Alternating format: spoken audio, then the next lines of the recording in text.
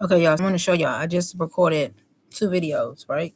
I made a video on YouTube and a video on Facebook, right? This is my Facebook right here. This is the video I just made.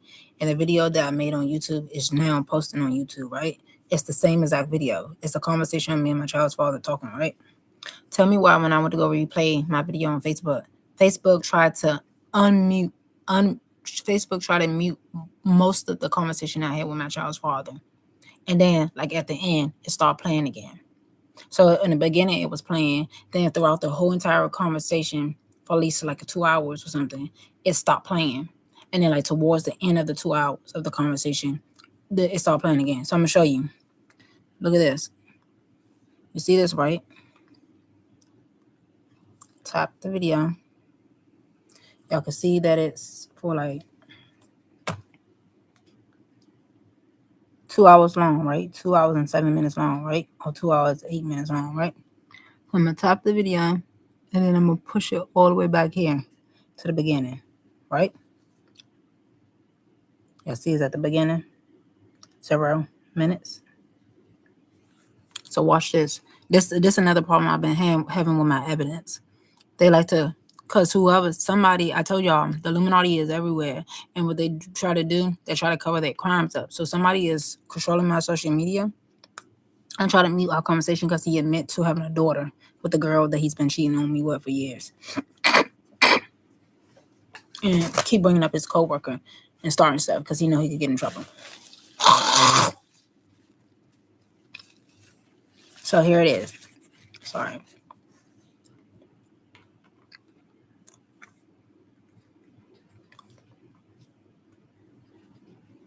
Zero minutes, right? At the bottom.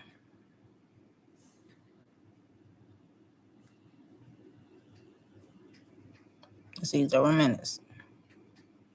Right? So now I'm going to play it. I don't know what you're talking about. You said what?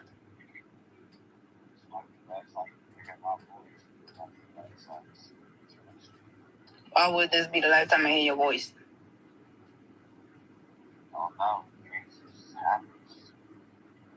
Okay. I can't care about you if that girl's in the picture, so I can't do anything about it. Okay. So you don't need me to care for you. So you keep saying all the wrong things because you never wanted me to care about you, right? You never liked me to begin with. And just to remind y'all, this is not the way beginning of the conversation. I had to turn my Facebook on to start recording because he started saying stuff that was sounding weird. You always say the wrong things. But I was already recording on Facebook. On YouTube, because I was recording on YouTube way before he called.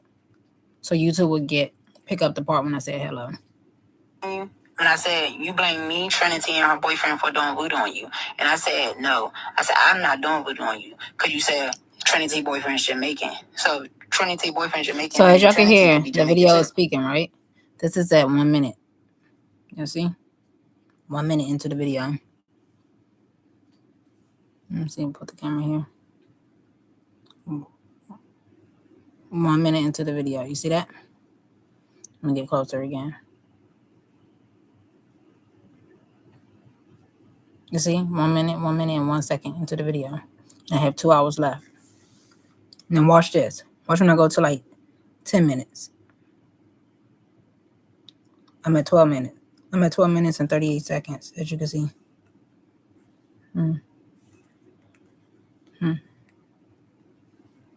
This is what Facebook. This is how I tell y'all my social media has been controlled by the Illuminati. Because they try and cover up tracks. You see? 12 minutes.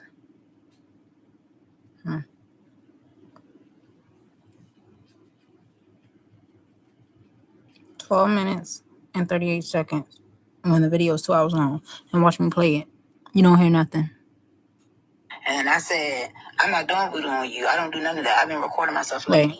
And it went back to 1 minute. It went back to 1 minute. Right?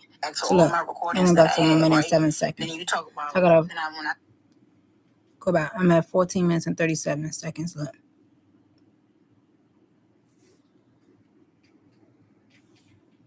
I'm gonna go back. So I'm playing a video at 23 minutes and 52 seconds. I'm about to play the video. Watch this. Said Jimmy's probably doing it. That's when you say no. I gotta fast forward the other way. Hold on. You blame me. So instead of blaming her, you never blame her. It went back to 1 minute. It went back to 1 minute. So I gotta fast forward to 25 minutes while it's playing. So let me try to do it in front of y'all. She's African. Her family. So as you can see, I'm 34 minutes in. 34 minutes and 13 seconds in. And it's still playing. See? No sound. No sound. And watch this. 34, 27 minutes. The video is playing. No sound. So because somebody hacked my stuff and tried to cover the conversation. So now let me see if I got the whole conversation on YouTube.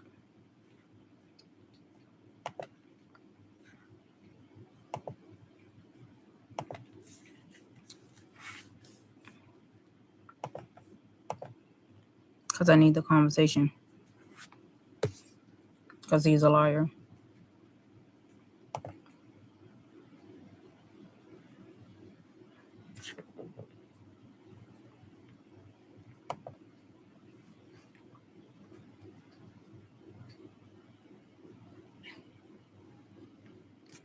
Okay, so here we go.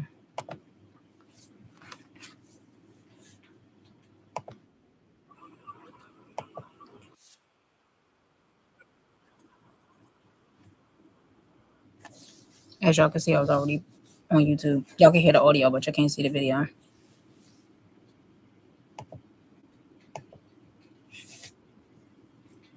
And while I'm doing this, let me try to record it on Facebook again, since Facebook gonna be on.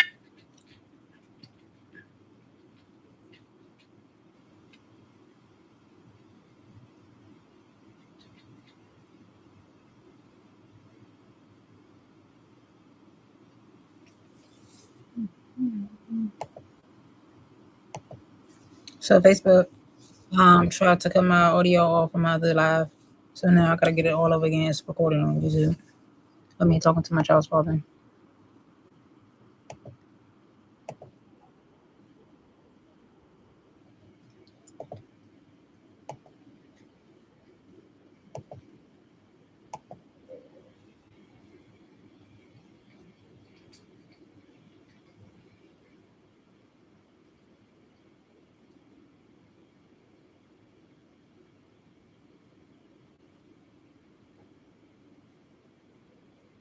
In 13 minutes.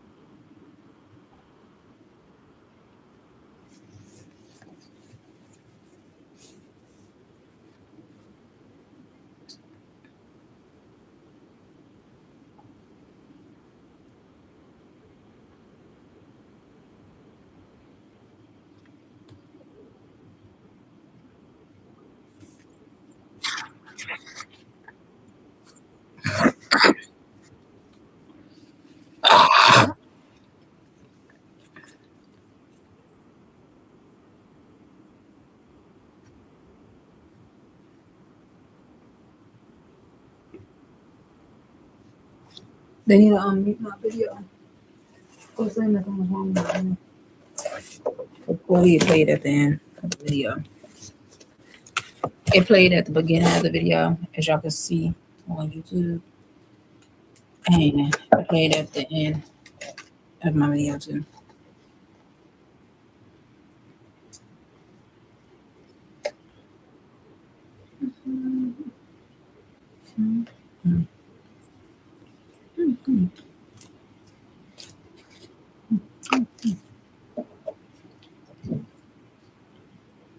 Here it is, Facebook video.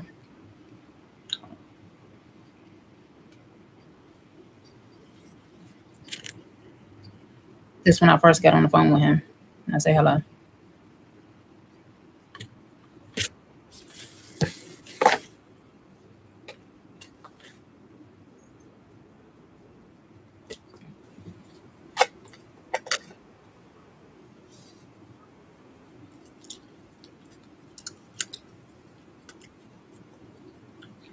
Mm-hmm. Mm-hmm.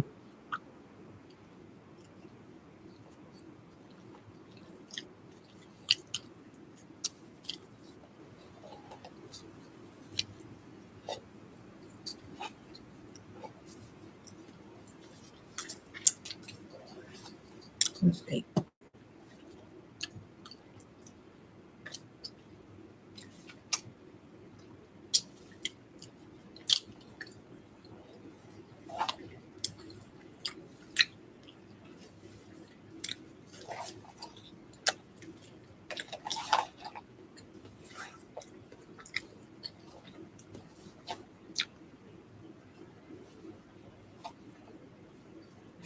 I could barely hear it because I had the phone to my ear.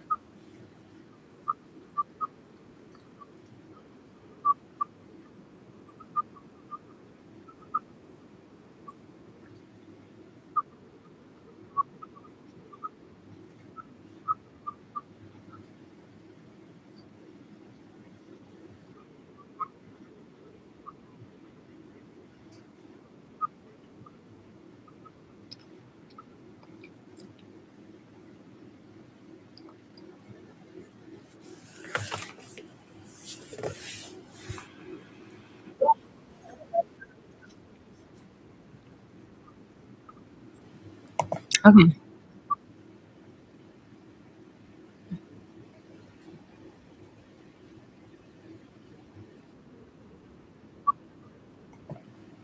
You about to hear the conversation.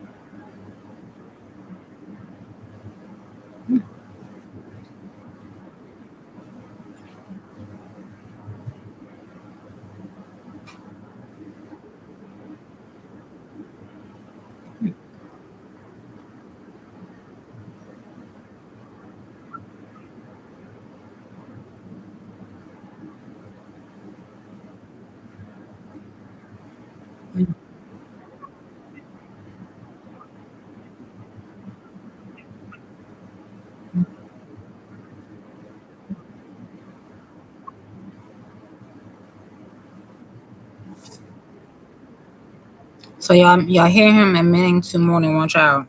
He said he's there for all his children. Children is more than one.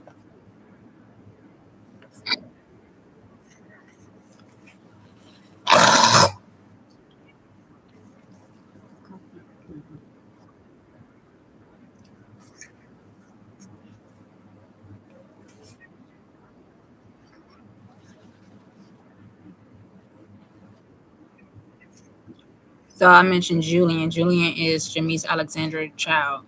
Alexandra Jenkins child, right? So I said Julian know who you are. He knew who you are before I had a child with you, Tavis. So Tavis went to go mention that because he's much older. But he knew you when he was about Zalo age, when he could talk. Because Zalo have autism and Zalo can't talk. So Julian knew you when he was Zalo age and he used to talk on the phone with Tavis. How do you think that makes me feel in a relationship with you? Are you on the phone with another female that you claim that's just a friend, and her child having a building a bond with you, and I don't have no kids with you? That's all wrong. That's not right.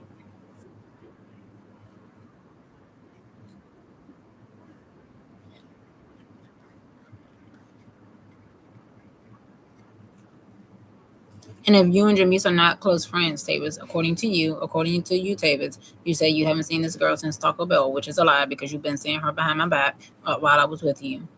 And y'all had a relationship while I was with you as well that I didn't know at first until I found out, and I kept asking you over the years. You kept lying. So if she not close to you, like you claim she's not, Tavis, why do you have a close bond with her son? That because you have a child with her. He admitted in this video he have a daughter with her.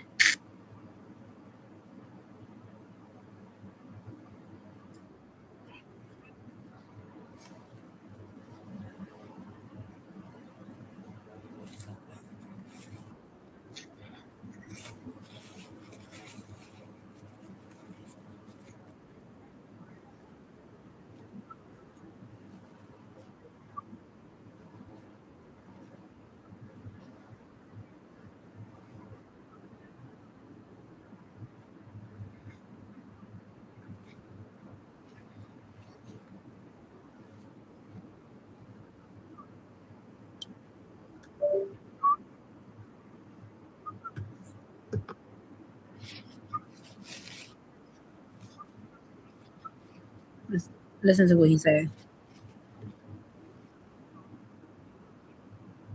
He only gonna say it's not wrong because that's what he's been doing. He's been getting away with it, and he think it's right to do that. But If you didn't think that was wrong to do, how come when I did decide to do what I wanted to do in 2022, why did you try to start a fight with this guy if the whole entire time you have a child with this girl and you've been having sex with her behind my back while I was with you before I cheated on you? You was already cheating on me. Why you try to start a fight with this guy? That because they both was in on trying to plot to get me arrested and make it look like something.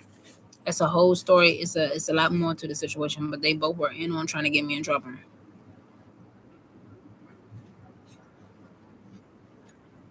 And my child father, he tried to play the innocent guy.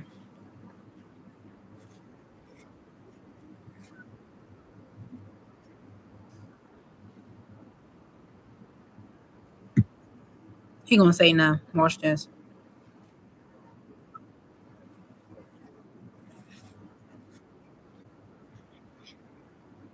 How stuff is in the past when I'm still mentioning that people are still harassing me and your son. And even if it was in the past, that's not right. I can't say what I gotta say on Instagram. I'm on YouTube. It's not in the past because, like I said, blood work got to be drawn because this. I was told that this person, blase, blase, blase, is not a healthy person. Blase, blase, blase. Okay, point blank. Period.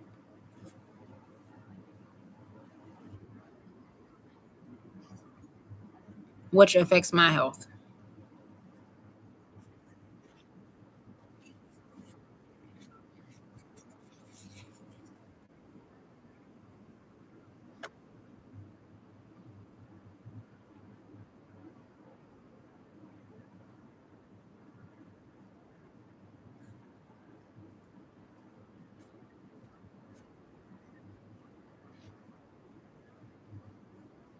And that's the thing about it, right?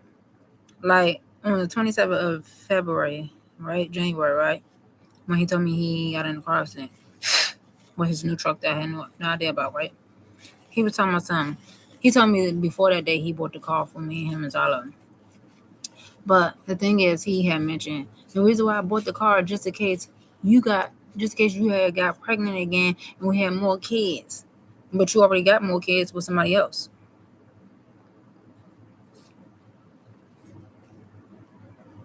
So how you buy a truck for me, you and XYLO when you already had a relationship with this girl way before me?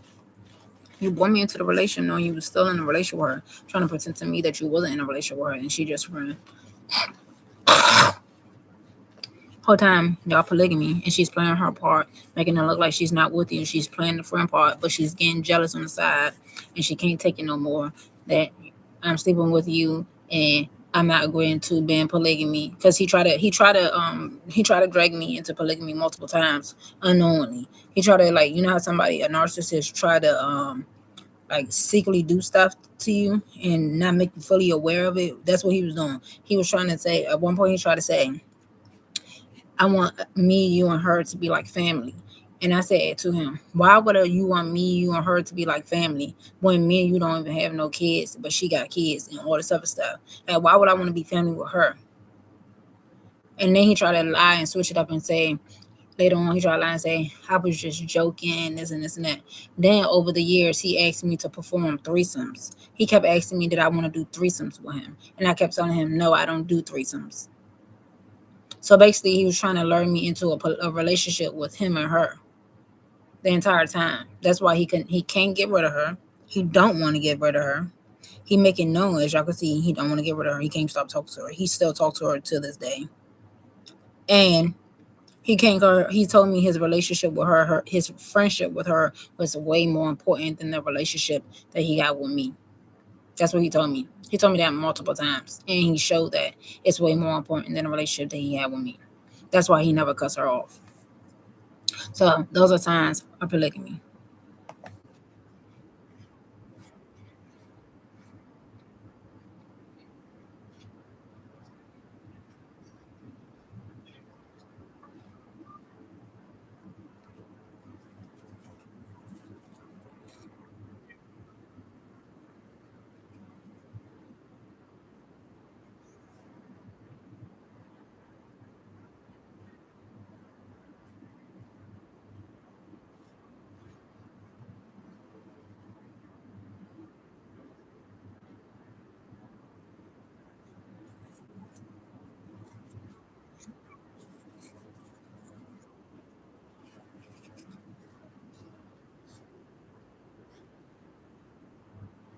He don't know that boy, but he does know the boy.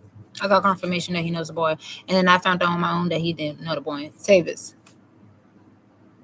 you don't know the boy, but you told me. Tavis told me himself that he was working with him. Like I'm not lying. If we take a lie detector test, it's gonna come out that he's lying. He told me himself that he was working with Darrell Antonio Moore and his family. His family is considered his blood family, his occult members, and Tavis' family, and their occult member because they is part of the same occult. To harm me. Harm means to kill me. I have been mentioning to the FBI, to the police, that they've been trying to kill me, which is facts. They've been trying to kill me and my son. And the courthouses are in on it. The police departments are in on it in DC, Maryland, and Virginia. Majority of their citizens are in on it because they their eyes open and they all read minds. So just imagine the courthouse trying to play you. They give you child support, make him pay child support, and then try to flip the story. And then I come outside every single day of my life. They're trying to kill me, hit me with a car. They stalking me and my son, watching me and my son, rolling their eyes, looking at us. Every time I think something in my head, they showing signs that they're reading my mind. They're trying to hit my son with something when we're going to stores and stuff like that. Me and my son crossing the street, they trying to bump us with their car purposely. Tavis walking across the street with XYLO. This was before he even got on child support. When I went to go get custody of XYLO. I only had custody of XYLO. He was even trying to kill him because I had custody of XYLO. One time when I went to go pick up my son from school, when he was going to school, and Tavis wanted to have him. I wanted to go drop XYLO off to Tavis after school. Tavis was crossing the street. Nobody can't tell me he wasn't doing it on purpose. He was doing it on purpose because he did things like this over the years on purpose. And I know him, right? So him and XYLO was crossing the street. A car was coming. XYLO was like to the right of Tavis crossing the street. But XYLO, you know how kids walk, they walk a little behind. He was holding XYLO's hand, but he was trying to walk extra slow. So when the car come, it can smack XYLO. So I started paying closer attention to it, and I caught on to what he was doing, and he tried to speed up and start walking faster to get XYLO out the way. He was trying to get my son hit by a car and make it look like he wasn't doing it. Then one time when me and him was arguing and he had damaged my phone and was putting his hands on me, I had to grab a weapon to get him out of my face. And I had to I was trying to back him up. He was trying to make me bump into my son to hurt my son with the weapon in his face. He was trying to make me poke my son in the eye with the weapon so that I could get in trouble by hurting my son because I pulled the weapon out on him. But the only reason I pulled the weapon out on him was because he took my phone and threw my phone against the and he threw my phone against the wall and punched me in my face that morning for no reason. So he did all this abusive stuff with no feelings behind it. And I'm not saying you're supposed to abuse anybody for no type of feelings, because that's what abusive people do. But you abused me, made up a lie, and you've been abusing me for years. You did all this stuff, torturing me mentally, emotionally, and physically for years, knowing that my feelings were really involved, but yours was never involved, just for no reason. Like you had no feelings behind it.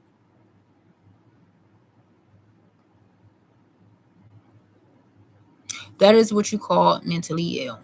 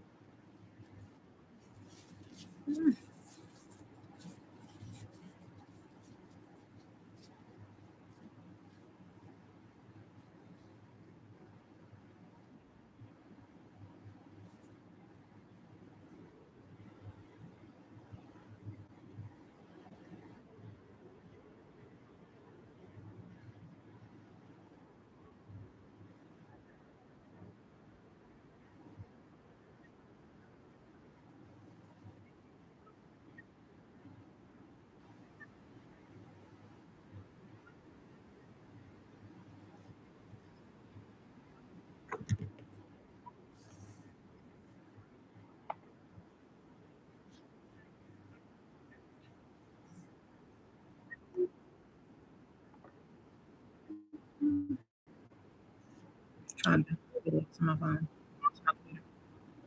So I can see this.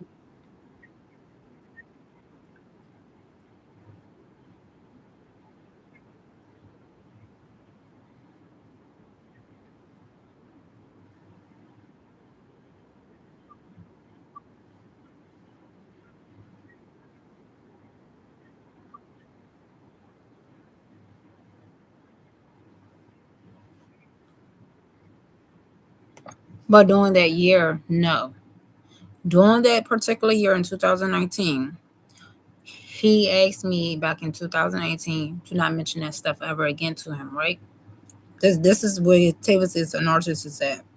He asked me in 2018 not to never mention that stuff ever again. When we moved on to the next year in 2019, I did exactly what this guy told me to do. And this is one of the things he lies about. He lies and say, I don't stop talking about the same stuff over and over. I don't listen to him. But when I listen to him, he flips it and be a narcissist and cause more turmoil and cause more lies and then try to put it on me and cause me to be angry and mad. He's abusive. That whole entire year in 2019, we didn't have no problems with no helicopters or anything because I didn't bring it up until she started to harass my phone and he pretended to be me, to act like I was him, act like I was her, act like he pretended to be me, to ask her to not call at a certain time. She got mad. She started harassing my phone. They stole my money back in 2019. Him and Darrell Antonio Moore and his family members and that girl, they all was in on it, plotting to steal 4,000 plus two more thousand, which is in total $6,000 from me. They stole $4,000 from me, and then Tavis was spending up the extra $2,000 I had. And then they put me out. I went to my family member house. I had $0. I came back to Tavis' house to go get my clothes because he called me the night before I decided to come get my clothes. He went down to the courthouse to get an affidavit form on me and told the courthouse I said I was seeing helicopters. That entire year, no, I was not talking about seeing helicopters, and I did not see no helicopters. The previous year before that, yes, I was. But that particular year, no, I wasn't. The arguments only started because of that girl and my money. They were plotting and going around stealing my money, and he was cheating on me the entire time, making it look like he wasn't in talks to that girl and wouldn't cut her off. So he sent me to the hospital. I had to stay in there for like over a night or something like that. Him and my mother both showed signs they were upset that I was getting released from the hospital. He was getting mad that my father was coming to get me, and my mother was getting mad because my father was coming to get me. Imagine going through some horror movie stuff like that, right? Imagine going through some stuff like that. And this is real life for me, not a movie. You only see stuff like this in a movie, where the person that admitted you to the hospital, he comes up there with me to the hospital because he was injured, supposedly because a family member of mine, they were fighting him. When they dropped me to go get my stuff, they got into a fight. Something I had nothing to do with, which was pre-planned and made up. The sheriffs all came after the fight. They handcuffed me. Tavis threatened my mother and said that the police said if my mother don't get no information up on my cousin, they was going to lock me up. They can't do that because you're going off a he say, she say one. You have no evidence to prove. If they would have locked me up, they would have got sued. So they sent me to the hospital because Tavis already plotted for me to go to the hospital to get evaluated by the psychiatrist. Okay? All the psychiatrist wrote down on a piece of paper was that I need to adjust to what you call it. Okay? I didn't lie about anything. I told the truth. When they asked me any questions about helicopters and stuff like that, I told the truth and said no. I did not say these things because it's true. I did not say that during that year. It was the previous year before I mentioned helicopters. And after that time period, after that year, yes, I mentioned helicopters again. And I got it recorded that a helicopter was actually following me in the air while I was driving my vehicle. I got it on recording. I could prove that later. But I have to find it. It's on my computer somewhere. Right? Because I have to go through my evidence and entitle them, right? Because Facebook only gave us 30 days to download all our videos. So I had to download videos for like 6-7 years. Okay? So that was the situation then. The situation then was him putting me out, stealing my money, and I'm going around telling people they stole my money, and he was trying to find a way to get over on it. So they were trying to get me admitted to Prince George's County Hospital that was in Cheverly, Maryland, that's no longer there because they moved it to Largo, Maryland, right? But they were trying to get me admitted to the 4th floor where the crazy people at and get me stuck there. They wanted me to be medicated. So imagine an innocent body. It's plenty of me that's there. It's plenty of me that's in jail. It's plenty of me that's in the hospital that is now mentally ill because they've been injecting them with medicine, right? So imagine me getting put there over a guy that didn't want me, and I was trying to leave the situation. I was coming to pick up my clothes, and then he sent me to a hospital, and I'm getting punished, and God is allowing this. This will make you not believe in God.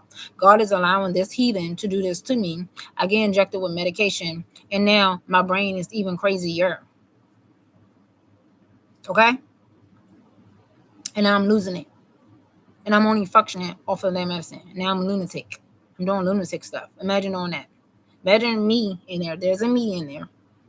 It's a me in there. I know it is. Because they're slick. And he chose the right one to come across. And this is what he gets. And I don't feel bad for him. If anything is spiraling up, anything is twisting and twirling it up in the mid-air, mid-sky, whatever it is going at, and it's actual, and it's factual, and it's true, that's what he get. I don't feel bad. But I'm not happy or satisfied because you're not doing years or behind bars for a conspiracy, what you did to me. Because conspiracy could give you life in jail. I need him to admit to his wrongdoings. I need him to admit to the crimes that he did towards me and his son.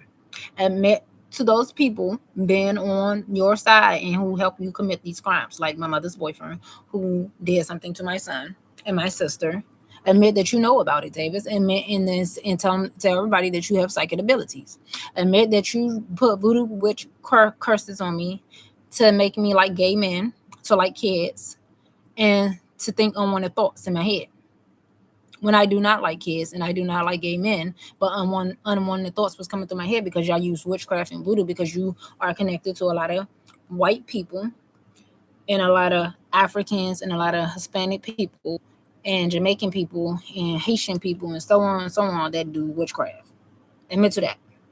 But you're not going to admit to it because, you know, if you admit to it, you're going to go down and you're going to get in trouble. And now you're going to be considered a snitch. Who cares if you're a snitch? First of all, you should never done it because I'm a human being and you should have thought about hurting someone. And then 2, you gave me a child. Why would you think to hurt your child? But I'm getting told I'm a bad parent. But once God make him confess to the sins that he done, everybody's going to look at him like he's a bad parent and his mother. His mother's a bad grandmother because she knows about it too. They just hiding it. And one day God is going to bring him to his knees and make him actually confess. If it's not now, he's going to confess sometime later to other people.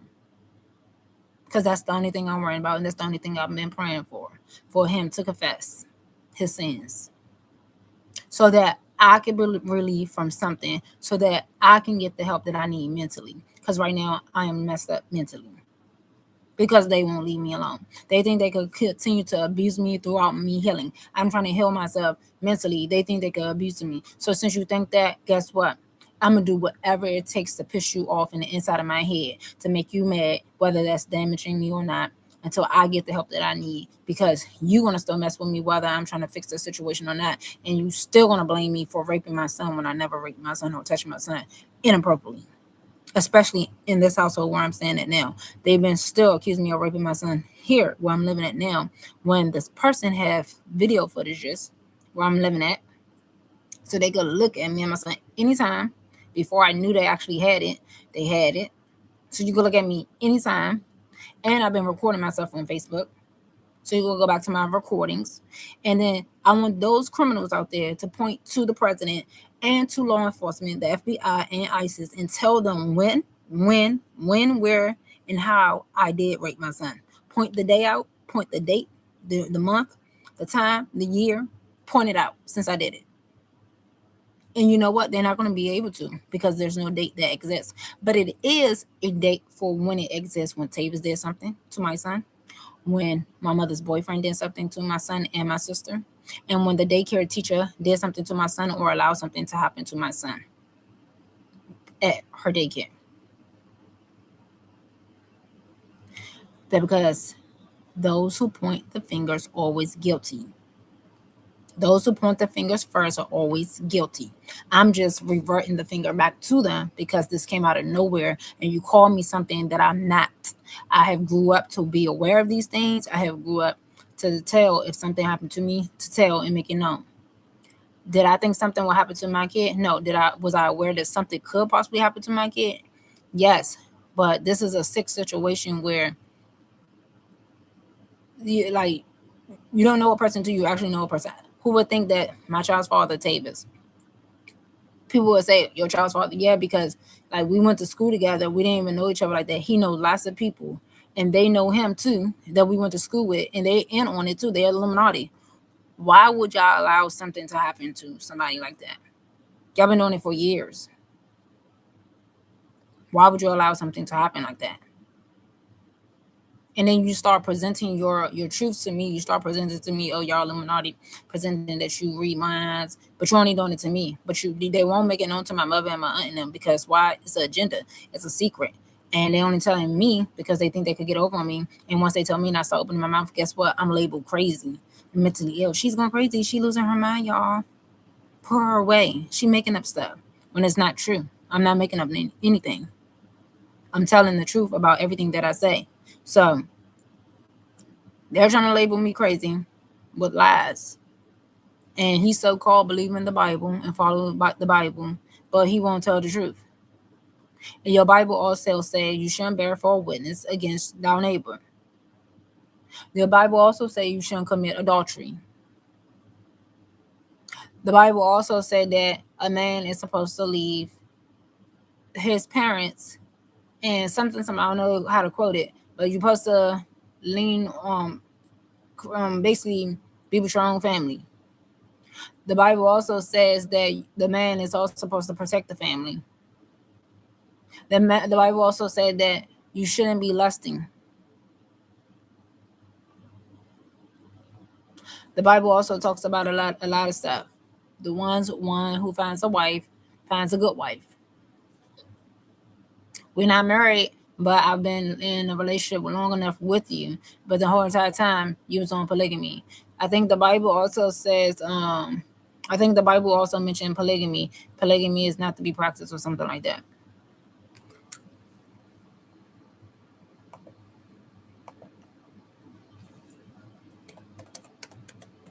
I think the Bible go against polygamy. What does the Bible say? I read my Bible. I read half of my Bible, but I don't remember everything in the Bible. What does the Bible say about polygamy?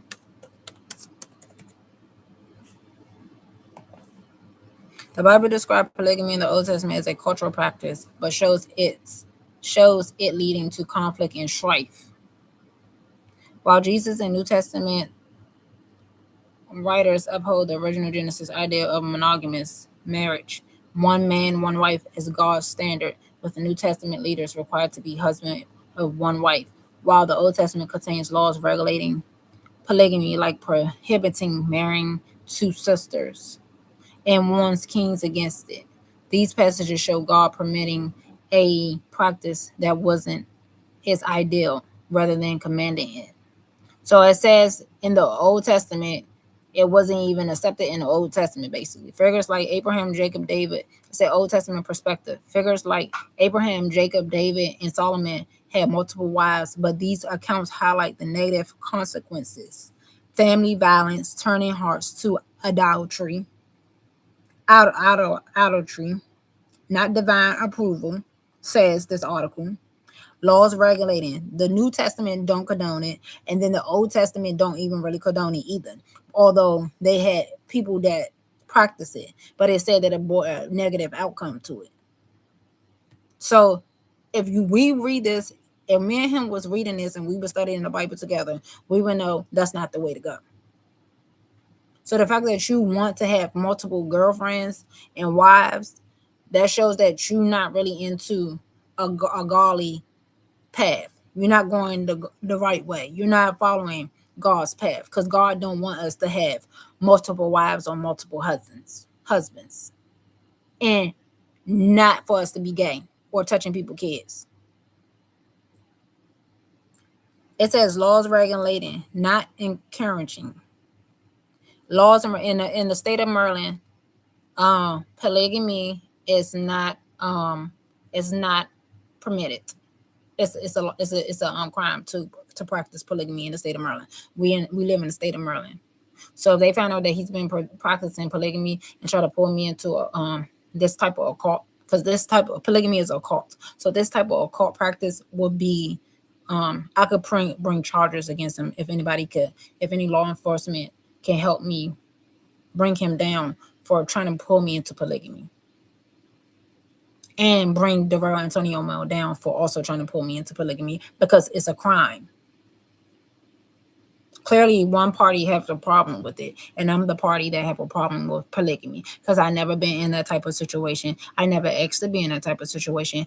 I don't want to exchange body fluids with a man that's giving another female kisses on the lips or any body parts that he does with me. Of course, we done this. Like if he told me, no, look, if he had told me he was in a relationship with her before me, that would have just been on my decision whether I still wanted to take things further with him. And I could say right now, maybe I would have still went that direction, been in a relationship with him based off what he said. But later on, if I found out that he told me that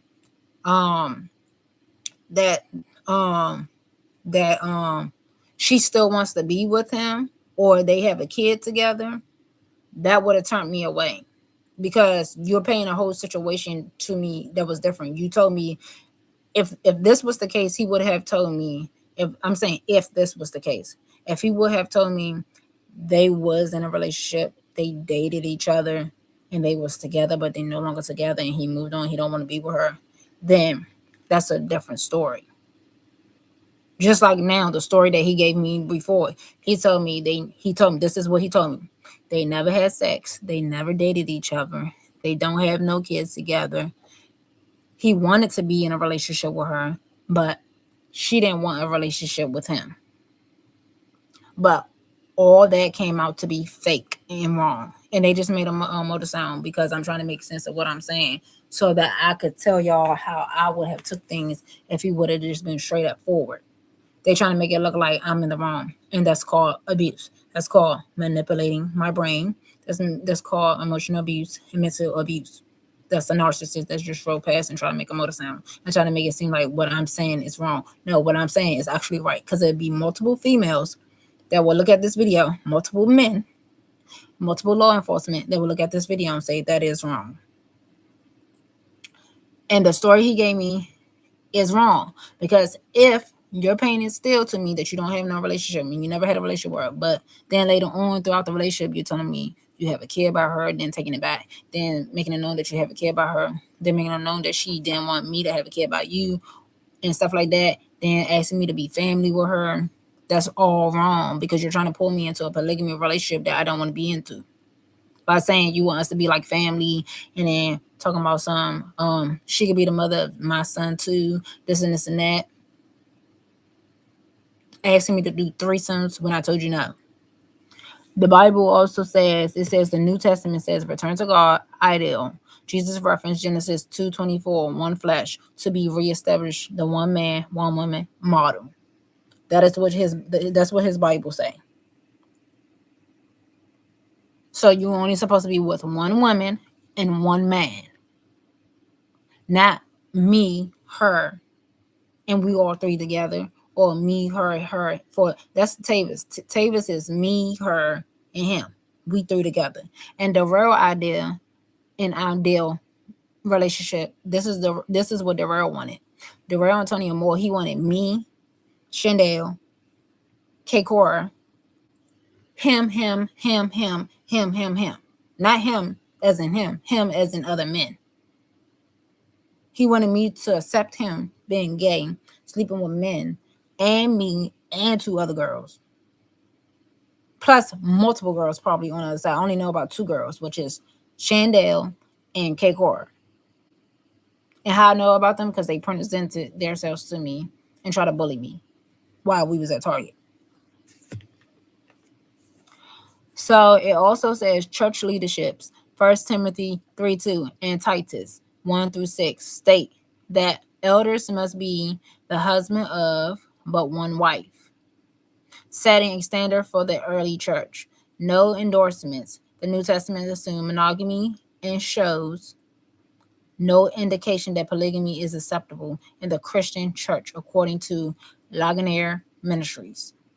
In summary, the Bible presents a move from the cultural practice of polygamy towards the divine ideal of monogamy, as seen in Jesus' teaching in New Testament church standards, saying this Christian Research Institute's article. And evidence show over time, when you are those people that be practicing polygamy, there's something behind it. It's something sinister behind it. And either diseases are behind it. That's why they still stuck in the situation. Threats are being made.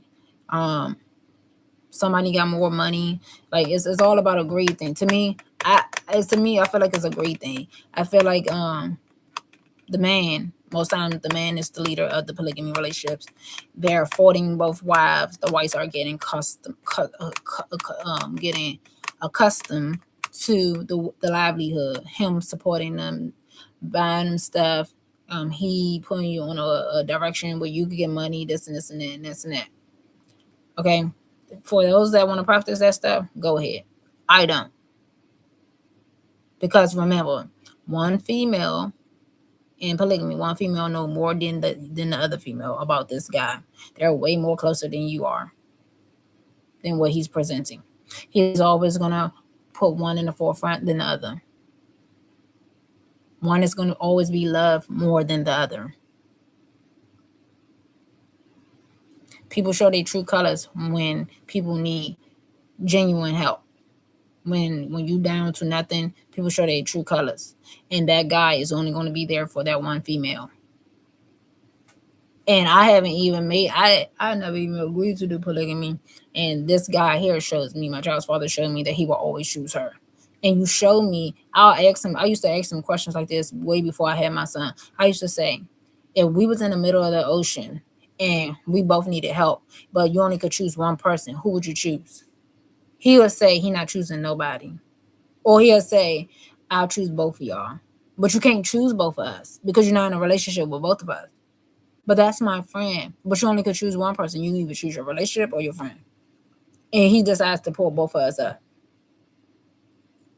But you only could choose one person. But in reality, he showed me that he would choose her. He set me up, tried to get me and my son killed. He stole money from me, this and that. But you didn't choose both of us, Davis, remember? Remember you said you would choose both of us, but you never chose both of us? So, but let me tell you this. Before that question was presented, he was already setting me up. And stuff was already happening towards me. So that's why questions like that started to be asked. But he still kept choosing her in reality and never chose me not one time. So where's your loyalty at towards me in a relationship? It was nowhere near, because you never gave me loyalty. You never chose both of us. You never chose your friendship and your relationship. And in the end, you was only supposed to choose your relationship, and you never chose your relationship. So like I said, when I just decided, after he stole my money, let's make it clear, he helped steal my money with Darrell and Tony and more. So after he stole my money, set me up, put me out multiple times, been having the police in them trying to get me arrested, trying to get me sent to the hospital, get me medicated, trying to separate a relationship between me and my mom. He used to go to my mom's house and talk about me to my mom. That was causing my mom to have attitude towards me too.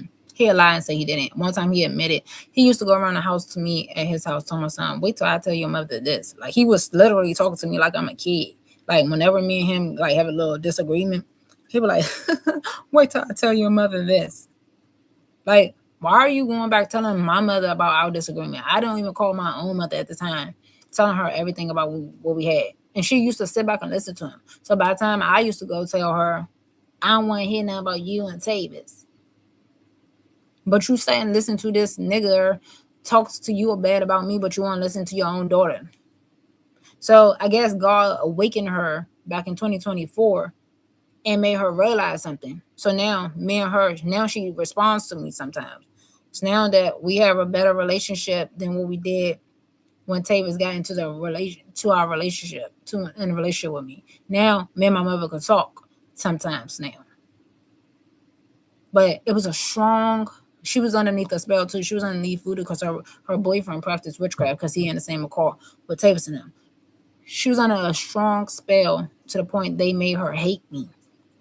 And she hated me. She's not gonna admit that she felt something come over her. I seen it in her that it came over her, but she's not gonna admit to it. And I know for sure because I felt it. It was on me, and I know evidence on Tavis and her boyfriend that they doing witchcraft. All you gotta do is give us a lie detector test to prove that they're lying, so they can be put behind bars. Because witchcraft is also illegal in the state of Maryland. You're not supposed to be practicing witchcraft, especially when you're doing voodoo on somebody and putting bad spells on somebody. No, that's costing them their livelihood. No. So it's to a point that me and my mom didn't talk because she hated me. And that was coming out of nowhere. And I didn't know why she hated me to that point. Because before Tavis got into the picture, my mother never hated me to that point. It was like everything was brand new to me. Everything was like the hatred. She don't, still to this day, she don't even say happy birthday to me. She used to say happy birthday to me. We all used to say happy birthday to each other. She don't even say happy birthday to me. My birthday, I got a birthday coming up now, March 4th. She never say happy birthday to me. She stopped saying happy birthday to me, I think back in 2017. That was the last time I never heard my mom say happy birthday to me. That was the first time she stopped saying happy birthday to me. Because her boyfriend was putting stuff in her head about not saying happy birthday to me, this and that, but she still say happy birthday to my other sisters. But when it comes to me, what they were trying to do, isolate me, to make her and the family to go against me. And they were pretty strong with their occult because they had policemen to back them up. And because I keep mentioning stuff, and I'm doing it on purpose. I'm gonna keep mentioning stuff until they get arrested, until somebody actually do an investigation on my mother's pedophile boyfriend who's been touching my sister, who's not gonna admit that she's been touched, but he touched her because Tavis admitted. My child's father admitted that he's been doing something to her, and then I seen the signs that he's been doing something to her, and he did something to my son. But Tavis got to cover it up because Tavis know if he knows he gonna go to jail for covering a crime up like that. So with that being said, all I do is try to protect my child from these crazy people. It says polygamy is not allowed. So Tavis, if you're not polygamy, why did you consider me and Jamise both of your hoes? I'm not your hoe. I'm your child's mother. And as far as you keep saying she's not your child's mother at one point, during the time period when you put on your Facebook status, both of my hoes are mad at me. And I asked them, who are you calling your hoe? Because I knew that, I think the time period when he posted, I wasn't talking to him around that time period, but we got back connected to each other and started talking. And I asked him why he posted that. Because if you're talking about from the previous time, before that time that we started talking, yes, I was mad at you, but I wasn't talking to you at that point. I'm always mad at you, no matter what. But he put on his status that both of his hosts was mad at him. So I guess she got mad at him about something, which is strange. Because why are you considering her something to you if she's nothing to you? That because she's your baby mother. She's the baby mother. I'm not the baby mother. I'm your child's mother. So you gonna respect me because he like to go around saying I'm his baby mother. She's the baby mother because she's the low life woman. I'm not the low life woman. I came into a situation unknowingly, and you try to drag me along in it. That's unknowingly. So no, I'm not the low life in this situation. I'm the escaper. I'm the survivor, and I'm trying to get you locked up for blaming me for putting crimes on me and blaming me illegally, silently, and secretly amongst your court. And for not protecting me and your son when I asked you to protect me and your son and tell your court to leave me and your son alone. I don't want nobody fucking my son. When I die, I don't want no grown man thinking that he can touch my son inappropriately when he's a grown man. Because that's what the people in Prince George's County, Maryland, in the state of Maryland, they be allowing people to go to jail and letting they jailbirds, the people that's already incarcerated, to touch on other people. They be telling them to do it. I'm not stupid. I know family members that went to jail and they probably got touched on. They're not going to admit to it. But when you come home, start sounding like a bitch, having bitch voices, talking like a bitch, and you coming home dating somebody from the jail cell, correctional officer, yeah, you was being bitch in that jail. Cause you talking like a bitch, you sounding like a bitch, your voice sounding like a feminine, and then you come home with a seal that came out the water. That was a correctional officer. It looked like the little what you call it, the octopus from The Little Mermaid. Looked like that. You was dating that seal, and you're gonna tell me that you wasn't being controlled in the jail cell, or no niggas ever touch you or something like that, or they never try to attempt to do anything to you and bitch you in jail. Wrong. Even Young Pharaoh, he was a young YouTuber. He said when his baby mothers got him locked up in Houston, he was being set up, which he was. I got proof that he was being set up. He was being set up, and they try to rape him in the jail. I don't got proof on that part, but I got proof on the two guys that was at his house that was supposed to be like some bodyguards to him. They were setting him up.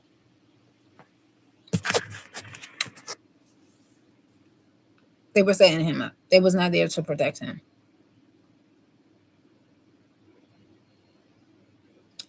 And he said that they were trying to get him raped in jail. The officers were trying to get him raped in jail. You know when you been attacked, you know when you underneath attack. That's how you able to escape your attack. When you're awake, or even if you're not awake, you could see an attack coming, especially if you're awake and you know how to escape it. And because he's a woke person, and he's aware of these fictitious realities that they set in for us, he knew how to escape being raped in jail. So imagine another grown man raping another grown man unwillingly. That is very nasty and wrong. So I don't want my child, when he becomes an adult, I don't want these perverted men that's inside of a car because my son, he autistic. That's gonna be the worst part about it. He autistic. I'm not here, and they try to get to him while I'm gone, and he's an adult, and then he might fall for it because he don't know no better. But at the same time, he should kind of know some better if mommy not teaching him that. But especially if I never presented a man onto you or myself onto you. So he should know that's not right. But imagine, because he's autistic and he never breaks out of his autism, imagine he doesn't know and that happened to him. That's going to be all types of wrong. And you can't say, if my child is, and if some of their cult members, I've seen some of their cult members that's been stalking me and following me, some of them autistic and retarded and gay. How you tell me, how do a autistic woman or man or boy or girl becomes gay? You tell me, where they learn that behavior from? Especially an autistic child. Where? They're not fucking loony or crazy. They know what genital parts they have. They are boy and girl. So my son is not about to be looking at a little boy and thinking, ooh. No, he doesn't. Because common sense and however you want to say spiritually, God know his mind is set to be a boy. God set his mind to be a boy. But because somebody's trying to alter it and alter his reality, they're trying to make him think he's supposed to look at other boys. And grown men been trying to do that to my son. They've been trying to make my son look at him in that way. That's why I keep reporting and telling my child's father, get your car. Stop they're trying to turn my son gay, this and that. He's going to deny it. Tavis is going to deny it. But I don't want that to happen to my son when my son get older. If I'm not here. That's why I'm praying that I live a long life with my son and he goes before me for his own safety, and then I go right after him. Because I don't want him living on this earth while I'm not here, because I know I'm his only protector. Because if he's not talking when it's time for me to go, I'm going to be upset. And I don't want him to be here on earth by himself. And as I'm speaking, my heart is hurting. But I don't want him to be here on earth by himself with these lunatics, because they are crazy people. You're going to try to get close to my son and be buddy with him. Like you as a person that's going to be verbal, a man that's verbal, trying to talk to a non-verbal person, how you going to get on his level? I fell in love with him. He's non-verbal, but he don't understand you. You didn't raise him. Nobody raising him but me. I'm the only person raising him. So you can't tell me my son fell in love with you, because that's not what he was taught at home. Was things presented to him? Yes. That's why I took him out the daycare. That's why I don't want him around my mother's boyfriend. That's why I told my sister and my mother and them when my son's there, do not allow my mother's boyfriend to dress him or anything. Don't let him touch him. I don't want him pulling out his clothes or nothing.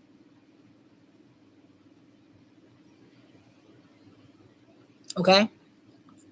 He's not allowed to undress him. He's not allowed to dress him. He's not allowed to put a shoe on. He's not allowed to do anything. Remember at the same time, while I'm saying this, they have to get caught in their traps. And remember, everywhere I go, they're there. I could go to the corner store. The Illuminati is there.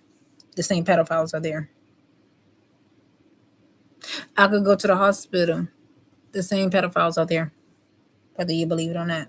There's people people talk about the Illuminati all the time. I could take my son to a different daycare. The pedophiles are there. They're making sure they're in our homes too. They're making sure they stay right near us so we could be trapped. That's why we could survive it, but we can't escape it fully, because they're on every corner. And I'm sure they're in law enforcement. They are in law enforcement. But law enforcement have a job to do. And if they don't do their job and bring it down people, eventually the government won't be held that long. The government will probably collapse, because now more people are seeing for what it is, and you can't control the people at some point. Especially if you're not going to solve crimes, when we know that you can solve crimes. I know for a fact that you can solve a crime instantly. In 1 minute, you can solve a crime. So all these murderers that's going on around here, when they say missing child, it's a lie. The child probably went missing, but a day or 2 days later, these psychics, these law enforcement that have psychic abilities, y'all can go solve the crime. Go solve the crime.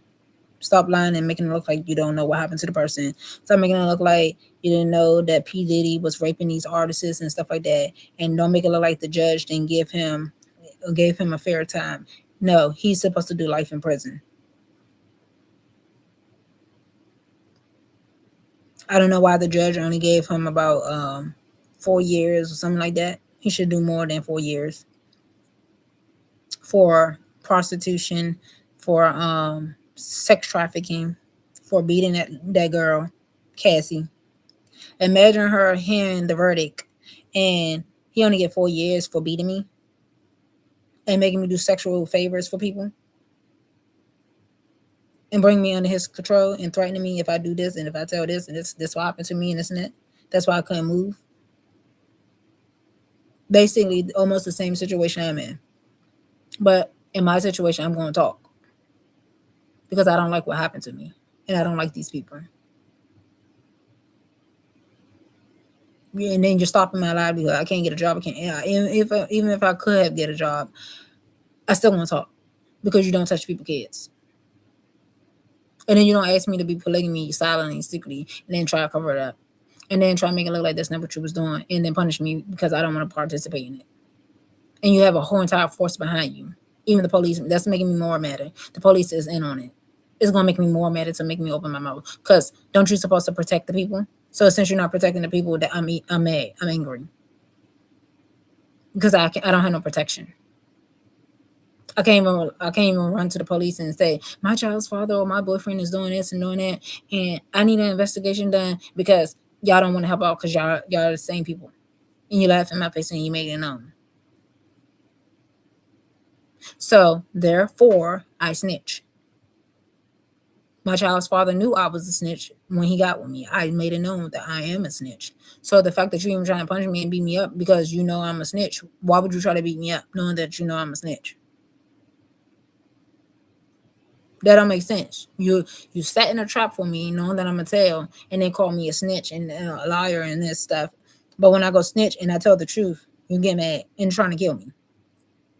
You did it. How you gonna get mad at something that you did? Don't make sense to me. But the thing is, you could be a snitch and a liar, and you could get away with stuff.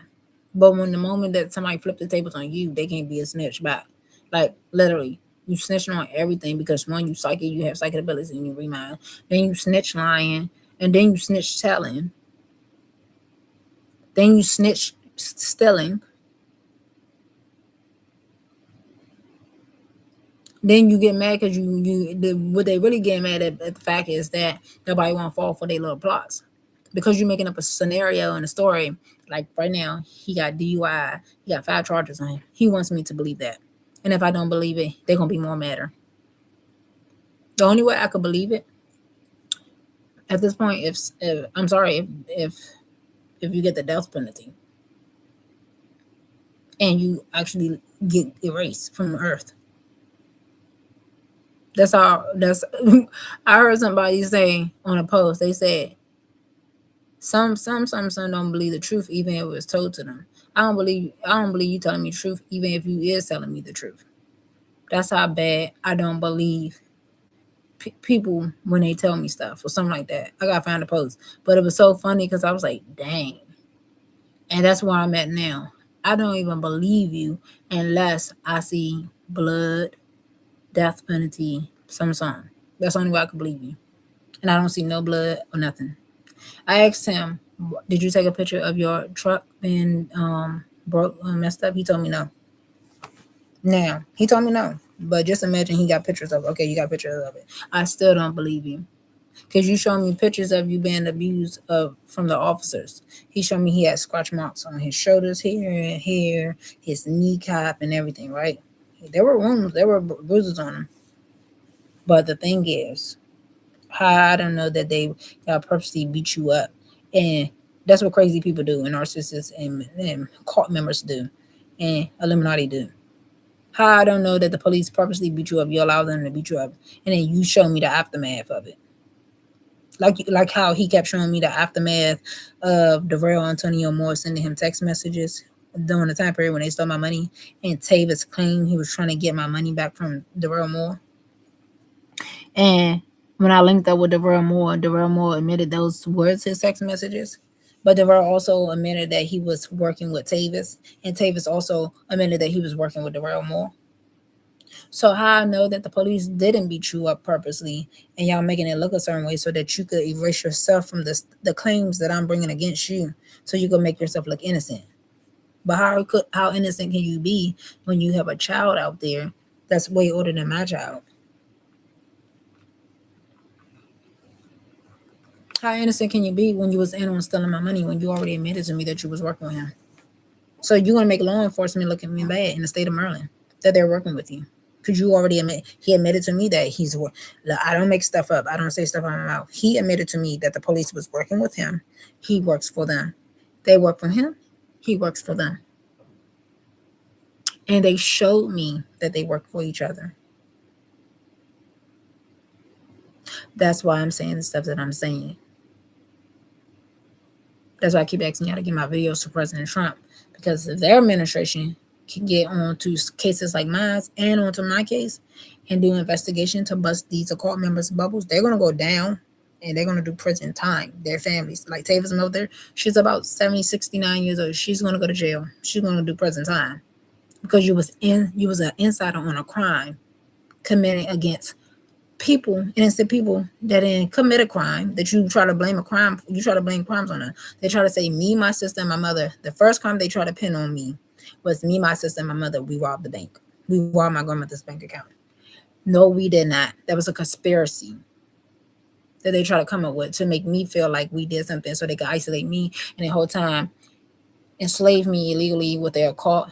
And if I didn't do it, they was gonna lock me up. And if they did do it, that means I'll be polygamy right now. I'll be doing anything his mother tell me to do.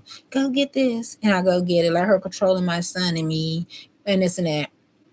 Telling Tavis when to spend his money on me. He only feel that he could love me if I like his mother, which I don't. I don't like his mother because she's mean and very nasty. My mom don't act nothing like her. My mom got way less than her.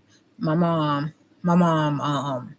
had way less than her. My mom don't act nothing like her. Nothing like her. My mom is a better person than his mother. My mother don't be trying to control our relationship. My mother got a son too. My baby don't try to control her son relationship. She never try to control him or anything. She not all up in our business, and let's bring our business to her. And even then, she's still not all up in our business, trying to control the business. She care about her kids, but she's not all in our business. If something happened to us, yeah, she would be there. And she might be confused on situation due to the situation.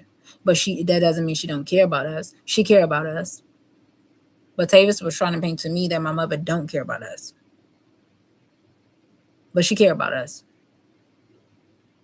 And the reason why he was trying to paint to me that she don't care about us because they were trying to kill me. So whole time he was trying to paint to me, your mother don't give a shit about you. Just if something happened to you, she said if something happened to her kid, she's not gonna care. And that's what they were trying to. They were trying to make her mind think that. They were trying to make her feel that if something happened to Arika, don't care about Arika, but everybody else care about. Because they know if they present to not care about the other siblings, she gonna catch on to it and gonna be like, hold up, you don't want me to care about none of my kids, this and this and that. You gotta remember she's been controlled and been manipulated. But I'm not gonna say don't investigate her when it comes to the conspiracy part about the robbery part. Because sometimes I don't believe that she was in on it, but then sometimes it makes me question, could she have been on it? Could she? I got my reasons why, because certain things were said that shouldn't have been said. But Tavis, you're not going to make me believe that my mom don't care about me, because Tavis, you also said other people didn't care about me. But it shows different. It shows different that certain things are starting to come out. And then I still have to wait to prove everything. This whole thing is so twisted.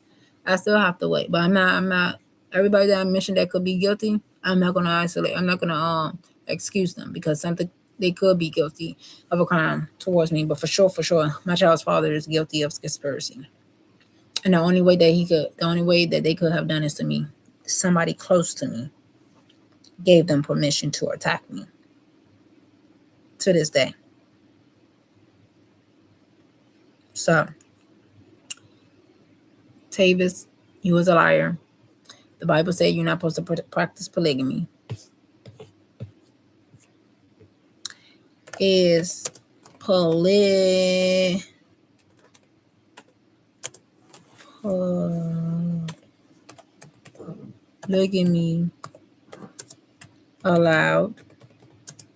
in the state of Maryland?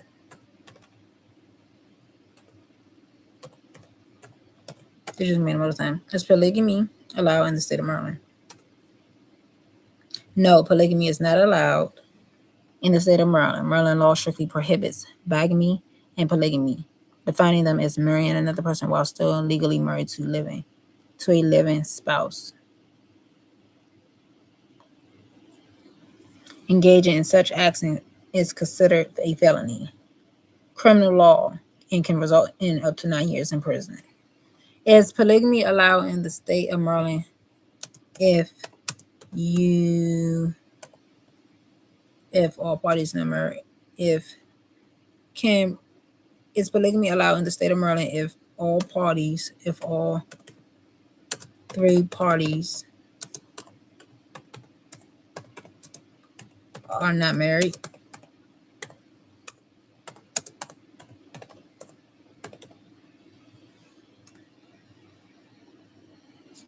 No, polygamy is not allowed in the state of Maryland, even if the individuals involved are not already legally married to someone else. So it's not allowed even if we're not married. So we're not married, and if we decide to want to practice polygamy, we can't do it because it's not allowed. Can individuals that's not married be practice polygamy?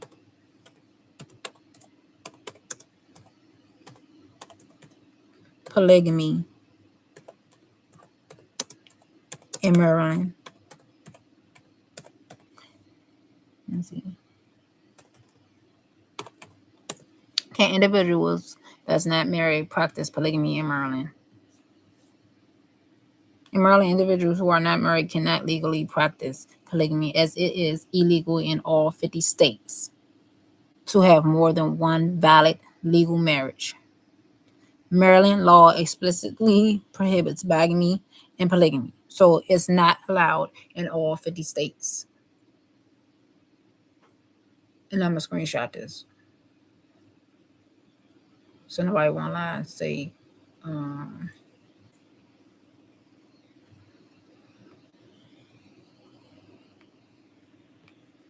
that later is true. So it's not even legal in no state. Not Maryland, DC, or Virginia.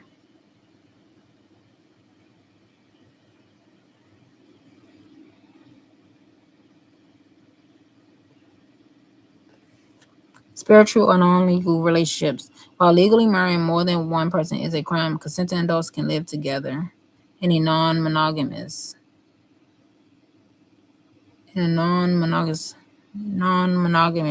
relationship, polyamory. However, they cannot, under any circumstance, obtain legal marriage license for multiple partners, and these relationships do not carry the legal, financial, or tax benefits of a legal recognized marriage.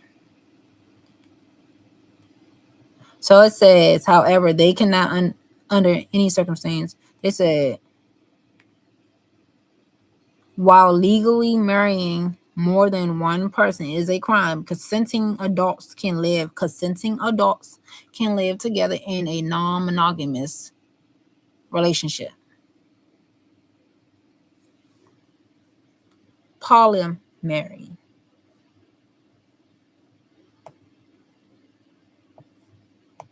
So let's see what polyamory is.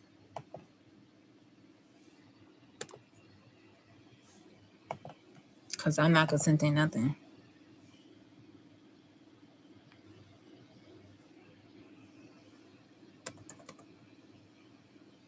Polyamory meaning the practice of engaging in multiple romantic and typical sexual relationships with the consent of all the people involved. You could be romantic and sexually involved with more than one person living together. Consenting adults. I don't consent.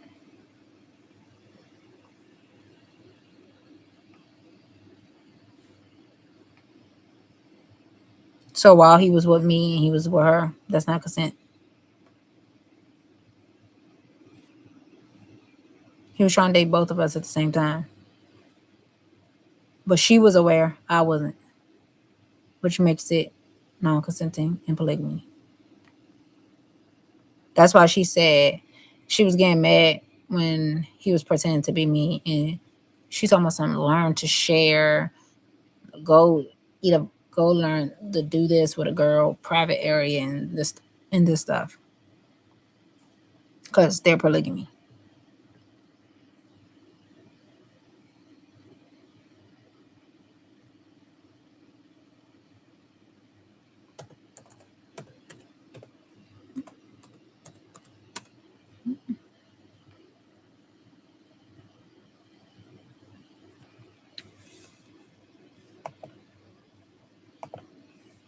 Non-monogamous relationship.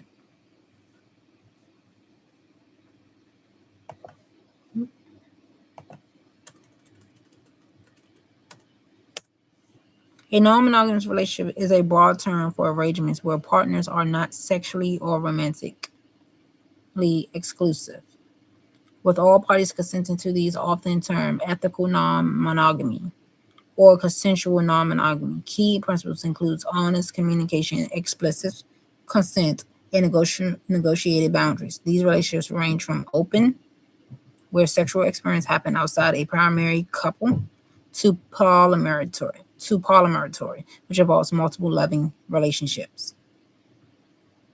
So non-monogamous means basically an open relationship where me and him is in a relationship, and I agree with him, and he agreed that he can go see other people while we still together, and he could do sexual things with them.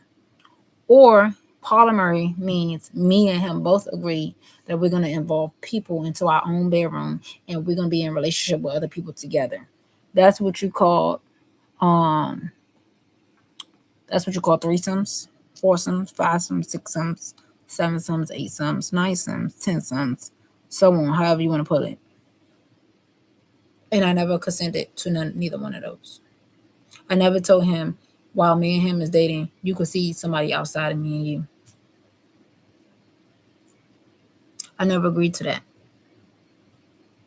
And he surely was having her by his side the entire time while me and him was together. He never let her go.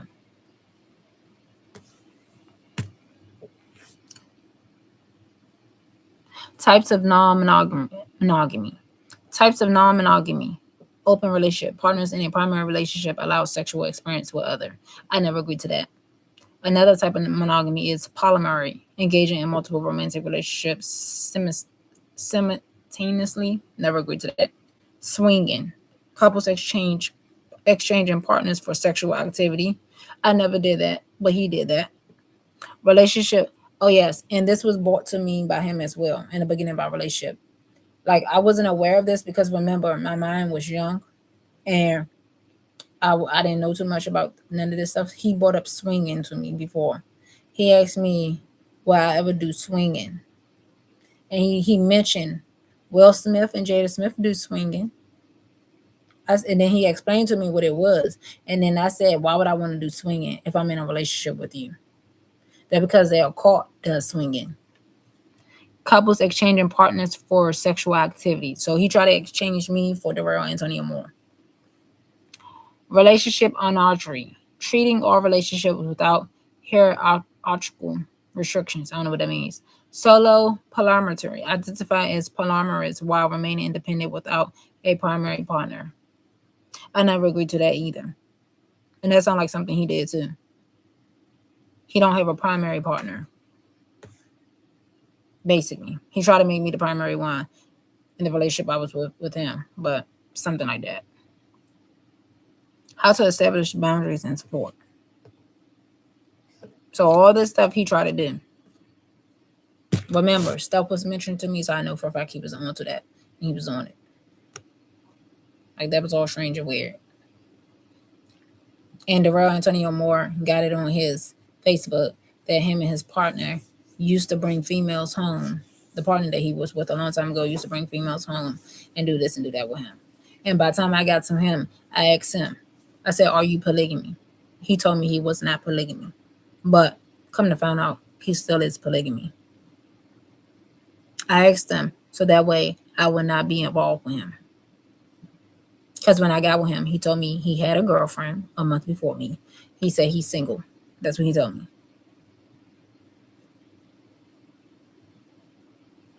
And then I turned around and asked him as time went on. I probably asked him probably like a month later, was you polygamy? He told me no, he wasn't polygamy. So I kept talking to him in that way. Because he told me men want you to believe what they say. And when you believe what they say, and then you start finding out they lying, oh, you don't listen. You don't listen. What am I not listening to? You told me you wasn't polygamy. You told me you don't know Tavis. Tavis told me he didn't know you. You told me you don't have no kids, but both of y'all got kids. And I believed y'all. Y'all ain't had no kids. You told me you don't have this or that. No bad blood, but you have bad blood. You told me that you're inside of a cult. You told me you was psychic. You told me that my sister was being molested. But the moment that I started picking up evidence for myself, I didn't say that. I didn't say this. You don't listen. You don't listen. What did I not listen to? Me not giving you more money that you already stole. You stole $4,000 from me and then try to ask for more money. And then try to come a different approach. Tell my son, wait, I got another money plan for you. No, the money plan is for you. The money plan is not for me because I have not seen no income coming into my pockets. So why would I give you more money to teach me how to trade when I've been teaching myself over the years before you, the real Antonio Moore? Since y'all brought it to my attention in 2019, I've been teaching myself over years how to trade. And guess what? I learned how to trade.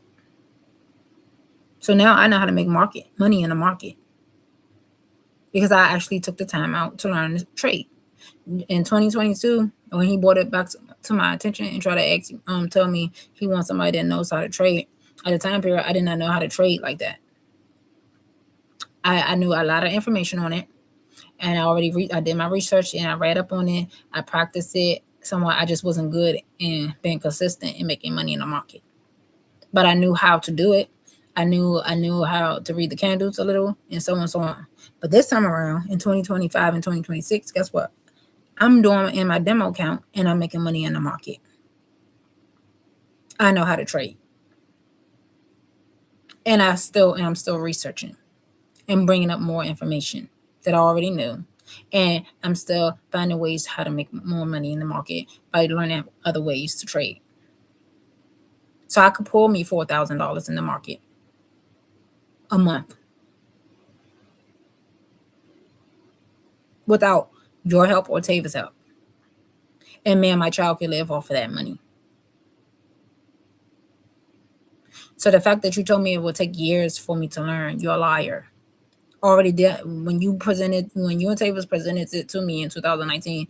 I already done the work, already researched it, already practiced. I just wasn't good at being consistent of learning how to make the money until I found a method how to do it, a method that actually works.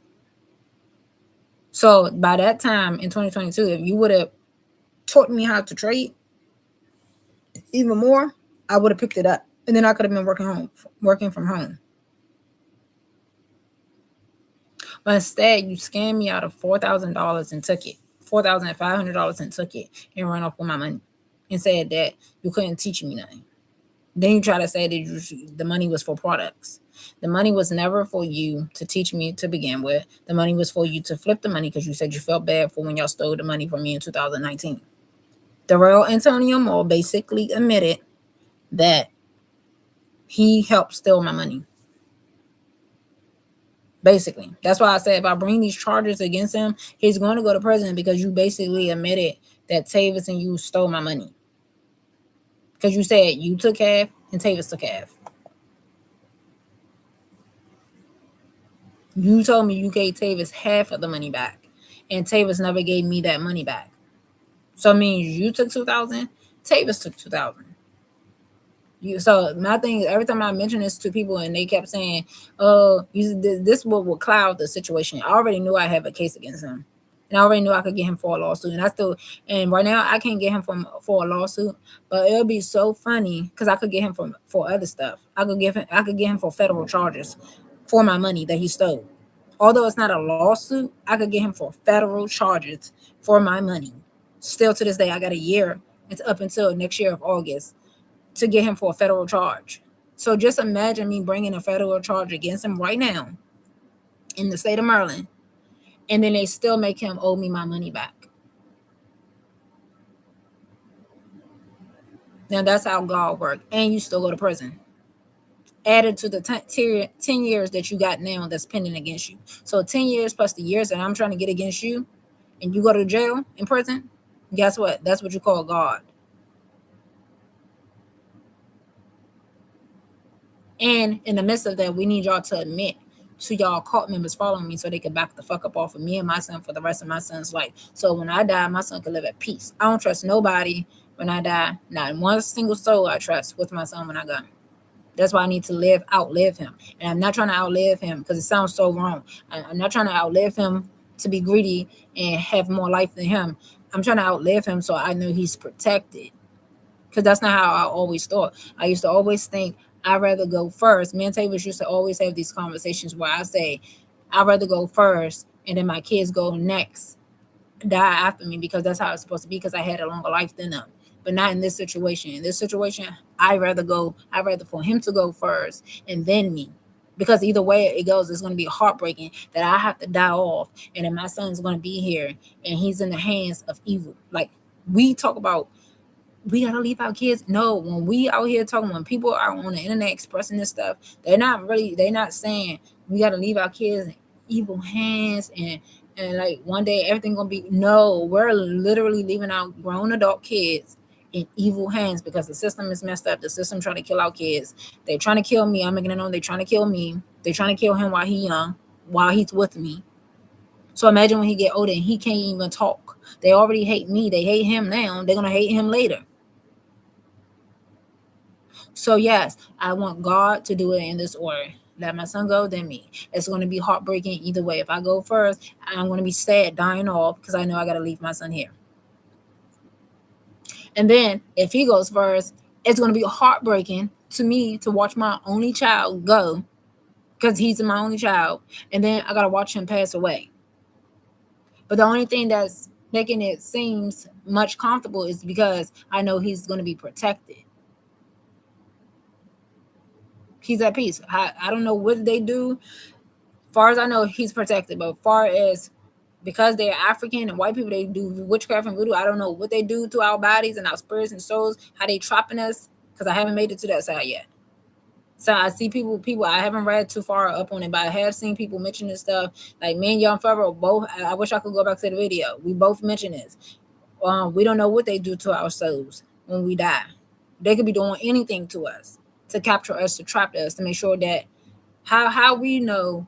I haven't read too far, but some people saying the people that reincarnate here on earth is because they trapped, because they didn't do something right, which made them come back here, and then they got to redo the lesson all over again to learn what they didn't learn, to get themselves out of it.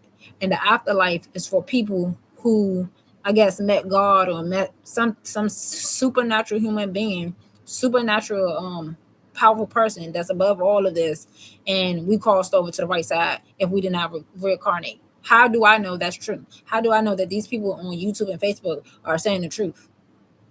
How do I know that the books that I read are true? Only thing I could tell is what I experienced and what I know.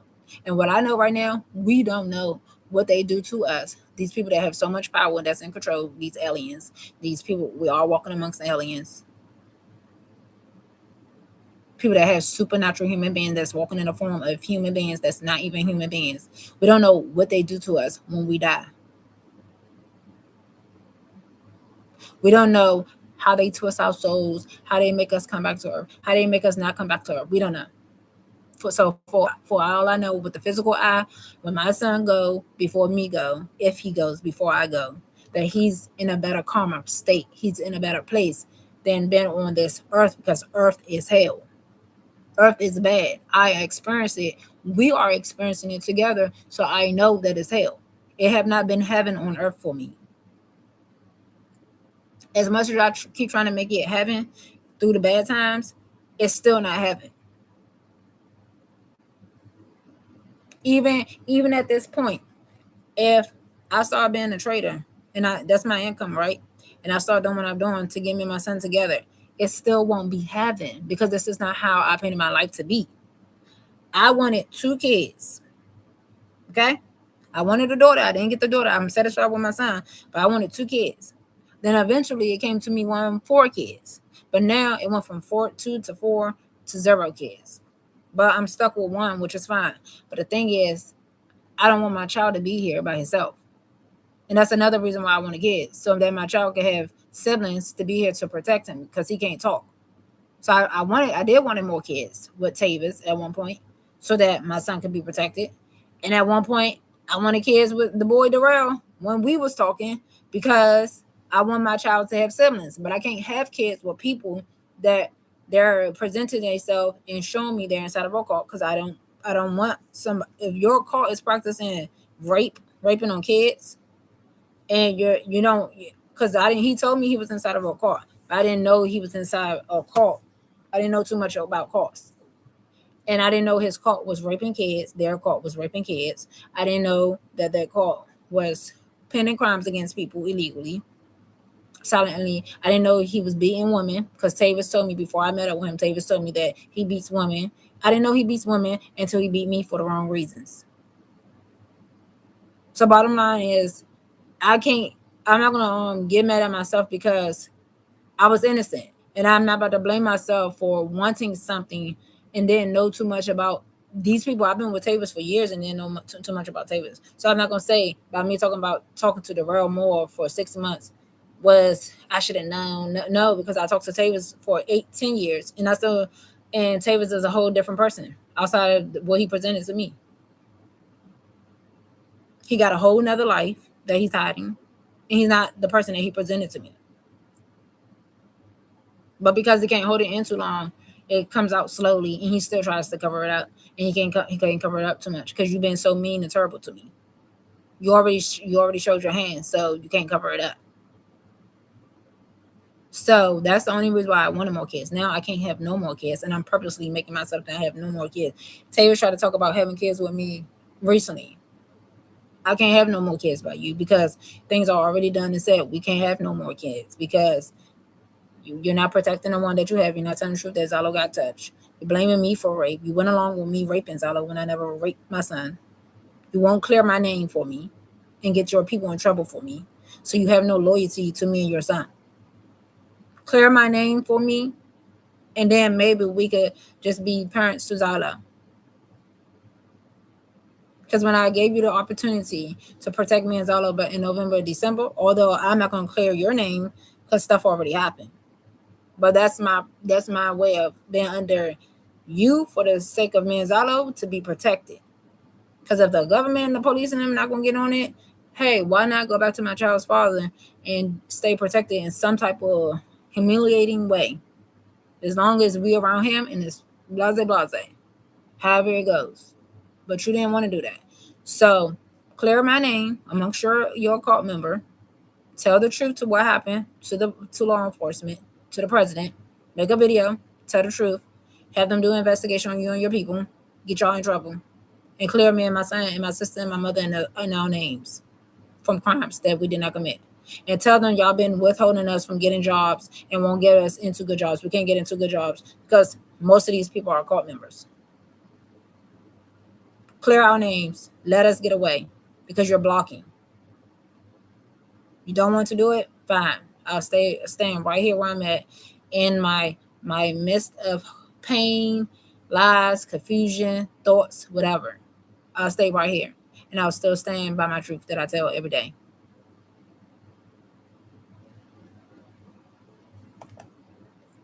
But nothing out of my mouth will ever change. When I know that you manipulated stuff and you twisted things. You and your cult members have punished me on the crimes that y'all committed against other people's kids and other people. And you trying to pin it on innocent people like me. There's plenty of me's that's probably already inside of their cult. Because they had no choice. Because they're scared. They have no way out. And they say, well, this is the way out. That's how it's going to be. If I got to sacrifice my child, that's how it's going to be. Me, I don't want to sacrifice my child. And I'm not going to. Yes, I tease them about it in my head. I say stuff like, I might as well just give them my son and let them do what they do to my son. That way, no, even when you give them your son, your kid, guess what? They still punish you. I seen it with my own eyes. They still controlling you. They're going to make it look like they like you all day. You're not like them. That's why. You're different. You're walking different. You're going to heaven. They're not. You with God, they ain't.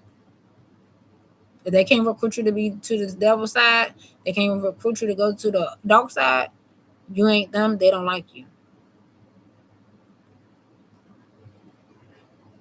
Of course, they got to play like they follow the law when they don't. They don't follow the law. They don't like you. They don't even like your kids. Hell, they don't even like each other. The fuck? They're retarded. Somebody want to be over top of somebody. They don't like each other. Point blank, period. Because somebody over top of you, Tavis. And that person that's over top of you, somebody over top of them. And that person that's over top of them, somebody's over top of them. And the cycle keeps going. So they don't like you. They only like you based off what you're doing. If you don't move the way they tell you to move, they don't like you. Because that person that's over top of that person, over top of that person, you have to do something that they want you to do in order for you to get what you need. And if you don't do what the master manipulators tell you to do, guess what? Everything crumble for you and your people.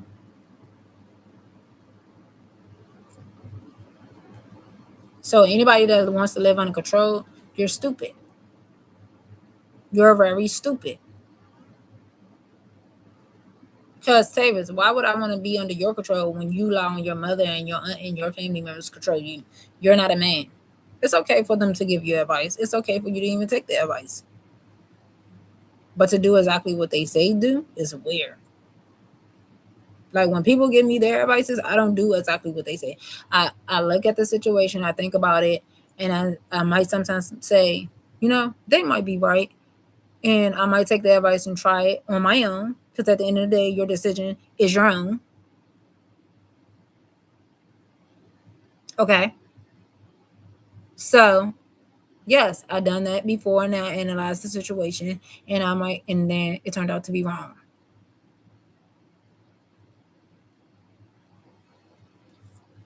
So, therefore, tell the truth, clear my name, get your people in trouble. Tell them the conspiracy.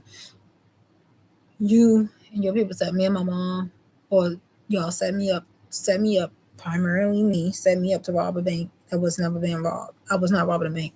A person that robs a bank doesn't put their face in the camera, just in case law enforcement or somebody needs to know why I touched the bank account and I had no right. I put my face in the camera so they can know that I'm not the holder of the bank card at the time. Just in case they want to ask questions, why is this person touching his bank card? Going through this person bank. When the person that did have the right, they was right there beside me. Not nearly beside me, but they was in a car. And they gave me permission to get it out. But just in case you want to know, if anybody want to say, well, why is this person touching this person? This bank card was supposed to be in the possession of this person. So why this don't look like this person? So why is this person touching this person?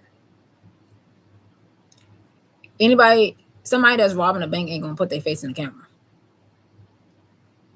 I made it so easy for you to come get me, right? I robbed the bank and I made it so easy. Look, I'm robbing your bank. I made it that easy for you to come get me, right? That because I wasn't robbing a bank. And it will be told to you that I was not robbing a bank.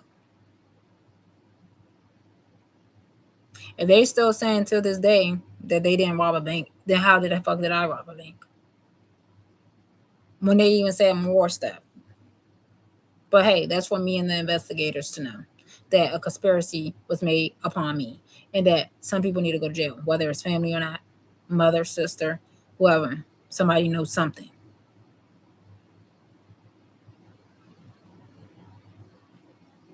Somebody knows something. Other than Tavis, somebody close to me knows something. Mother, sister, cousins, whoever. They know something what happened to me. And that I was being set up the entire time. It was like almost a horror movie, I'm telling you. And it still is like a horror movie. But it was so sinister out here for me. It was getting real bad and real worse. I was trapped in every corner. Nowhere was safe. Not family members, no nothing. None in the house. Everybody got an attitude towards me everywhere I go. And then you wonder why I kept going back to Tavis. And even there, attitudes.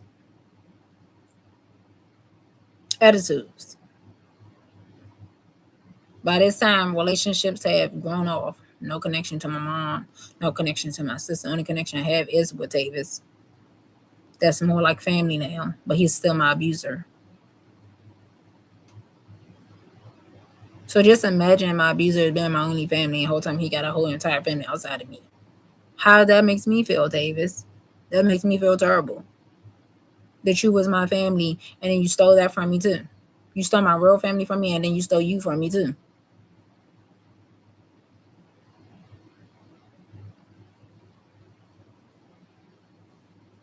but you don't care. So I don't care. Then you gave me a son, and then we both don't have you because you've been mean to us. Because you rather choose an African female over a Black American female, and you rather do witchcraft against me just to satisfy her nasty ways. Because she's trying to outlive somebody when God is telling her time is up. I'm sure, I'm not trying to be funny, but I'm sure God is telling them their time is up. The real time is up. Jimmy's time is up, and even Tavis' time is about to be up on this earth, as far as living a life. Like they're literally going to pass away because they've been doing witchcraft. And they've been doing witchcraft to uphold a life on earth because you were trying to kill off a good spirit. So I don't know how they was going to split it 3 ways, but they was trying to split it 3 ways somehow amongst each other. You take part of her soul, you take part of her soul, you take part of her soul. And Darrell Moore gives some of his females, the 2 girls, Kay Corey and Chandel, some of my soul. And that's how they lived for a long life. I guess my soul was that big enough they could live life. But now my soul is damaged. So how else you going to live off of my soul? I must still got a chance for God somewhere that you still thinking, oh, we still got a chance. We can eat off of this soul and continue to live longer. Because they demonic and demon people. They're demons, like real life demons. No, I'm not talking about his behavior is demonic. No, when I say demons, they're demons. Them people, Tavis and Darrell and Jamise, they're either real life demons or for sure, I know for sure, they are close to demons that's walking this earth that are not human. They're for sure close to those type of people that is not human beings. When I say they're not human, they're not human. They're not human. They're not human. They're not from the species of humans. So you wanted what you wanted. And I'm going to still stand, like I said earlier, in my truth. While my truth feel like it's becoming a lie even more, but I still hold a big part of truth. If one big part of truth could be real, guess what? The other ones fall in line, which means you go down. So if it comes out that you've been performing witchcraft on me to make me rape my son, and to like kids, and to like gay men, to like women, and to make my thoughts come in as not my thoughts, guess what? The other truth still remains. It still remains, and especially if I'm living with someone who have video footage of me and my child being in their home. Each month, if they look back at the video footage and they say, well, she was sitting here the entire time not doing nothing. If they revive my Facebook videos and they go back each month and just you don't even have to look at the entire video. You could just, you know how you like play the video and it's fast forwarding it, and the detective watched the fast forwarding it and the rewinding. They just sitting there watching, and you see every move that I do. Okay, she went upstairs, she came back downstairs, she sat down, the kid was over there, she popped the kid, she hit the kid. Okay, she got a little aggressive with the kid, blah blah blah. Okay, aggressive mean when I was popping my son at one point, because you're gonna see the person in video footage that I popped my son a few times and did that and got real angry and mad at me and yelling at my child. Yes, I'm not going to deny that. Okay. And you're going to see stuff on my Facebook. Okay. But she never raped her kid. That's the main part we're looking for, the rape. Don't you tell them, detectives and police officer, law enforcement, y'all go out there and y'all ask them court members that's following me, point out the day that I raped my son. Because that's what they accuse me of. That's character defamation. I'm going to tell you straight up, I don't know what date that my child was molested, but I do know the year. The year was in 2022, and then the other year was 2025 when he was at that daycare. Can you go revive the camera footage at the daycare? Do they got video footage inside their classrooms? And I bet it's something on that camera.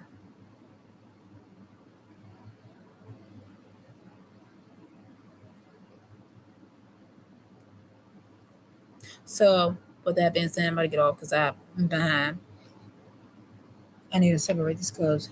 I need to use the bathroom. First, I'm going to go use the bathroom, separate the clothes. My son should be getting up soon. It's about 9:01. I'm going to go feed him. When he get up, the food is already out.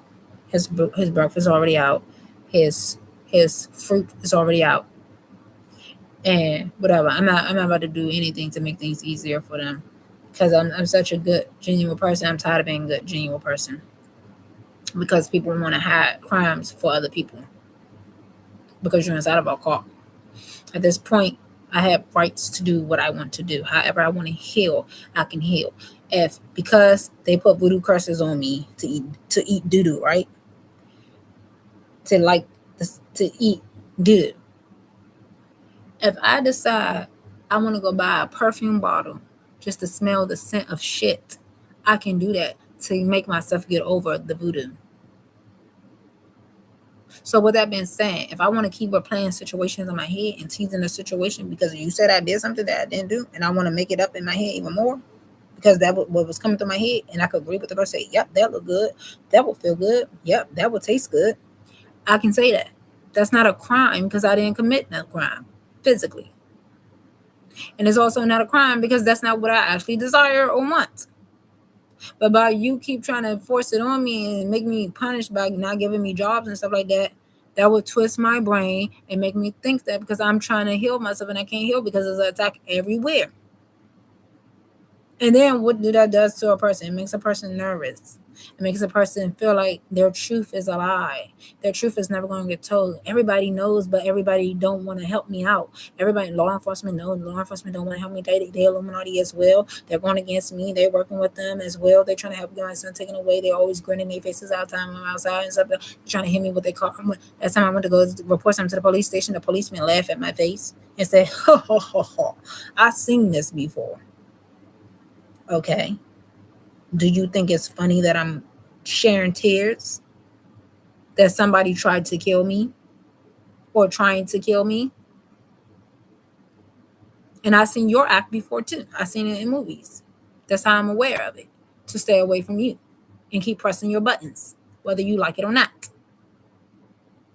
because it's a way out of something. And that means even climbing over your big fat ass head. So, ho, ho, ho, ho, ho. I've seen that before too, where you get caught up and go down. So with that being said, I'm going to take my nervous ass off this thing because I'm a liar, everybody, because that's what they say.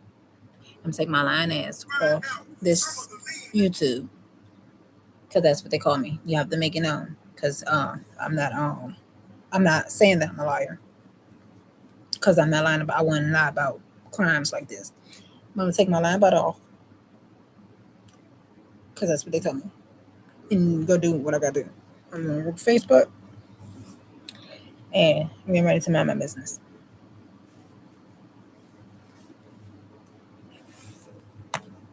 And get my day started. Feed my child. Separate my clothes. First use the bathroom, separate my clothes, and then by the time my child should be waking up, so I can separate my clothes. While I'm separating my clothes, feed him his breakfast, finish separating my clothes, clean up a little bit, then let him play around a little bit, and then finish looking at some videos, some trading videos, and then get ready for tomorrow because the market open tomorrow. Finish trading my shit. And then I was supposed to go to the cross tomorrow, but I don't know. My body's not feeling so good. I got a year to get him in trouble, around Tony Moore and Tavesville. And yeah, just keep doing what I'm doing, believing in my truth that I'm telling.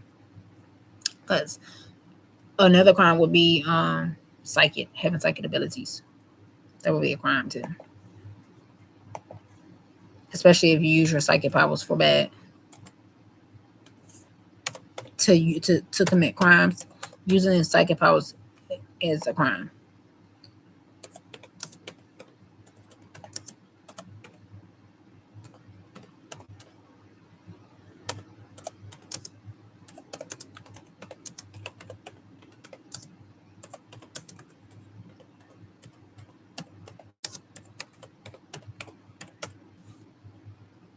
Being a psychic in Maryland is not inherently illegal statewide, as the state highest court has deemed fortune-telling protected free speech.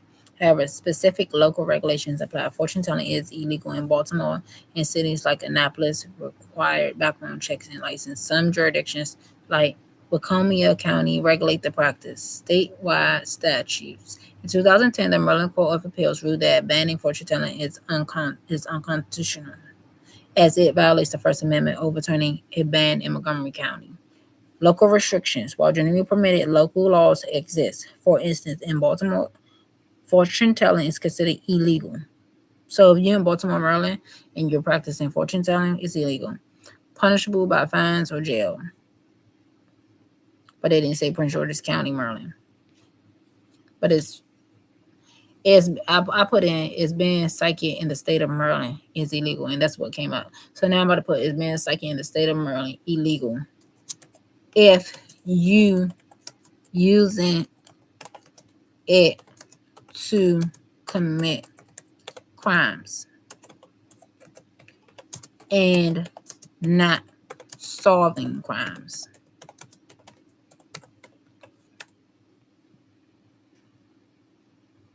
Being a psychic is not inherently illegal in Maryland, but using claims of psychic ability to commit fraud or other crimes is illegal and subject to criminal prosecution. Using claims of psychic ability to commit fraud, using claims of psychic ability to commit fraud or other crimes is illegal and subject to criminal prosecution. General fraud and theft laws applies to anyone, including those claiming psychic powers to deceive others for illegal gain. Okay, so what the government doesn't want you to know, that people are not out here claiming they have psychic powers just to deceive other people. No, it's people out here that have psychic powers, get a lie detector test, because the government also says that in the state of Maryland, that lie detector tests are not used for crimes. But they're in the state of Maryland and in DC and Virginia, lie detector tests are used for police officers to be sworn into the field. So police officers, every police officer that took it, that's in the police officer field, they took lie detector tests, they took polygraph tests to prove their loyalty to the field, to the police field, so they could be sworn in to be a police officer. How is that possible? How is it not? How the same test? That's law. That's for the law. That's for the people. The law is for the people. The police officers are for the people. How is it that your police officers can take lie detector tests to be sworn into the field, but you can't use it amongst your citizens to detect whether somebody is lying or committing a crime to be arrested by your law enforcement? You tell me. Where's the contradiction of the law? Because they know it's multiple of them out here that have psychic powers, psychic abilities, who are not aliens, who are walking amongst us in human form, that are supposed to be here, and they are covering it up.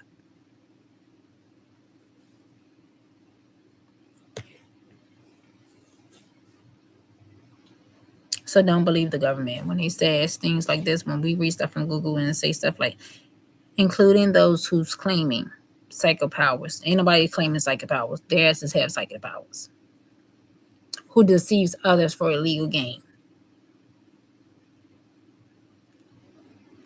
If somebody tell me exactly something that nobody else is supposed to know but me, and they get it right on the nose, you're not claiming shit. How the fuck would you know something that I never told anyone, but you know? Wouldn't that be false advertising on the TV shows when you put lie detector testers on TV shows and said that we can't use it for criminal detection amongst citizens, but you could use it for a TV show like Maury, Steve Wico's, and stuff like that? Or how about when you have TV shows like, I forgot the psychic name, but you have psychics on TV shows talking about your father, he was trying to get in contact with you. Isn't that false advertising? That shouldn't be on TV. That's illegal. You shouldn't be presenting that stuff to the world. That's wrong to do. One minute you telling me psychics are real, one minute you telling me psychics are not real. No, in reality, psychics are real. Witchcraft is real. paranormal activities are real. I experienced all of that. Sleep paralysis is real. I experienced that. And then at one time, when I went to go Google, because I didn't know what it was at first before, when I experienced sleep paralysis. Years ago, when I went to go Google, what is sleep paralysis? It clearly said it was a demonic spirit. Now, when I be Googling what is sleep paralysis, now it try to say it have nothing to do with a demonic spirit. Yes, it does. Because nothing should be holding me down in my sleep to the point where I actually trying to get words out. The very last time I had sleep paralysis, it was here on the floor when me and my child was sleeping on the floor. I was trying to scream the words help. I said, next time this shit happened to me, because I think it happened twice here. But the very last time it happened here, I said, next time I'm going to do everything in my power to fight this shit. Last time I had it, I literally was like, but I couldn't move and I couldn't get it out. I couldn't hear myself. I heard myself saying it within myself, but I couldn't get it out like verbally. I was like, I was literally trying to move my lips, but my lips wouldn't move. I was doing everything. Couldn't move it. And then it lasted about 2 to 3 minutes. Once it was done, I said, what the fuck? I said, why the fuck I couldn't get it out?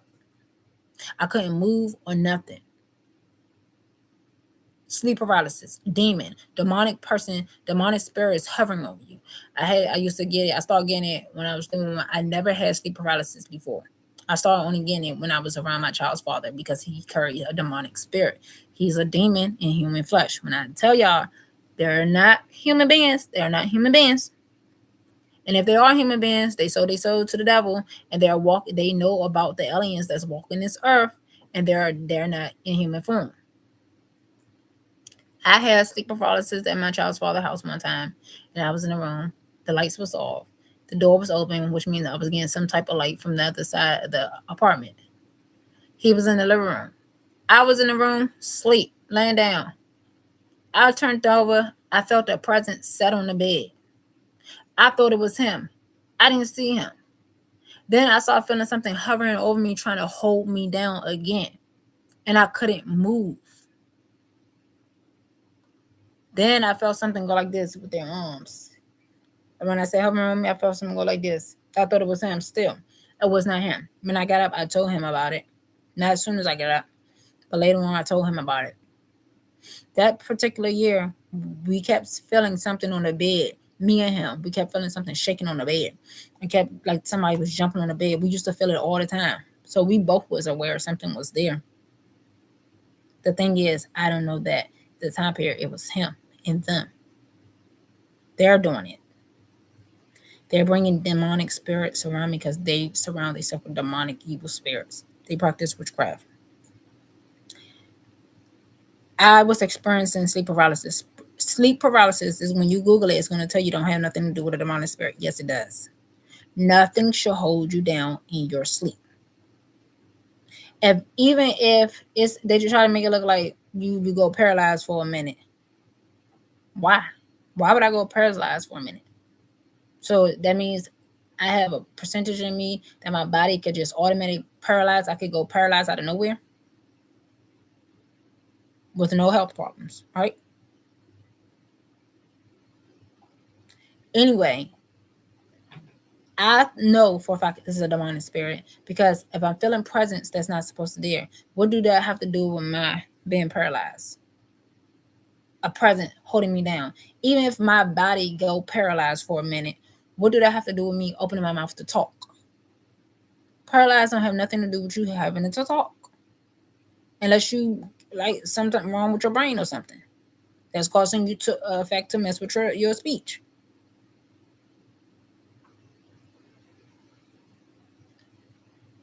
I couldn't even talk. I couldn't even say the words help. I was literally on this floor trying to say help, but couldn't say it.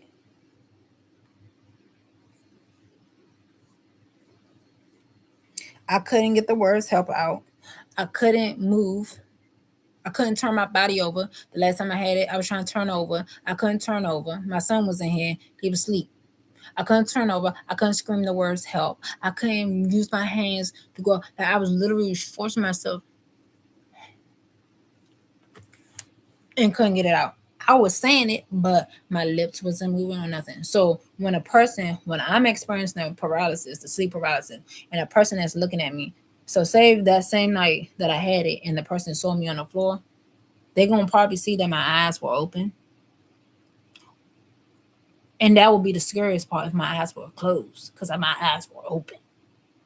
They'll see my eyes were open and me not moving, looking stuck.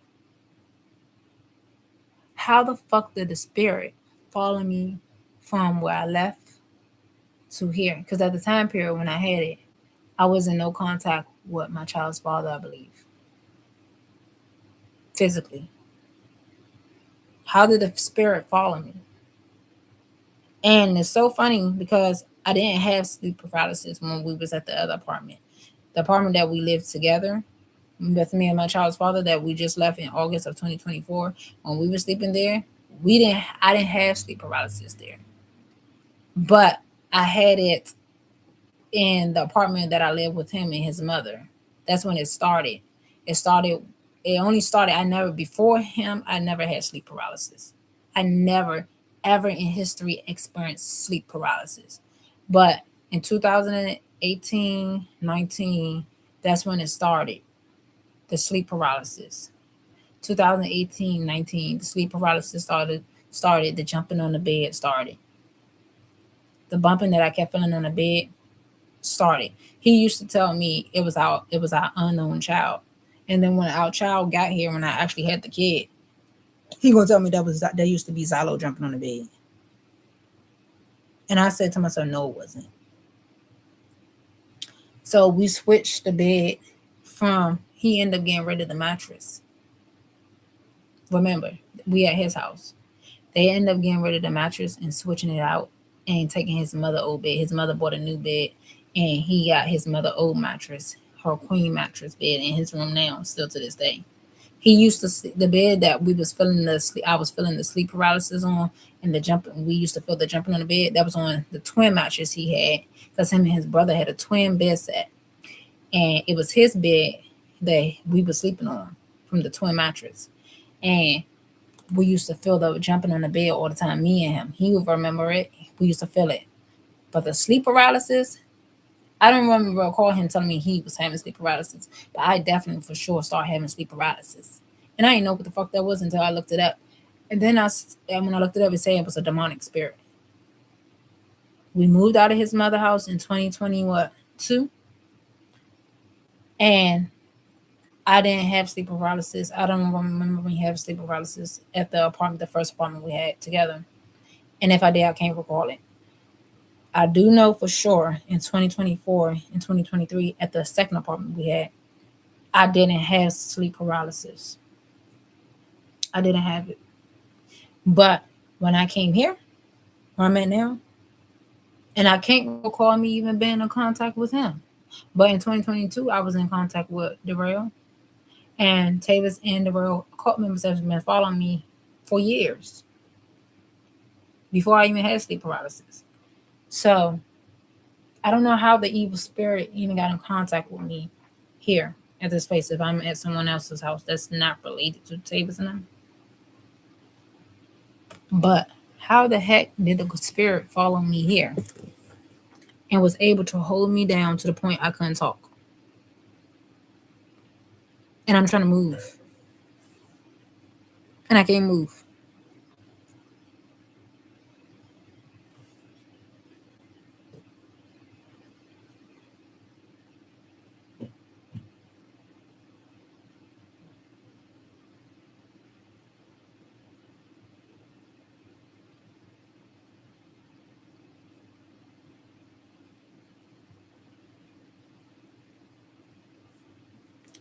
So watch me not look up sleep paralysis now, because they want to be so right. Because I said I didn't have it in the apartment that we had on our own together, but I did have sleep paralysis. I started having sleep paralysis. The first time I encountered sleep paralysis is when I was living with my child's father and his mother, and it was on his bed. So it did start with him and those people that he knows. sleep. And then this is another funny part. I looked at what is years ago. I looked at what was anointing oil for. Anointing oil. It said anointing oil was used for people that are dying. That's dead. I swear to God, I don't know if I screenshotted that. I will have to look through my Yahoo mail to see if I put it in my email somewhere, because I thought that shit was strange.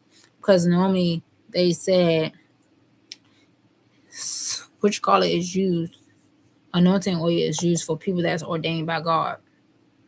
But this time when I looked it up, it said it's used for people that's dead. And then my child's father, remember, the government don't show everything, tell you the truth about everything, right? My child's father, he's big on anointing oil, and his mother.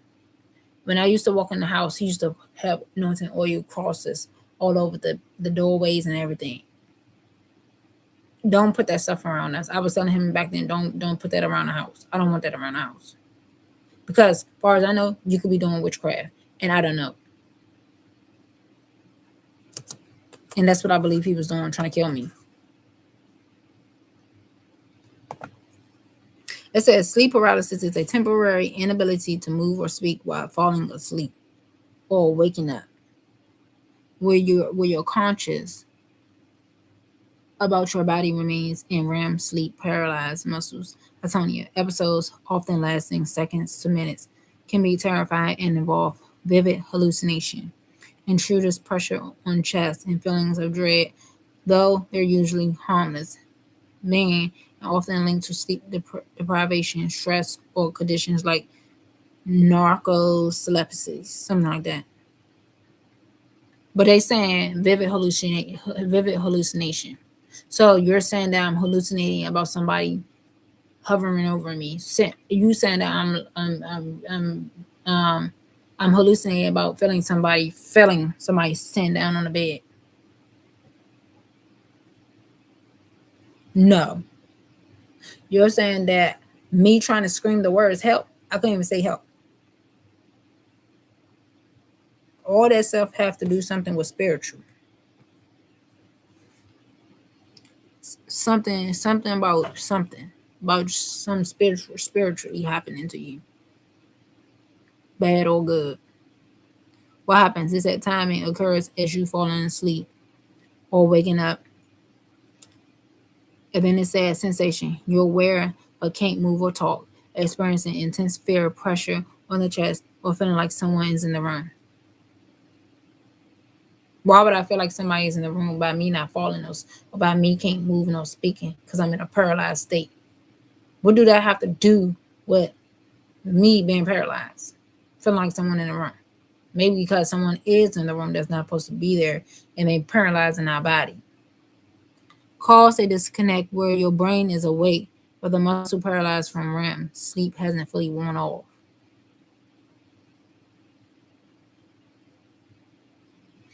Disconnect where your brain is awake but the muscle paralyzed from REM. Sleep hasn't fully worn off. So my brain awake, but my muscle paralyzed, and it's still my muscles are still asleep, but my brain is awake.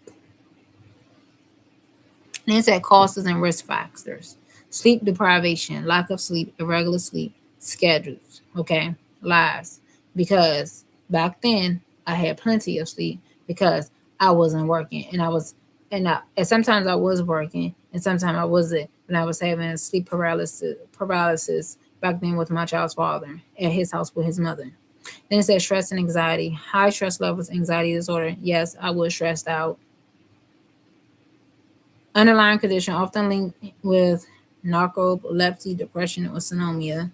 Genetics can run in families. I never experienced this until my child's father.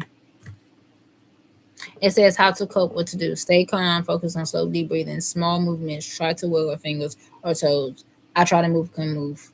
Seek support. Talk to a partner, a family member that can help you wake up. Right. Improve sleep hygiene. Right. Look at that. What do demons like? Why I say improve sleep hygienes? What do demons like, y'all? Regular sleep schedule, stress reduction. What do demons like? Let's see what demons like. Because I swear they've been presenting to me that they like stinky people. Do demon like people with bad hygiene?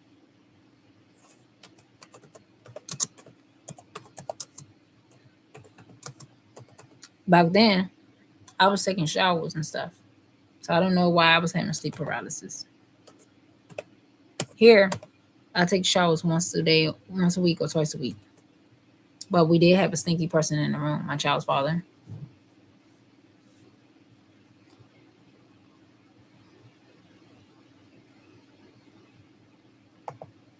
Demons definitely like luring around in places that are clearly not clean. When people say stuff like how he or she is a sloth, it can sometimes be spiritual because now the deadly sin of sloth is coming into the picture and making those demons have legal rights to come into the picture. And I know my evidence.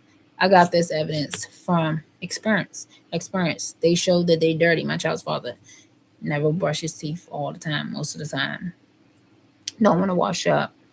I'll perform certain stuff on him, and then come to find out he stink because he didn't properly wash up or take a bath.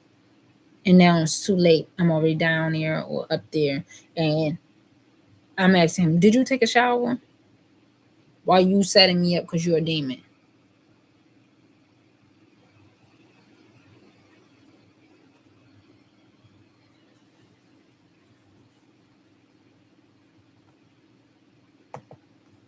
Poor hygiene.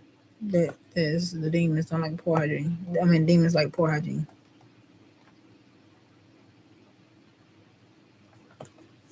Let me see. Sleep paralysis. I put sleep paralysis demons. It's sleep paralysis means something demonic trying to take over you. Just want to say no. Because it's a lie, because that's not what I saw before. Sleep paralysis means something demonic trying to take over you. And I bet in reality it does have something to do with a demonic spirit.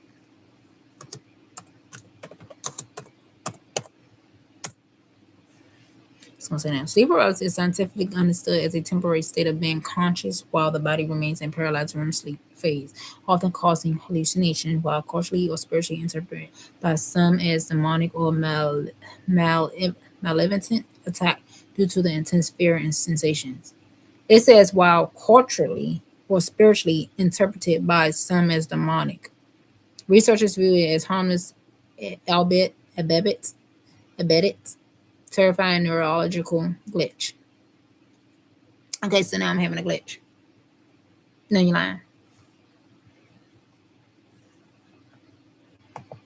It says many cultures historically attribute this experience to evil spirits, demons, or supernatural entities, often calling it a shadow person or a witch. Facts. Last time I tried to look it up this way, it tried to say something else. Like it's what I just read the first time. Now I'm reading this out loud to y'all. I'm gonna get it on my Facebook. And I'm gonna screenshot this because now I'm saying something different. Because there's many more of me and you out there that research this stuff, and y'all know more than I know.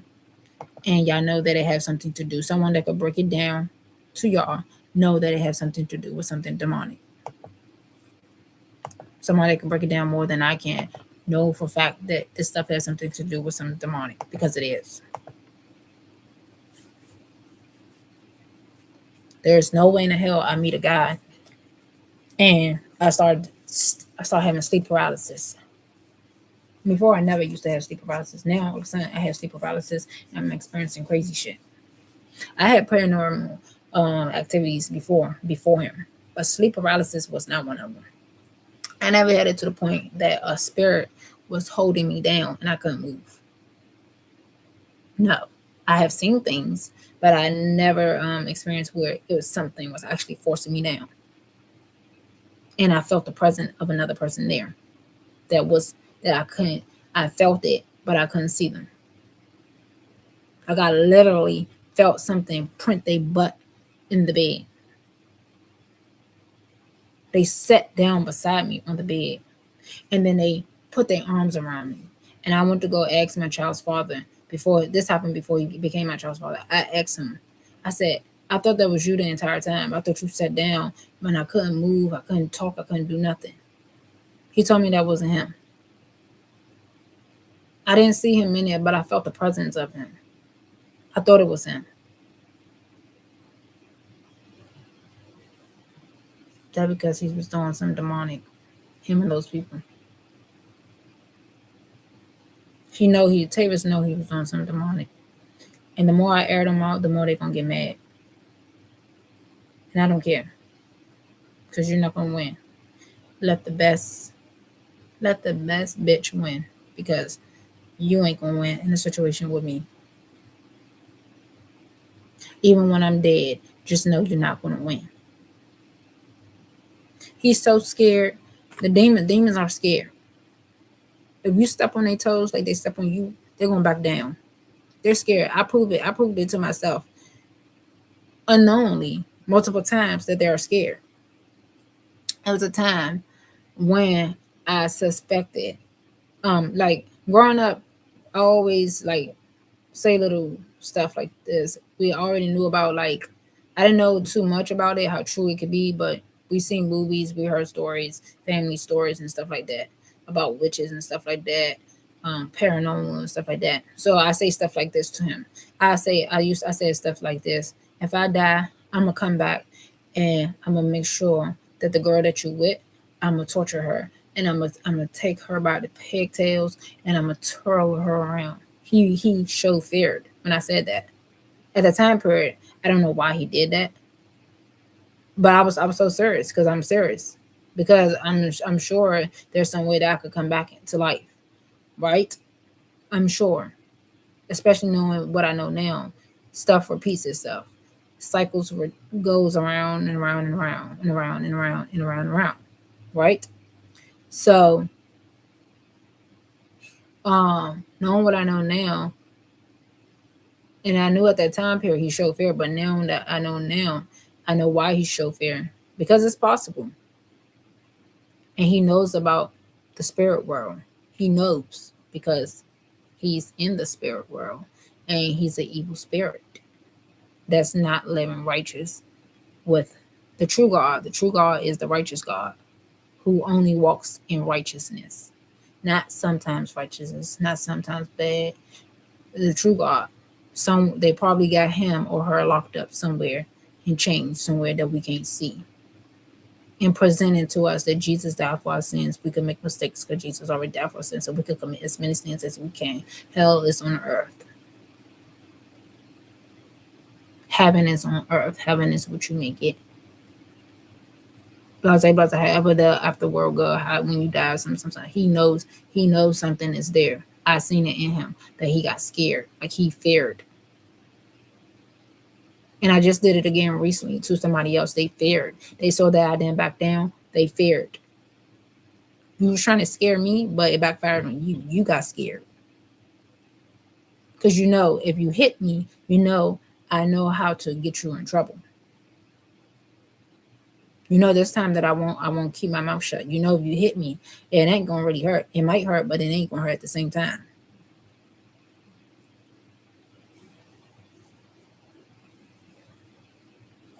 So therefore, yeah, he showed that he was scared.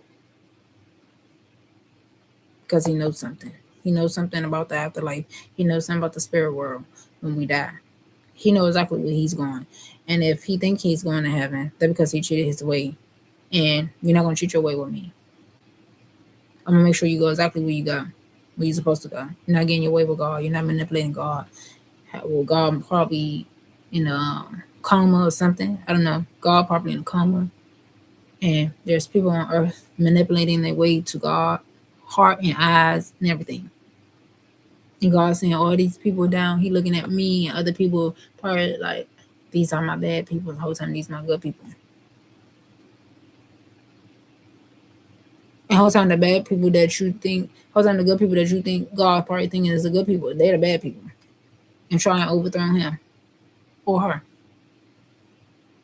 We don't know where God is. God probably locked up somewhere in chains or something. I don't know. But I do know I'm on the right path. of knowing what I know as far as spirits, the godly world, biblical, however you want to put it. I'm not too far off.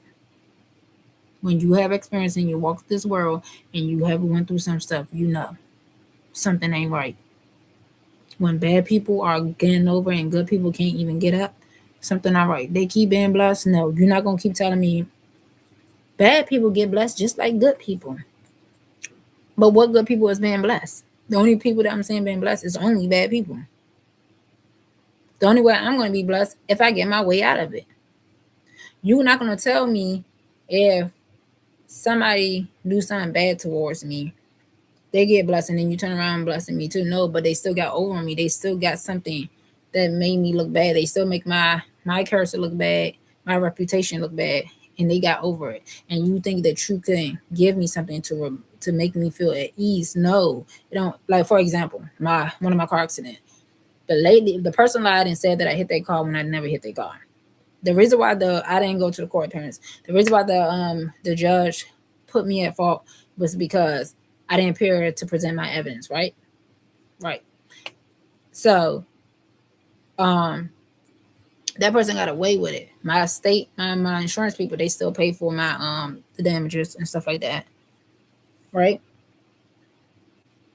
But the thing is, it don't look right because that was on my driver's record, and I got in trouble for something that I didn't do. And that's the whole principle. You want to talk about principles, Savis? The principle is I'm getting in trouble for something that I did not do.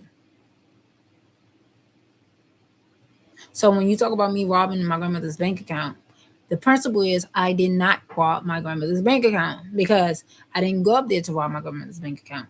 I was told that so-and-so had the right to use the money. So-and-so asked me to get the money out for them. And I put my face in the camera just in case law enforcement wants to know why I'm touching the money when I didn't have the right to touch it. I'm aware I didn't have the right to touch it, but I was aware that somebody else had the right to touch it that asked me to get the money out for them. So just in case law enforcement wants to know, I put my face in the camera so that you can find me easily if you have any questions, because I was being an honest person.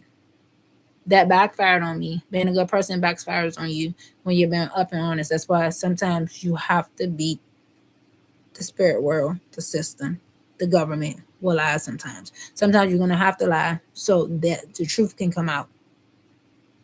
And I'm not promoting lying, but I'm just saying we all know when it comes to law, you will have to lie because the law lies to us. That's the only way you'll beat their system. So when somebody said, I don't give you permission to record me, well, I don't give you permission to lie to me. So if you're going to sit here and say that I said something that I never told you, I'm going to press record. If you're going to sit here and tell me that you was in on something and then telling me you're not in on something, I'm going to press record. If the government think that I could walk on their property and they have fucking cameras pointing at my fucking face, guess what? I'm going to have cameras pointing at your fucking citizens' faces too. The ones that's committing crimes on behalf of you. I'm going to break every law possible just for the law to be back on my side and other people's sides that's righteous. And to protect us. Because you killed Trayvon Martin. You killed Sandra Bland. You killed Breonna Taylor. You killed George Floyd. You killed that guy that was locked up in the mat in the school. You killed those people. The government killed those people and hiding it. The police officers killed Trayvon Martin. Trayvon Martin. Whether it's affecting his parents or not, it affects other people that's connected to him. Me, I'm connected to him. I think the people that was on his case, some of the people that was on his case, that was connected to other people that was on his case. They presented themselves to me. I'm sure they presented themselves to other people because they're demonic people. Their story, it could be my story and is my story. I could be dead just like them, but I'm not because I'm surviving. I'm not saying that I'm smarter than them, but I'm smart. And I'm going to keep saying it. Then you have to look at the time frames of people's ages. He was about 17 years old. He wasn't fully grown when he died, when he got killed by a police officer. I don't want that to be me or my son. And you're not going to give me some money to shut me up and tell me to go promote my son's death on national news or live. I'm going to promote you going to jail and prison and getting money. And if it's me, my son going to promote the same thing, getting money and you going to prison, because that's what I'm teaching him. We fuck the law. Don't let the law fuck us, because the law is messed up. The law is bad. They're bad people. They're all about their stuff. They're all about greed. Not one righteous person that I've seen. Any police officer try to manipulate me and tell me, have you seen me before? Yeah, I seen you before. I seen you years ago. And y'all stalking me. You're inside of a car. Get out of my face. You don't want to do right by your people? We don't do right by you. My life messed up because of y'all. Not because of me. Because of y'all. The saying is, don't blame people for your mistakes. What mistakes did I make? If I just try to make every single mistake correct and it didn't go my way, at this point, it's not me doing that. It's done. If you still have insiders working against me that's connected to my family, that's in my family, that working against me, fuck you, and fuck you. Any person that I sense that's going against me, you mark your days. You mark your days. You mark your days. You mark the life you have on earth. You mark your days.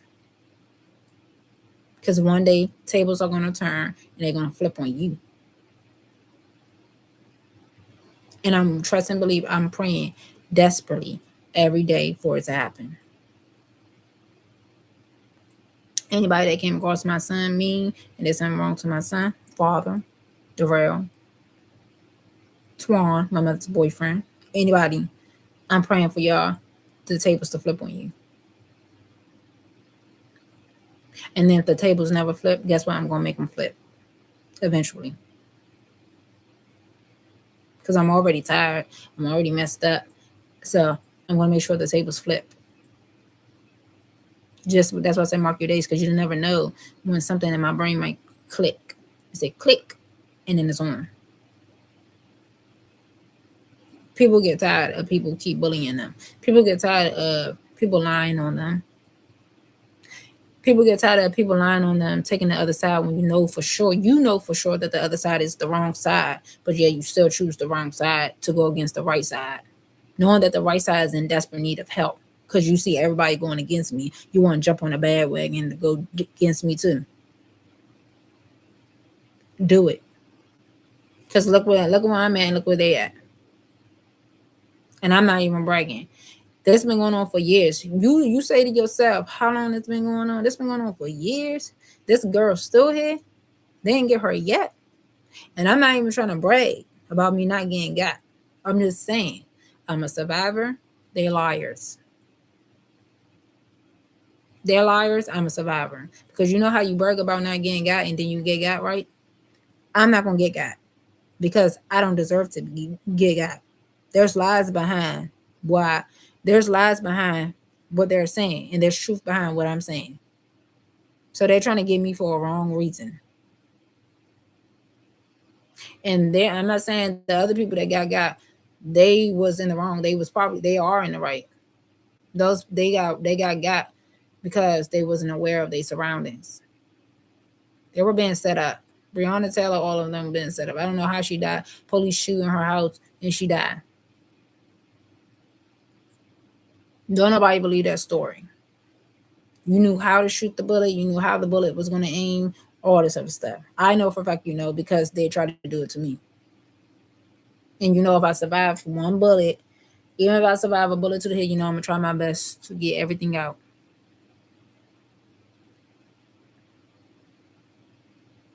I'll probably be brain damaged and everything. And yet I still can remember somewhat and write it down. That's how strong. Tavis talk about, a child's father talk about the faith that I have. That's why you mess with the wrong person, because I have strong faith. I have very strong faith, and I have always, this faith always lived in me.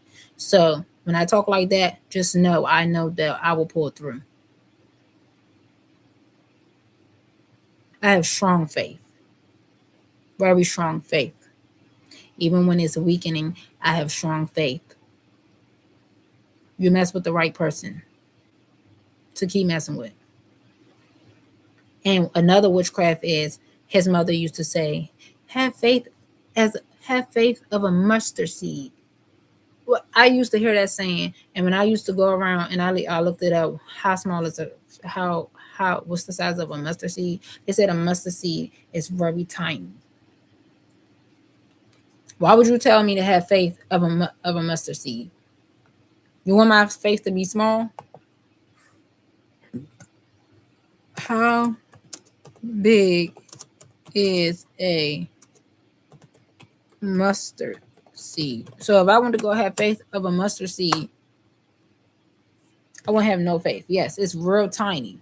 There's a picture right here of a mustard seed. So you want my faith to be the size of a mustard seed. She used to pray that when she used to pray over me, and that was one of the signs that I say. I used to say, why the fuck would she want me to have faith that small? That's tiny. That's not no message. That's not no what you call it? What's that shit they call it? How you put it in biblical terms? How they want you to look at the stories they tell us. Like they saying it this way, but they actually mean it in another way. Now I'm not trying to use the word subliminally. I'm trying to say the other word. I can't get it out. But you're not gonna tell me have faith of a mustard seed. You see how small that mustard seed? YouTube can't see it, but YouTube people, y'all know how small a mustard seed is. Imagine somebody praying over you and then they tell me something. Have faith of a mustard seed. Have faith of a mustard seed. Your faith got to be so big as a mustard seed, and then you go look at the size of a mustard seed. The mustard seed is small. Why would I have faith of a mustard seed? Why would I want my faith to be so small? I want my faith to be so big that it count each and every person in this world 3 times. I want my faith to be so big as the sky and the universe and the star 5 times.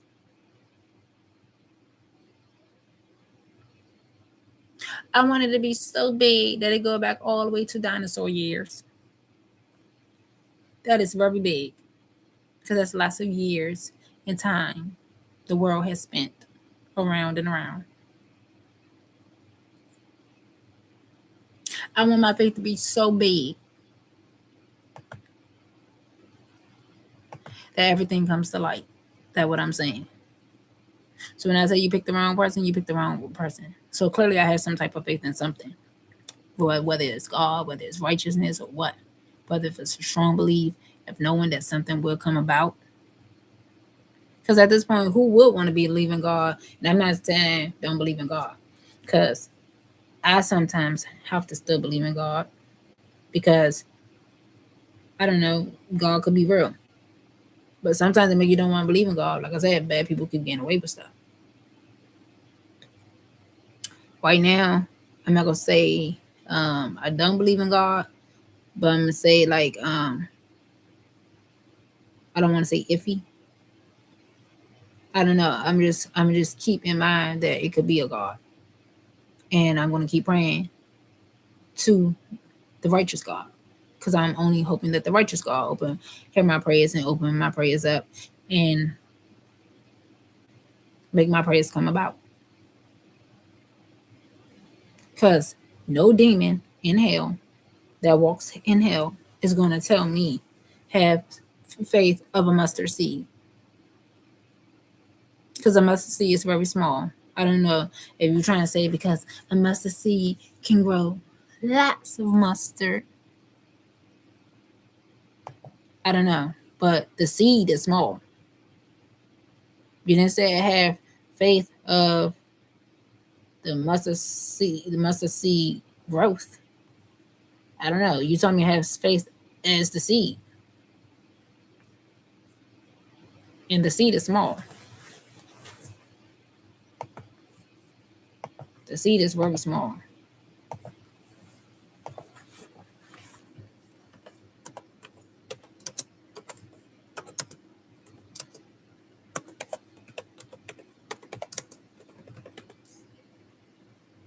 What can a mustard seed grow into? What does mustard seed turn into?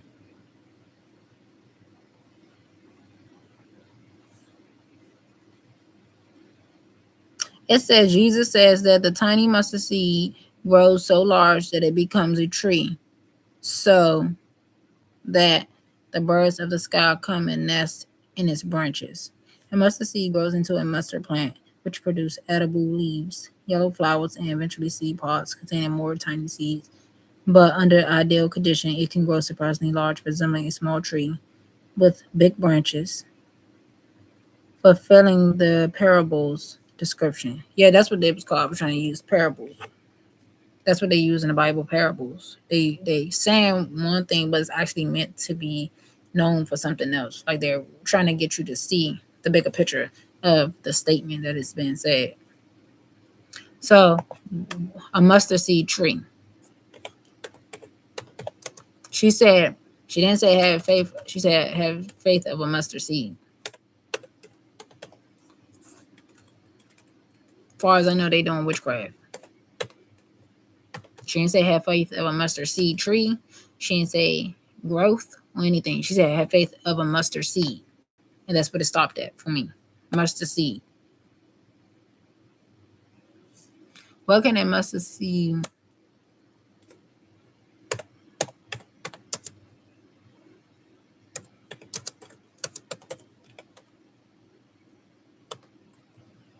Mustard seed tree. Let me see.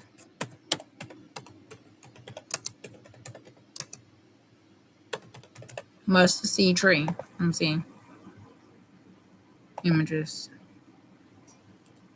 Okay, so I'm looking at the mustard seed tree. They said that it could grow into a small tree, which is not that big. But I guess it's big enough than humans.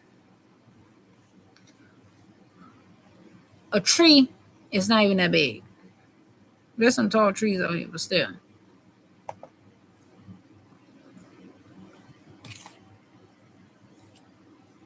It's not big enough for me.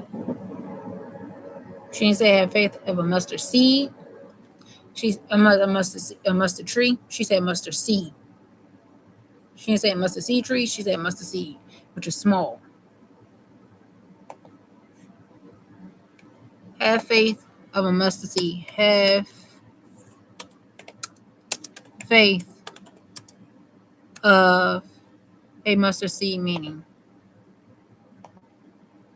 Faith, the size of a mustard seed, means that even a tiny, seemingly insignificant amount of genuine faith in God has immense world-changing powers, capable of accomplishing what seems impossible, like moving mountains, because it's possible comes from its quality and source, God, and its potential to grow, not its initial size. It's above a living, growing, and active belief that takes root and expands, transforming everything, much like small seed growing into a large plant or tree. Yeah, right. And we also know that the Bible is also man-made. And then we also know that people do witchcraft. And some people are saying that the Bible is witchcraft too. And I know for a fact they do witchcraft. So the person that said, have faith of a mustard seed, I'm sure that you only want me to have faith of that tiny mustard seed. We have to be careful when people are praying over us and praying with us, because they know, and sometimes we don't know. So when you tell me, oh, girl, have faith of a mustard seed, and then I start having faith of that mustard seed, I'm doing exactly what your witchcraft ass wanted me to do. Just that mustard seed. Because you know how to manipulate stuff in the world, and I don't. So that's when my faith stops at, is that mustard seed. So, like I said, she said have faith of a mustard seed. And when I looked up what it was a mustard seed, how big was a mustard seed, I said that was real tiny. That was years ago.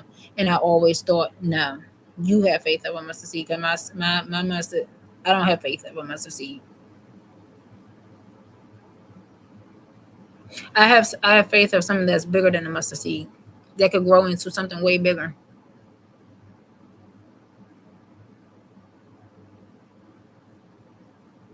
Them church people, they don't be right. They don't be right at all. So I'm not letting nothing get over on me. And that's what I believe. My belief, my knowings is I know they put witchcraft on me. That's a fact. But my belief when it comes to people praying over me and stuff like that, no. My belief. Okay, I downloaded the video, so I'll get off. I'm about to get off. I'm about to use the bathroom and do what I gotta do. But my belief. I don't believe nothing they say out their mouth. Nope. Nope and nope and nope. Because once upon a time, I used to think that his mother meant well. But let me tell you what else she did. Since she wanted me to have faith in mustard seed, and some people might agree, she didn't mean nothing by that. One time I was so depressed and I was thinking about suiciding, right? At their house. And she looked like she was mad. I was so depressed laying on the bed. I was so sad and depressed and I wanted to kill myself. And she came in the room and she asked me what was wrong or something. I didn't say much. But then she acted like she was mad when she put out her anointing oil. She poured her anointing oil out. And she acted like she had an attitude, like she didn't want to pray over me and pray with me. Because to remind y'all, every time I did prayer with them, she never used to pray for me. But she always wanted me to pray for them and with them. She used to say, come on, come join prayer. And when she'll pray for his twin brother and his baby mother and her kid. And then she'll pray for her oldest son, his wife, his kids, all her grandother kids. And then she'll pray for Tavis, which is my child's father. At the time, he wasn't my child's father. We were just boyfriend, girlfriend. She'll pray for him, but she'll never pray for me. And she'll pray for the rest of their family. But you want me to join hands with you and pray with you and your family. But you'll never pray for me and Tavis' relationship. And then the one time she did decide to pray for me and Tavis' relationship, she put in, help her to be the woman that he needs her to be. Help her to be the woman he needs her to be. But it was never something leaning towards them to be together or to make sure this and this happened for them, protect them at all times. No, it was always something after something. It was like very slick. There's always something negative. Peaches and cream.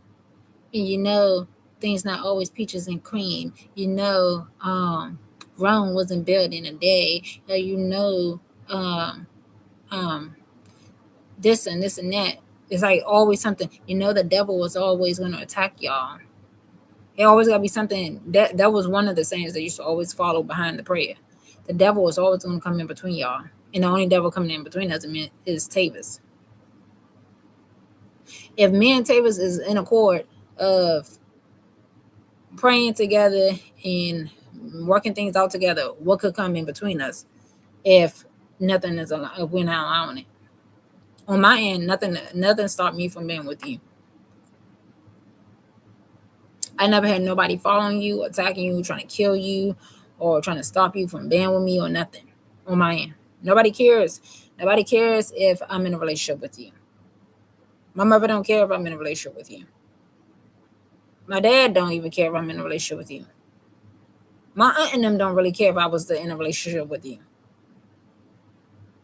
But your people care if you're in a relationship with me, your mother, them unknown white people that you're not related to, that you're in the cult with, they care. Don't buy her nothing. Don't be with her. Cheat on her. Be with Janice Alexander Jenkins. Let her know slowly that you have a kid with her. Kill her. Do this. Paint it to her family. She's losing her mind. She's going crazy. My family not doing that, but your people are doing that. Steal money from her. Punish her. Make her feel like everything is her fault when she did absolutely nothing when it is her fault, because we're going to make it seem that way. And you're the innocent one, either if you did it or not. We'll have your back. When we done prayer and we done praying to be together and stuff like that, we not supposed to say stuff Tavis like to talk about how people talking negative, right? Because that's one thing that used to irk me and I used to not want to hear after his mother prayed for us. One thing I didn't want to hear was the devil is going to come in between us, because that's not where my mind is at. Because if it's two of us and that devil, he can have as many minions up, but if we walking with God, the devil not supposed to come in between us, because God don't allow that. We're stronger than the devil.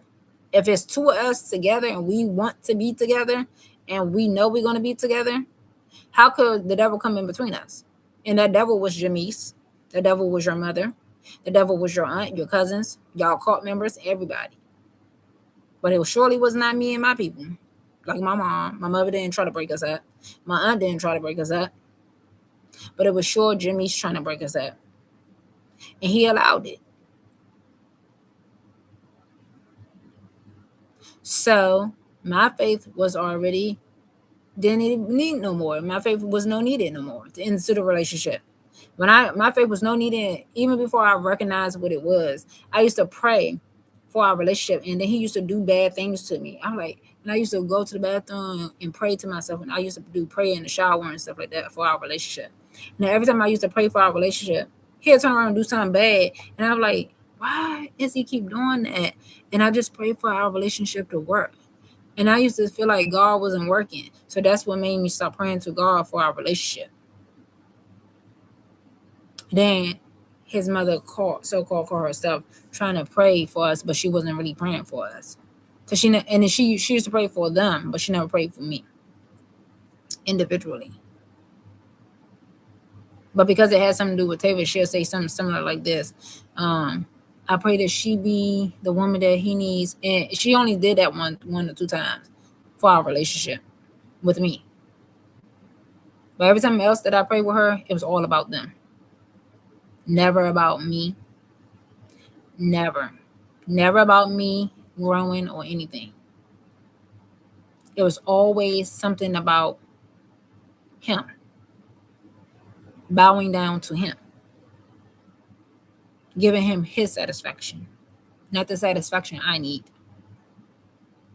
Because the man I need him to be is to be detached from his mother. He needs to be completely detached from his mother. And even at this point, he needs to let go his mother. Because I told him his mother is a bad person in his corner. I don't care if she's 69 years old, 70 years old. She's a bad person. Your mother is not a good person. She put you in dangerous situations where you could have lost your life. And because you were in a car, you didn't lose your life. But you still could lose your life because your car can turn on you. You think sometimes, I don't know how it goes, but sometimes people don't sit right for certain things. When you touch a righteous person or almost a righteous person, not almost a righteous person, halfly righteous. I'm not going to say half right. Someone that's very close, connected to God, that God knows that's close to them, close to God. Someone that was almost too perfect for you. Because I'm not going to say I was way perfect, because I done things that were not of God, but I wouldn't do too much of a bad thing. Especially as an adult, I didn't do too much bad things. Even as a teenage and a child, I didn't do too much things. I never did too much things. So when you touching somebody that God is calling his or her people, you shouldn't sometimes you shouldn't sit right in life and think the tables can't turn on you and flip on you. Because some people don't sit right with certain things that you do, like getting your child raped. Who would sit right with that and say, yeah, Tavis, that was cool that you and Twan did that you got your son raped and you allowed Twan to do that? That's not right in other people's heads all the time. Only time it's right in somebody's head is a sick individual. That don't sit right with me or other people. They're not going to congratulate you for the rest of your life for that. That's why I say your mom put you in situations that you shouldn't be in, and she shouldn't congratulate you on. She's wrong. Because if you was my child, I wouldn't tell you to do that to your own child, or agree that that should be done to your child, or have you thinking that you could ever think to do that to your own child. But since you did it to my child, I do believe that stuff should be done to the kid that you have with Jamise. Girl or boy. Because right is right and wrong is wrong. If y'all ever felt that we stole something, I have always said this: we should have been turned in. The police should have came arrest us, not send people to try to kill us. That because it was a conspiracy. The police was in on it. They presented themselves to me multiple times that they was in on it. Tavis already admitted that he worked with the police and the police worked with him.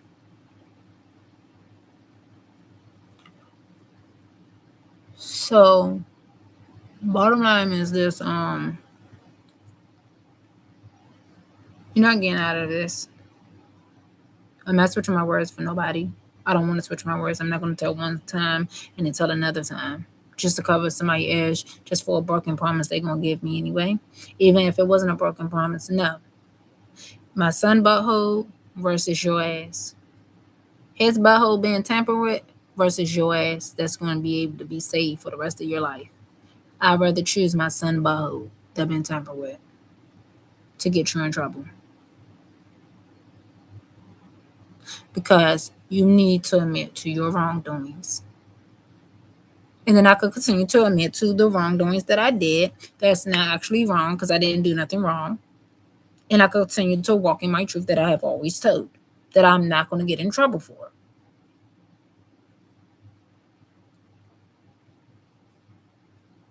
All they're going to do is trying to give me some help. I'm not taking no medication or nothing.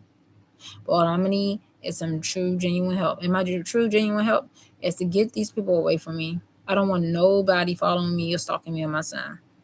I need to heal. I need to do cleansing. I need to heal. I don't even know if cleansing will work at the time. I need to heal.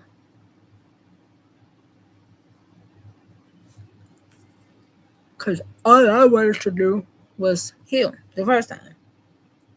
Couldn't. So no.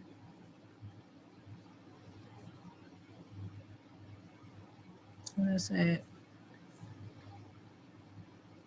And like I would say certain stuff, but I'm not gonna keep being honest as much as I could be. I already been honest plenty of times. If you want to look at my videos, tell Facebook to revive my videos. Catch them on Facebook. I got majority of my Facebook videos downloaded from the years I needed. Catch what I said on Facebook. I still got videos posted on Instagram. Go look on my Instagram if I let you be on my Instagram, because I don't allow nobody to be on my Instagram until this stuff is over with. When this stuff is over with, I'll allow people on my Instagram. My videos are not going nowhere. They're staying up there. Unless Instagram try to threaten us to take them down. Then I have to get another computer to download it on there. So that way I can have my Instagram videos and y'all can see the videos and I can post them later. But catch them on Instagram. Catch them on Facebook.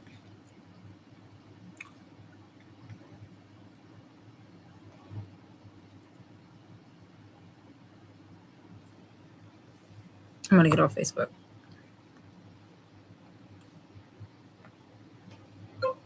But they're not going to win.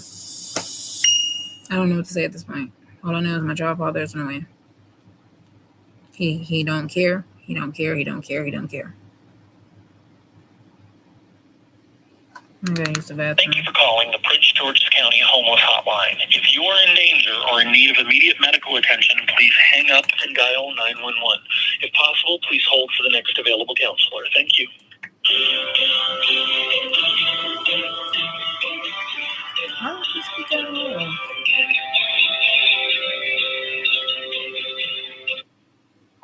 Good morning, hotline. How may I help you? Hi, yes, I'm calling to check up on my intake.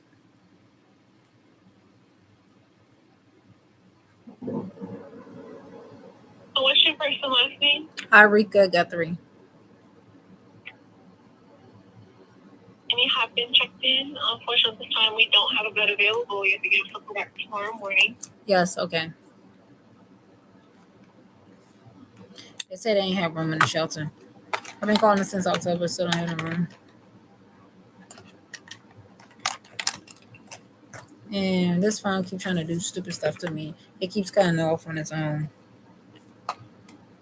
So that my Instagram videos won't post. It's trying to irritate me.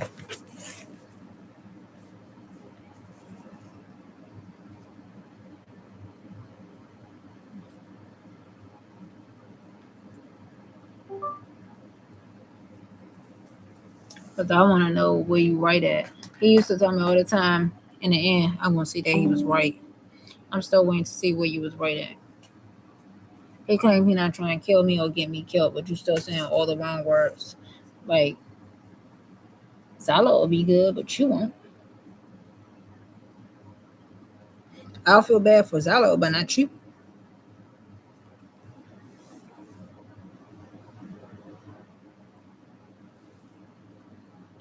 And that's why I didn't pray for you.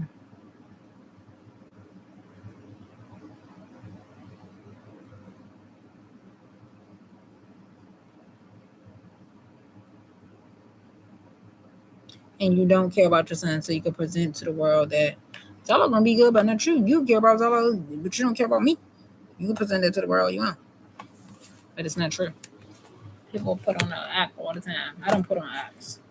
I thought about going into prayer for him, but there's no need to go into prayer for him because he's gonna still do the same thing to me. I gotta pray myself out of something.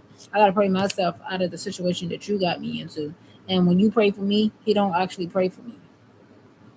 He pray and still do the same things.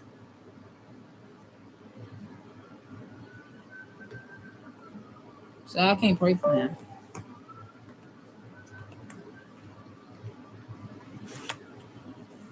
I thought about praying for him in his situation, but I'm not about to pray for him because that's not fair to me and XYLO. It's people still being on your side and attacking me and my son. And if you're not working with them, they're still, without a doubt, for sure, without a doubt, he knows something. He knows what's going on. If you're not working with them, you're no longer working with them, you know that they're attacking me and your son. So since I still see people attacking me and your son, I will not pray for you until you make it known to leave us alone. And if anybody touches us, you'll deal with them.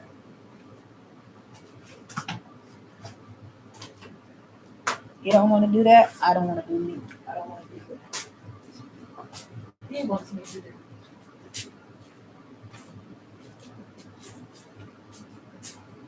So I'll take my crooked butt and I'll go pray, because I'm crooked. Just like you said, I was crooked. So all I'm doing is doing what you did to me. And if doing what you did to me hurts you, so be it. But that's what you get in the end anyway. For messing with me. And if you never get what you deserve, guess what? That's what you get what you deserve, what I did to you inside of my head. It hurt you so badly that I did this and said this in my head. That it made you messed up in life. I did this and did this in my head. It affected you so much. Like it did my son. Like it did my sister. Like it did me. Ouch. That hurt so much. Guess what? And I don't care.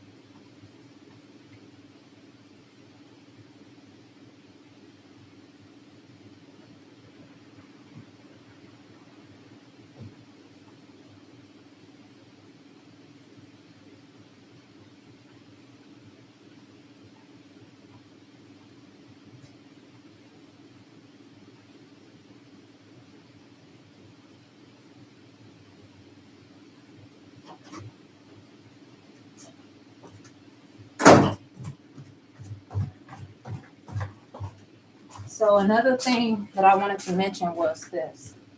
What the Illuminati is trying to help my child's father do.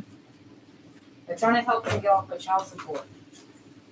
But they think by him going to jail, this is they created a case where he have to go to prison, right? Or jail for a car accident, for DUI, right? And now he might lose his job, right? This is all staged. This is not real. A stage.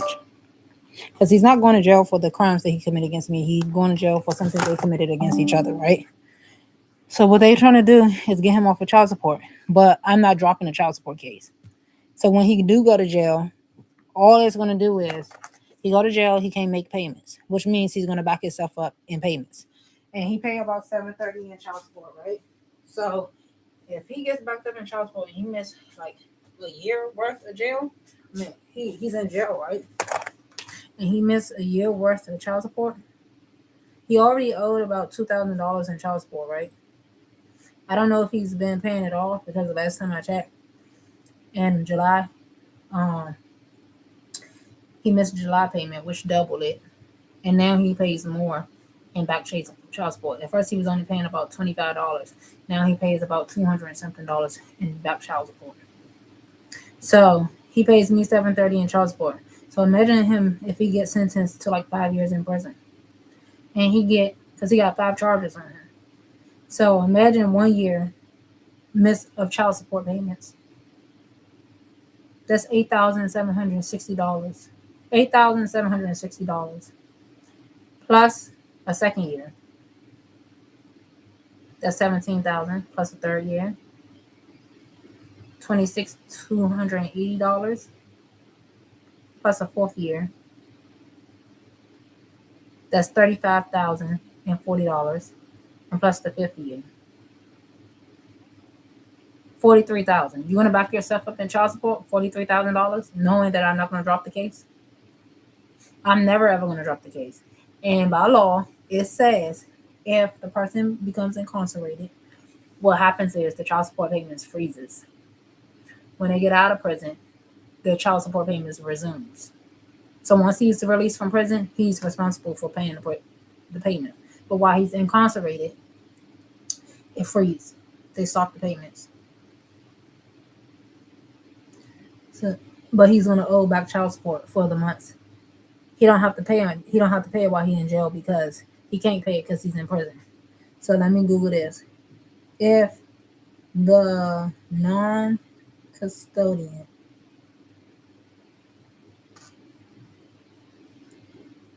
go to prison, what happens to child support payment? What happens to child support payments?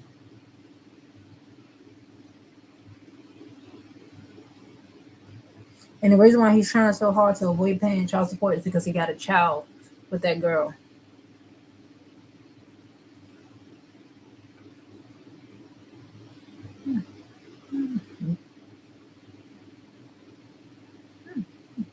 In Maryland, child support payments do not automatically stop when a non-custodian parent goes to prison. The obligation continues, and errors that will occur unless a motion to modify or suspend support is filed. However, for sentences starting on or after October 1st, 2012, the Office of Child Support Enforcement can suspend payments and prevent errors from increasing during incarceration. So they can stop the payments from being made and prevent errors from incarceration. From increasing key details regarding child support during incarceration in Maryland. Actions required. While the Office of Child Support Enforcement can sometimes adjust accounts, it is highly recommended that the incarcerated parent or a representative files a motion to modify child support with the court to formally pause payments. So they're going to stop the payments, suspension of payments. If incarcerated for more than 18 months, or if the incarceration makes the parent unable to pay, the court may suspend the obligation. Suspend the obligation. Errors management for eligible cases. The Office of Child Support Enforcement can suspend the accumulation of errors while the parent is in prison. Exception: if the parent is incarcerated for contempt of court, non-payments of child support, or for a crime against the custodial parent or the child, the court may not reduce the payments upon release. Upon release, payments are not automatically reinstated immediately upon release.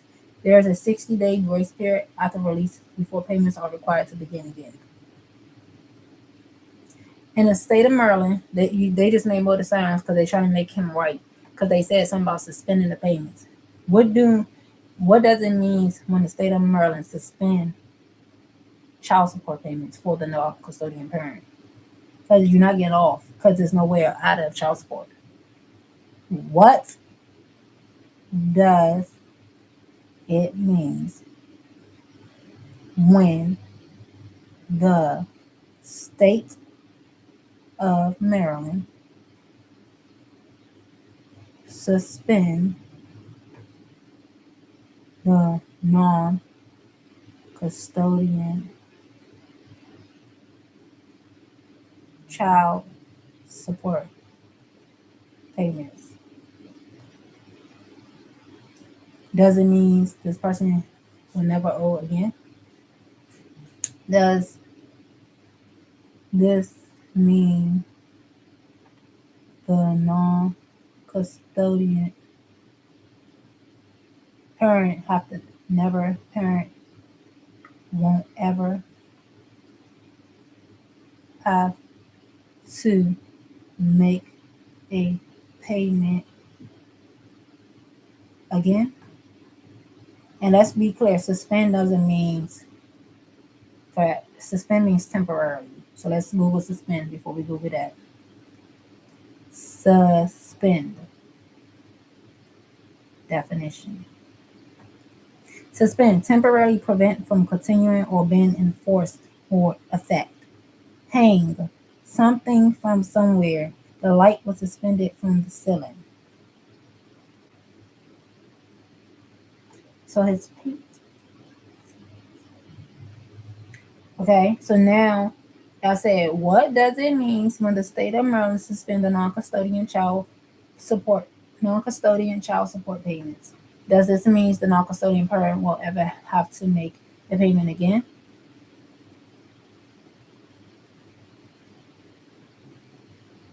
It says when the state of Maryland suspend non-custodian child support payment, it means there is a temporary halt in the obligation to make new ongoing payments. So they're going to stop the payments. So when they stop the payments, they're not going to make new payments. It does not mean the non-custodian parent will never have to make a payment again. What a suspension means, temporary pause, not termination. Suspension is a pause in the court order, payments due to a significant change in circumstances, such as job loss, medical emergency, or incarceration. Errors, past debt, still exist. If the non-custodian parent owed child support before the suspension, that debt error does not go away. The state will continue to enforce the collection of that debt. So he owes back errors. And then he's going to owe me for still. Payments will resume. Once the situation changes, the parent finds a new job or is released from jail, payments will resume. Requires formal action. A suspension must be approved by a court or the Child Support Administration. A parent cannot simply stop paying their own child support, or they will be in violation of the order to accumulate debt. If the scenarios, incarceration. If the parent is sentenced to 180 days or more in jail, the payments can be suspended, but they must resume 60 days after release. So after he get released, they will resume. Unemployment. If a parent loses their job, they must file a motion to modify or suspend the order. The court will not automatically stop payments just because the parent lost their job. License suspicion. If the suspicion refers to a driver's license or professional license due to the non-payment, it means the parent is 120 plus days behind and must pay in full of established payment plan to lift the suspension. So let me see something. If the non-custodian is arrested, will the custodian parent be paid back the years that the non-custodian didn't make the payment. If the non-custodian parent is sentenced to prison, will the non-custodian parent still be required to pay the child support payments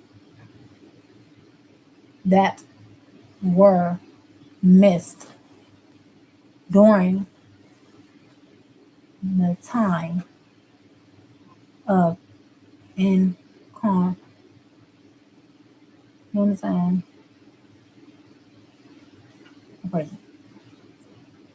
If the non-custodian parent is sentenced to prison, will the non-custodian parent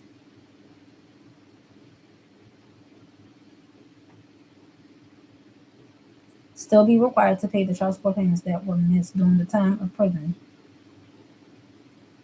of the non-custodian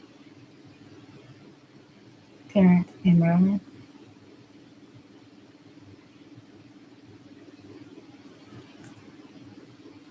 In Maryland, a non-custodian parent generally will not be required to pay child support errors accumulated during incarceration, provided they meet specific criteria. While payments do not automatically stop, the Office of Child Support Enforcement can suspend or adjust the account, creating a 60-day grace period after release.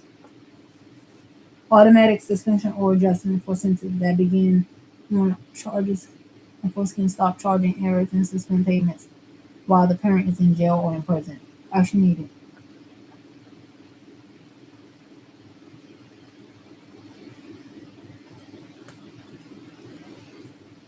So, let me see.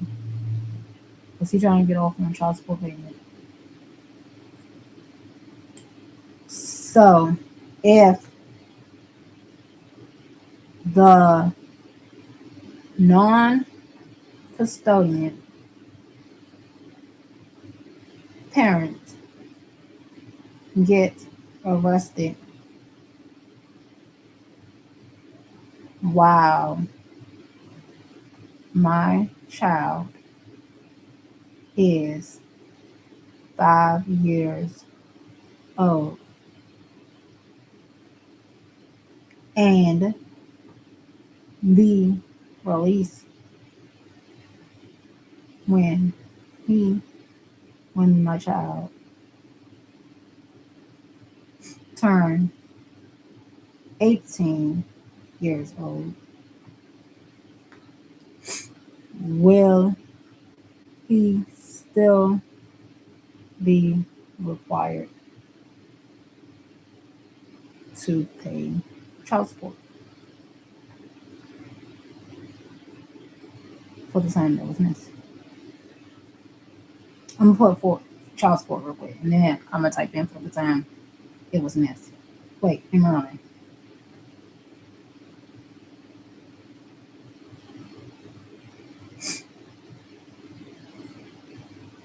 In Maryland, an non-custodian parent incarcerated for over 18 months after ultimate is generally not required to pay current child support during imprisonment if the obligation is suspended. However, they may still owe errors accumulated before incarceration, and they must pay any outstanding debt upon release. If the incarceration is longer than 18 months, of child support obligation, we're trying to feel if after he's 18, child support order remains in effect, but the amount due is typically adjusted to zero during incarceration,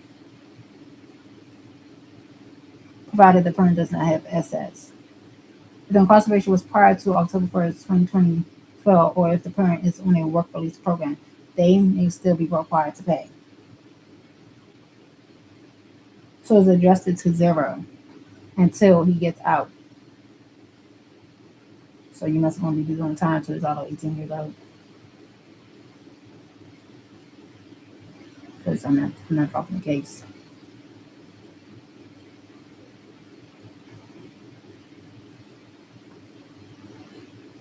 so you can try again because it's not happening with you.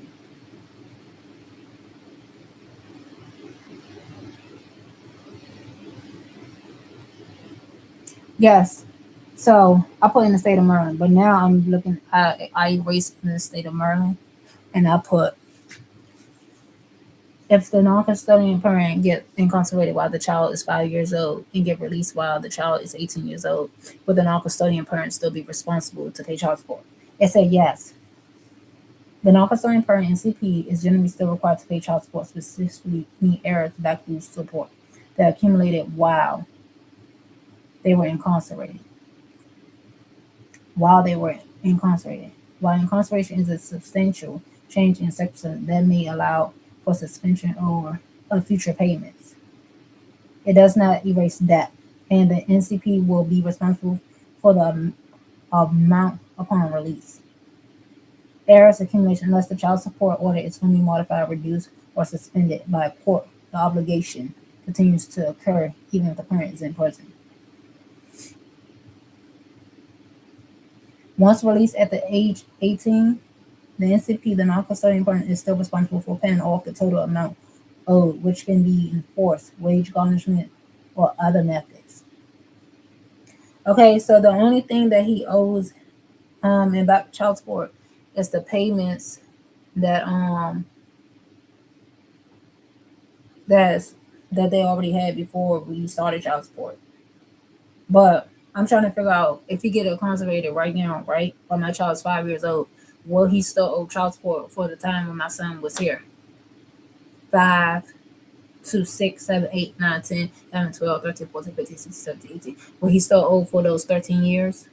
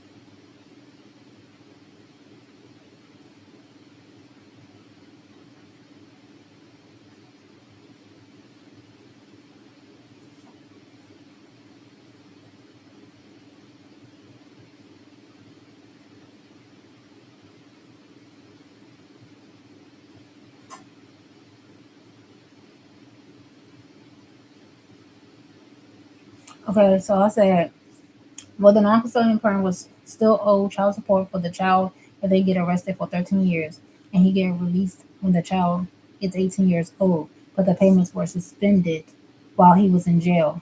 Will he still be required to continue to make the monthly payments that was that that was owed owed to the child only, not to the state?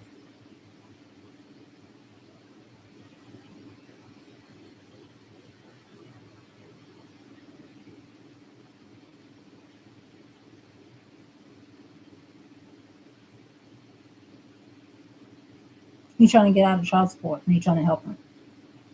I'm gonna put a stop to it. It says owed to the child each month only, not to the state when he gets released. Because he's trying to get out of child support payments. So since you're trying to get out of child support payment, I got something for you. In most jurisdictions, if child support payments were legally suspended or modified due to incarceration, the non-custodial parent generally does not owe heirs for the time they were in jail. Upon release, they are required to resume regular monthly, although they may receive a grace period. Suspended payments. If a court order suspended the payments, no debt accumulated beyond those 13 years. Once released, the obligation to make monthly payments, the custodian parent resume, often immediately or after a short grace period. Because the payments were suspended, not just missed, the parent is typically not required to repay the 13 years of missed payments. Important step. Parent must have technically filed for a modification for the suspension to take effect. Otherwise, the debt may not continue to accumulation in some jurisdiction. The obligation to pay child support lasts until the child turns 18 or graduates, meaning payments resumes until the age is reached. Child support. So let me look at something else. If the non-custodian parent get incarcerated and the child turns 18, will the non-custodian parent still have to pay child support once released?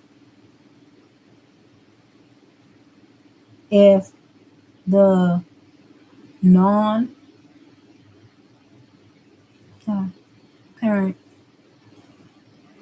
goes to prison and be released, wow, at least when the child turned 18, do the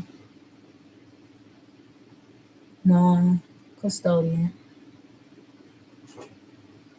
parent will still have to resume child support payments, although the child is 18 years old.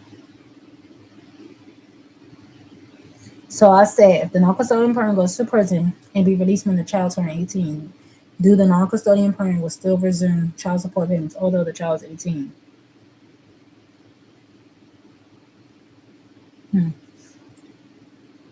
Yes, a non-custodian parent generally still owes child support errors that accumulated during incarceration and may be required to make payments after release, even if the child turns 18. While owing monthly payments for a minor usually end at 18, the total legally established child support errors past due amount remain due. If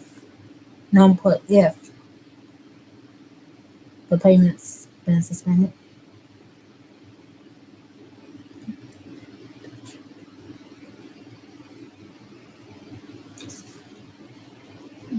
Incarcerated non-custodian parent must pay child support errors accumulated during imprisonment, even after the child turns 18. While active monthly payments for non usually stop at 18, the obligation to pay off any incurred debt errors continues until the full balance is paid.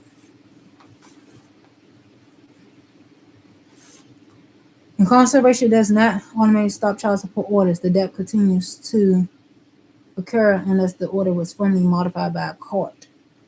I just said that. I just said if the payment's been suspended by a court. Because I don't want him to get off of child support. I want him to stay on there. Child support payments generally cease when a child turns 18 and graduates from high school, even if a parent is released from prison at the time. However, any errors past due support occur before or during incarceration must still be paid in full, and enforced action like tax intercepts or license suspensions can continue.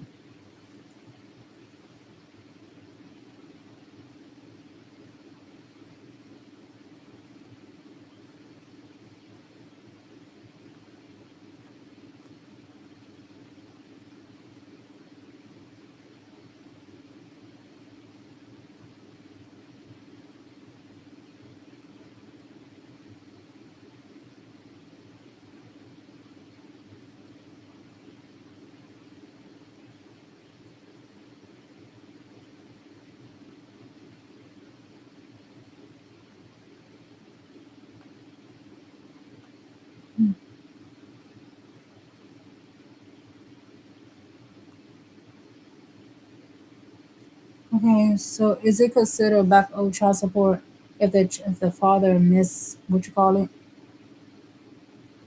Because I want him to pay my child. I'm gonna find every way possible to make him pay child support. So my child. I'll be back. I know he's not gonna get off of child support because my son have a disability. And I already looked it up. When your child has a disability, you still can resume child support payments.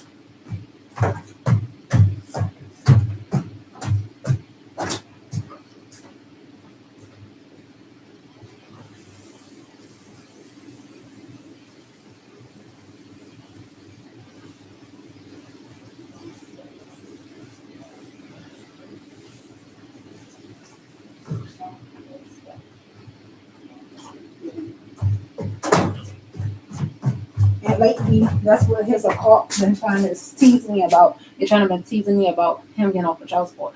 But he's not gonna get off of child support for the rest of his life because my child has a disability. So child support definitely is gonna resume because I'm never dropping the case.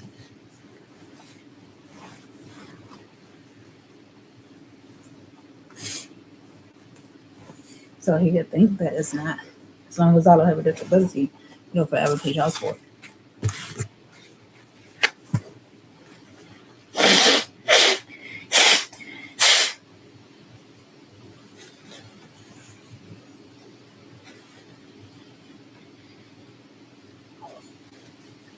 So he's not gonna be locked up for a long time. He's gonna pretend he don't have a job, and then I'm gonna go to the crowd and tell him he does trading. He does trading, and he's a millionaire. And the government been helping him get off on it because he tells me he was a millionaire, and he told me that he does trading. So pull his social security card and do an investigation, or I'm gonna have somebody do an investigation on him and make his income come to court, and he won't pay me more on child support.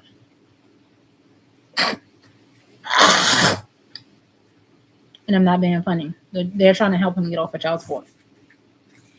The police and the government, the courthouse, trying to help him get off of child support by creating a false case saying that he got in a car accident and now he's going to go to prison. Now he's going to miss time out of jail, out of child support payments. If the non-custodian parent goes to prison, because I want you to go to prison for what you did to me, not for what's going on with you. Inside, go to prison for what you did to us. Something you got to do something for us.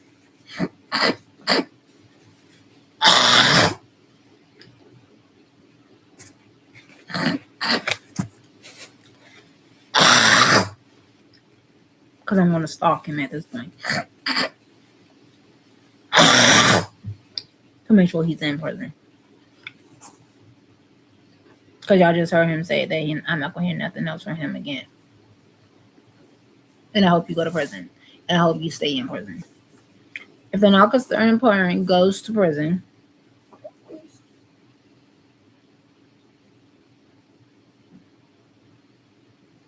what is back owed child support? If the non-concerned parent goes to prison and he pays me $730 each month in child support, yeah. If the non-concerned parent goes to prison and he pays me $730 each month in child support, and they suspend the payments, will he be required to owe back each month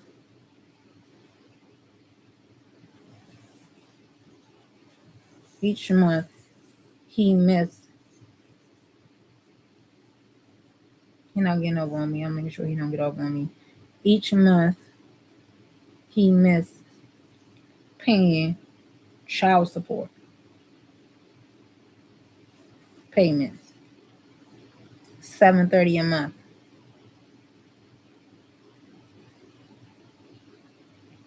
and $730 a month in child support when he get released.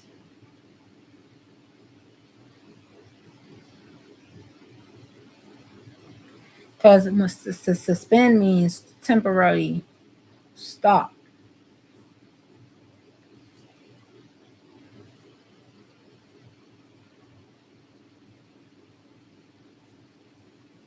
So, whether the non-custodian parent owes the $730 per month back child support month and back child support errors upon release depends heavily on state law whether the suspension was officially processed by the court. Here's the breakdown. If the support was officially suspended, no back pay. The court or child support agency officially suspended the support, often called a abatement or modification to zero. While he's in prison, he will not owe the $730 for every month he was locked up. Automatic relief. In some states, Maryland for sentences 180 days or more, child support is automatically suspended, preventing errors from occurring. Grace period. Often the suspension continues for a period after a release, 60 days, to allow the person to find work. Errors occur if he did not file or request to modify or suspend the child support, or if he incarcerated with short term, the $730 per month will likely continue occur as debt errors. And let's see. Because I want him to go to jail for the things he did. Is 10 years is long term, is short term for child support for the non-custodian. Is 10 years short term for child support.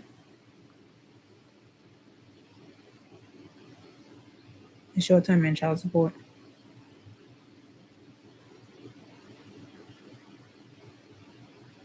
For the non-custodian parents in Maryland.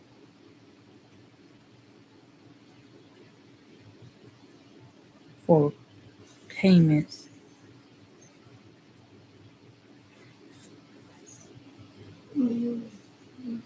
boy. In Maryland, 10 years is generally considered a long time, not short time obligation, as child support typically lasts until a child turns 18 years or graduates high school. A 10-year period represents a significant portion of a child's minority, although enforcement of any overdue payments errors can continue for 10 years or more after they become due.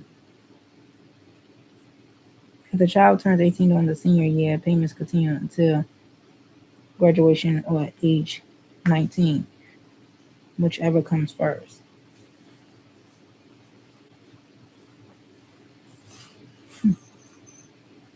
Let me see. I'm sure he's staying on child support. You're not getting off of child support when you're about to take care of somebody else's child, not taking care of yours. In Maryland, a 5-year child support obligation is not considered inherently short term by a fixed legal definition, but rather than depends on the child's age. As payments generally last until the child turns 18 or graduate from high school. Support ends when the child reaches 18.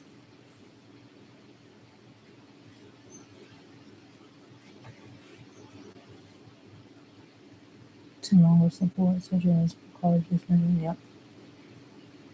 Sure.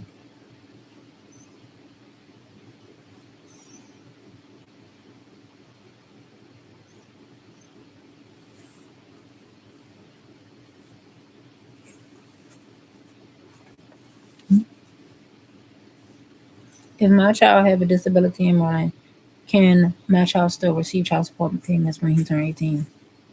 If my child have autism in Maryland, can my child still receive child support payments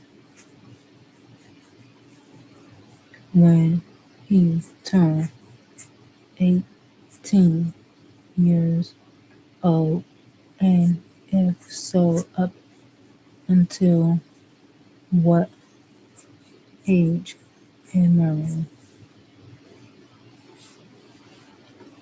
Yes, in Maryland, you can receive child support payment for a child with autism past age of 18 if their disability prevents self-sufficiency. Support can continue indefinitely if the child remains incapable of self-support due to their condition. You must prove the disability and financial needs in court. Disability exception: if the child is mentally or physically disabled and unable to support themselves, courts can extend support beyond 18 or 19. Legal emancipation: because of the disability may prevent the child from ever becoming truly independent, the court may treat them as a minor for support purposes, even into adulthood. Duration: support for a disabled child can continue indefinitely, provided the child remains dependent. High school clause: if the child is still in high school at 18, support continues until age of 19. So if my child is still mentally and physically, sit down, can't support himself still like he can't now, because he can't think for himself, then he still go get child support payments when he turn 18, which you will, because I want to make sure of it. Stop sitting on me. Stop. You can't sit on me. Sit next to me. So I'm going to make sure he still receives child support payments, because he's not getting off on paying child support payments for my child while he still taking care of somebody else's child secretly and silently, and the government knows he's doing it. That's what they're trying to help him do. They're trying to help him get off of child support payments. And I'm going to mention this every day on YouTube, Facebook, and Instagram. What my child's father is trying to do, he's creating a false narrative that he was in a car accident. They try to make him get in a car accident, the Illuminati. That way he can do prison time, and then he gets off on child support. Stop! You just heard me tell you stop. And he's trying to get off of child support payments and not pay child support for my son, so he can miss time paying child support. And he calls himself being released while he's still making money from trading. And I'll put that on the child support payment. So I'm going to look for my documents and get a copy of my child support payments when I'm going to go file child support on him, to read my child support payment to y'all, to prove to y'all that when I went to the courthouse and I filed child support, I let it be known that he's a trader and he makes money in the market. So he could get in trouble for making money in the market, and they didn't put that as an income.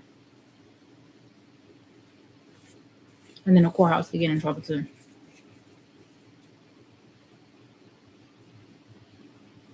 Because I never want to take him off of child support, because he's been trying to prevent taking care of my. He's have always been trying to stop himself from taking care of my son financially.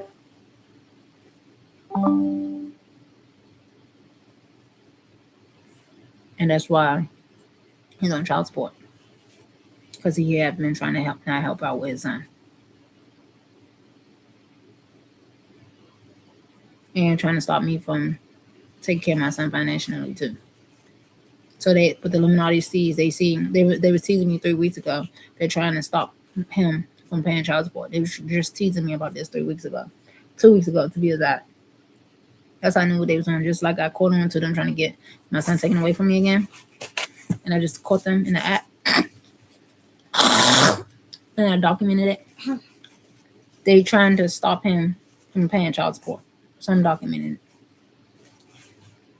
So y'all heard him earlier say, this might be the last time I hear from him. Yeah, I'm going to your court date too, to make sure, see how long you get sentenced and everything. I'm going to all y'all court dates.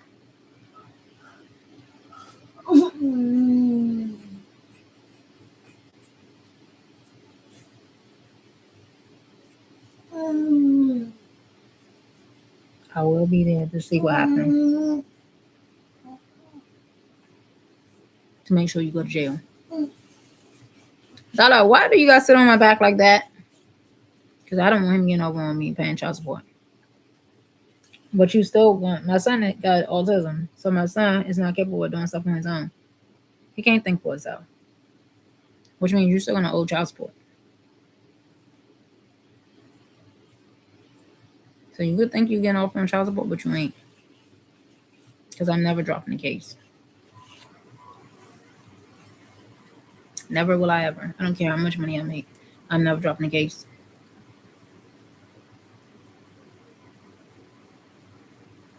And if I have to make myself make a little bit of money in the market, I will. So I get the same set amount for him to pay child support each month. Oh, no. Let me see your hand. Stop. Don't touch me again.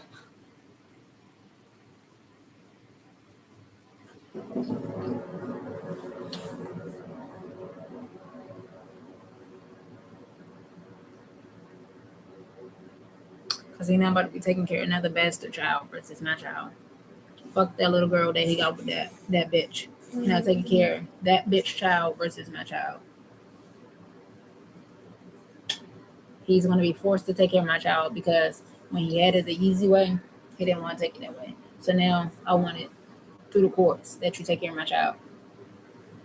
Because I gave you many options to do it without the courts, and you try to play me and your son, so I want you to do it through the courts. And the courts is trying to help him get over on me. So when I go to his court date, I will be recording his court date to get him in trouble. I'll use anything against him in the courthouse. And I'm trying to make sure somebody watching my son while I go to his court date too. So I can get exactly what I need.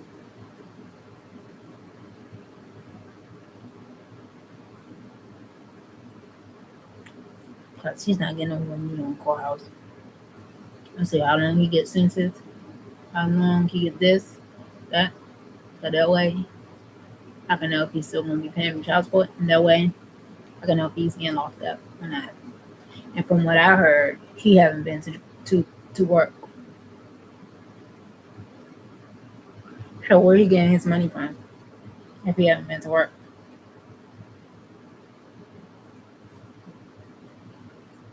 No bastard is getting over on me and my child. You're not never getting over me and my child. I'm gonna make his life a living hell like he made my life a living hell. And just like the court system is trying to help him make my life a living hell, you're not allowed for child support. I have documentation to prove that my child's autism. The last time when me and my child went to go get his autism evaluation, they told me that he had the brain of a 6 years old and 4 years old. At 4 years old, he had the brain of a 6 old.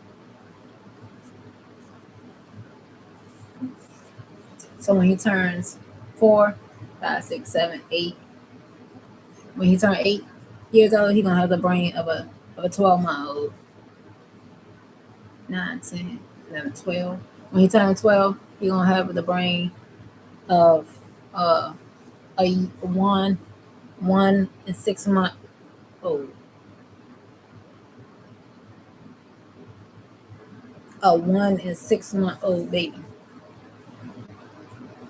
13, 14, 15, 16, 13, 12, 13, 14, 15, 16. When he turns 16, he's going to have the brain of a 2-year-old. And when he turns 18, he's going to have the brain of a 2.5-year-old.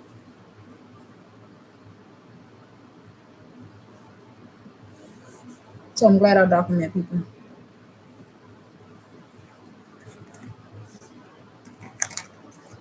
And he still talks like a baby. He still talks like he's not even 1 year old. He still talk like he's months old.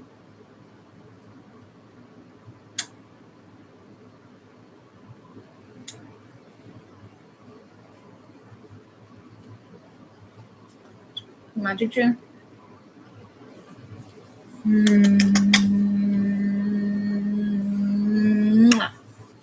My teacher. My teacher. Get my shirt. On my shirt.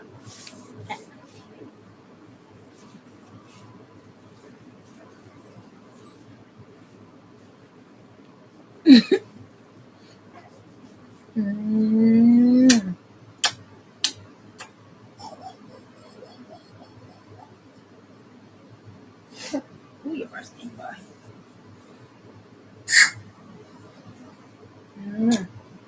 That brush your teeth today.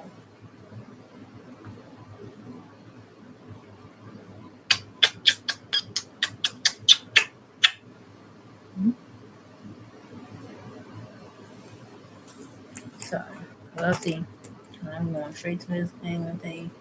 This what you call it? So you're not getting on with me. I know that much. And come on some payments. No payments will resume because he autism. If you get locked up for 5 years, XYLO will be what? He 5 years old. 6, 7, 8, 9, 10. He'll be 10 years old. So that means he missed 5 years of payments. And when he get out, he's 60 days after the accumulation starts to occur. Because I'm not dropping the payments. So when XYLO turns 10, 730 each month. After 60 days. 60 days is only what? 2 months. So 2 months out, it'll resume. 730 each month. 730, 730, 730, 730. And then XYLO got 10, 11, 12, 13, 14, 15, 16, 17. 8 years till he turned 18, and then plus when he turned 18. Cause I'm never dropping the case because he have autism, and that's not how you treat a child or a mother who's dealing with a child with autism or a child. Period. A mother dealing with a child. That's not how you treat your child. Hey, stop before I beat you back. Well, if you want your child, the child that you have with her, to be treated a certain way. So that's why you need to be careful.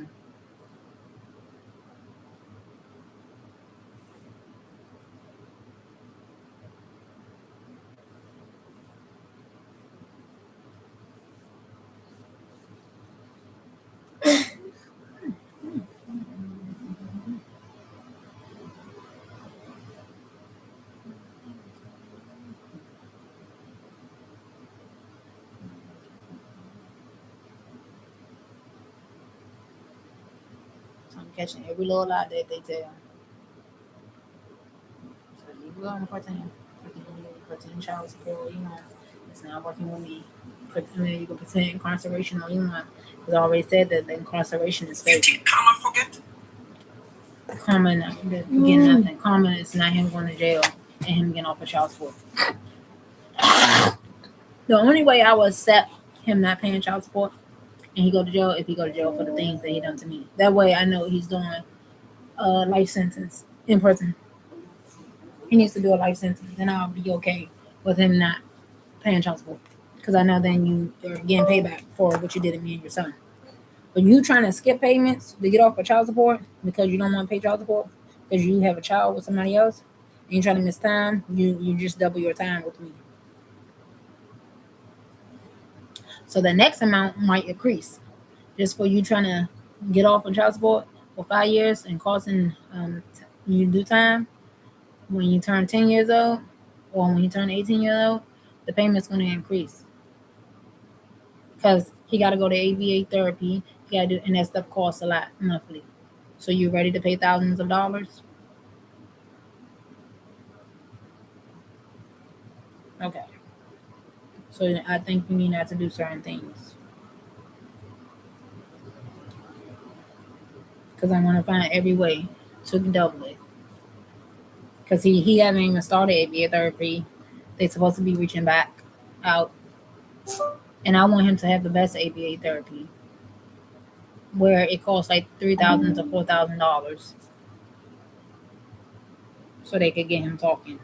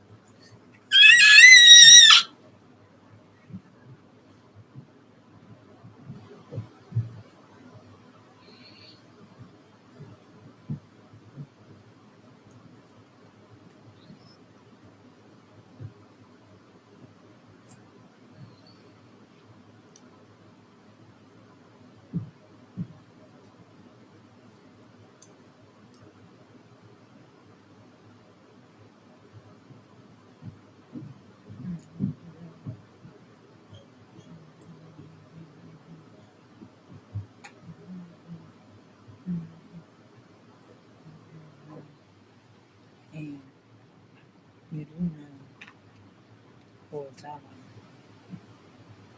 when he turned 18, payments still will be made because he has autism. So good luck with trying to get along with.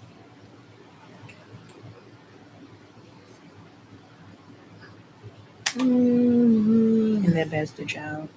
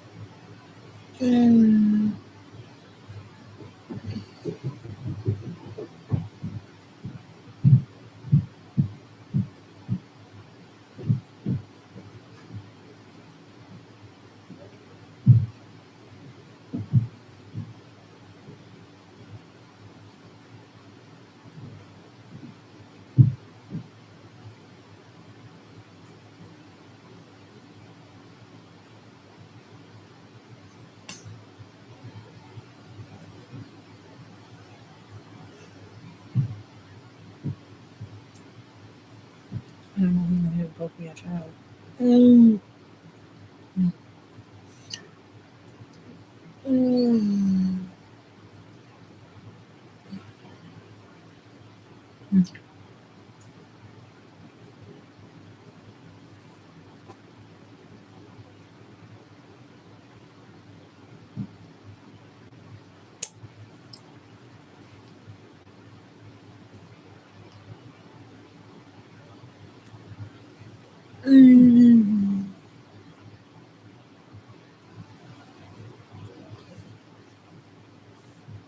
Anyway, my child is accompanied by me in this video. I'm an adult. I'm a 34-year-old woman. You see my child. I'm here with my child.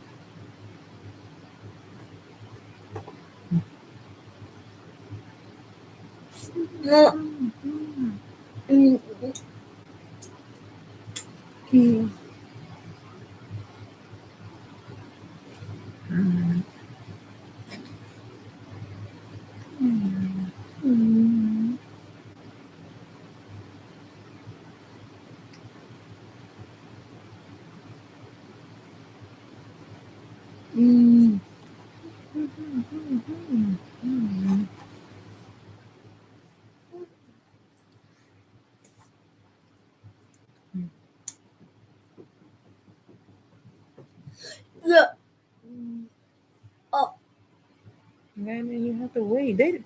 God just sent me this stuff today. Wait. They keep trying to force me to do stuff. I hate Navy Federal.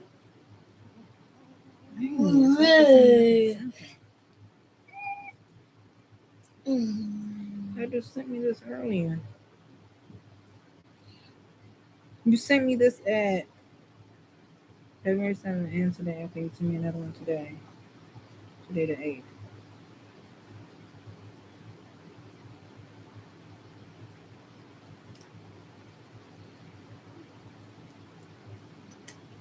Let me log into my name and show them evidence or something before I start before them close. Nice cake early.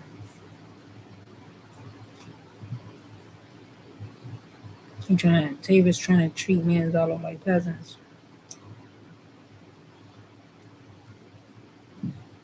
Boy, stop rubbing your hands on your stuff. Stop. You just heard me say stop doing that. Stop.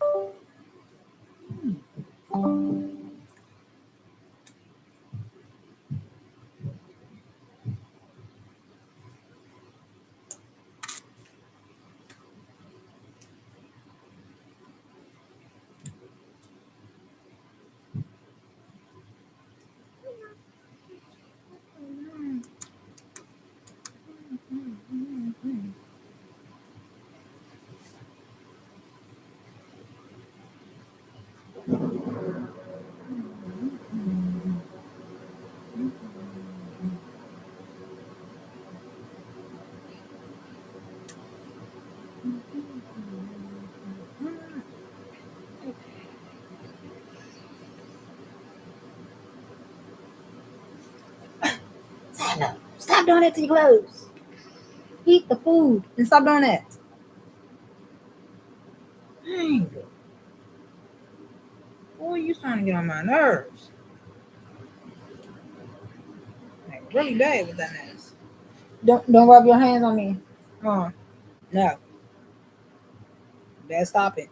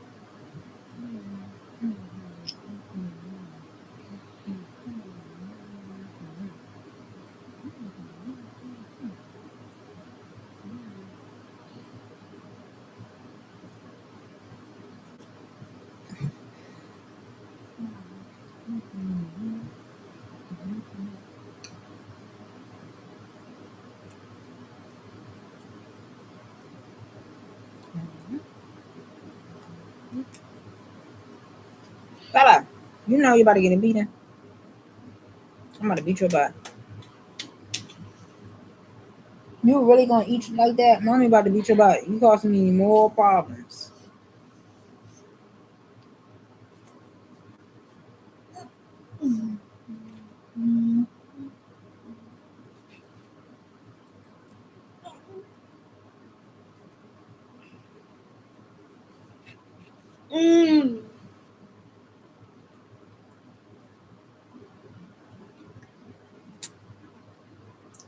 Dang.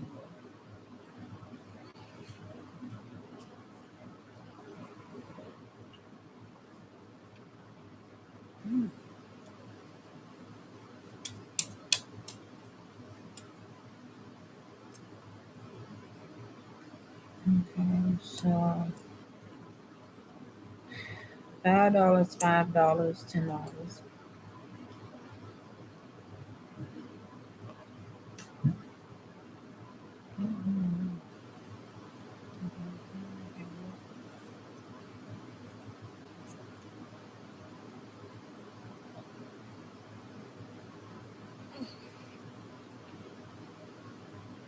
Recording.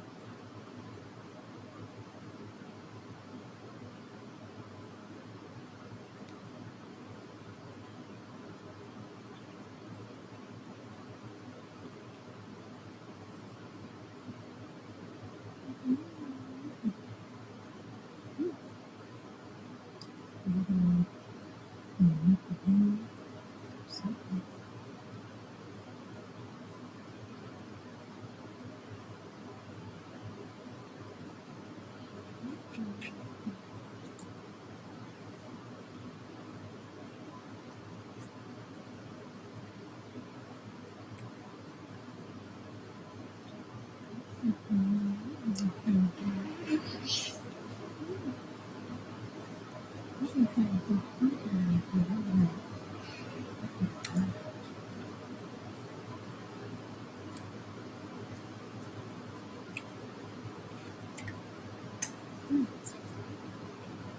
just beat their horn, try to signal that he's trying to get over on me on child support. Helping him. He never took pictures of his accident or anything. You don't have no proof of his accident.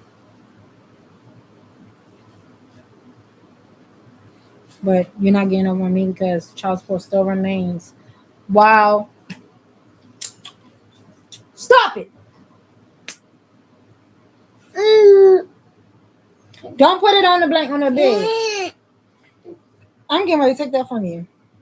You starting to get on my nerves. Eat your food. Thank you. Eat.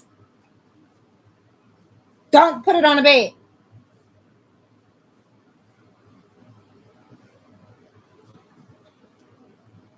You got your whole hands messy. Don't do that.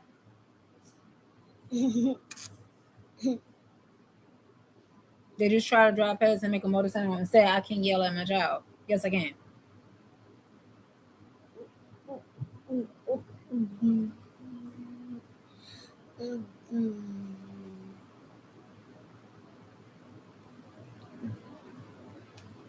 He making a mess with his hands. Look at his hands. Look at him. Wait, let me show you. He put the cake all over the bed. Get your hands off that. Let me see. That's not child abuse. Me yelling at him. Over your hands. See this chocolate? Got all of this on both hands. Look at that. Then he put it on the bed where we lay at. That's why I yelled at him and told him to stop it. Child abuse my ass. That's not child abuse. But I sit here and tell him, don't do that. Y'all just heard me tell him, don't do that. And I picked the cake up and I put it inside the tray. Fuck them people out there. Fuck you bitches. I'm trying to be careful what I say on my mouth, but fuck you ugly ass motherfuckers out there. You better get the fuck out my face. This is my child. I'm 35, 34 years old. I can talk to my child if I want to. I can yell at my child if I want to. If he's doing something wrong, I can yell at him. Clearly, he's doing something wrong. That's not child abuse.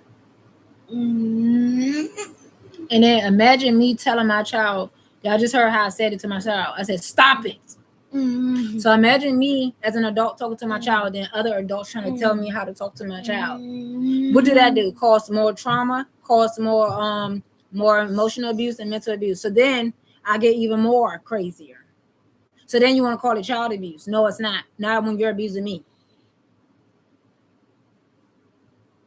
So like I said, stop it. Stop putting the stuff on the couch where you lay at. This is where you lay at. Don't do that. Eat the food.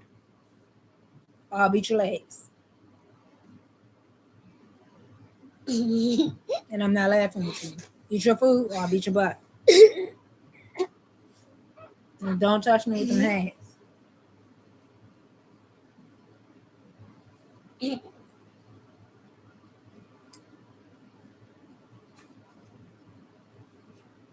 supposed to eat your breakfast first. I'm gonna go warm your breakfast up. That's why his father's still on child support now. So that Leonardo keep messing with me. That's why he forever owe his child money. That's why he's retarded now. For trying to get over on me and his child.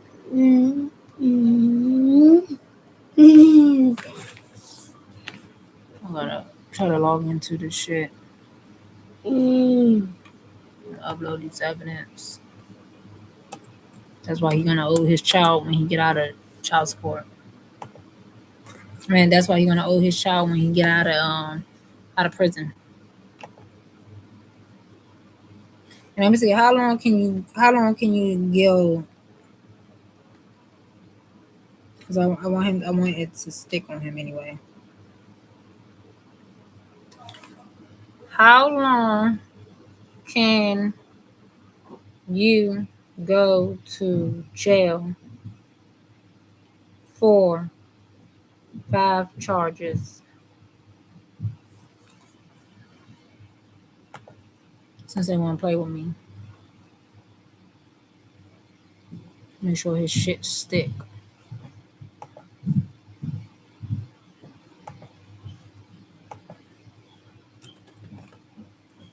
Make sure you're still responsible for my kid at the end of your years. Because your years don't end. And I'm not trying to be funny at all, but he's an evil person. And he's been talking like this to me for years. Him and his occult member. That's why he's still on child support. And I want to find every way for him to stay on child support. Because you're not getting no more on me and my child. 1, 2, 3, 4, 5. So the first charge is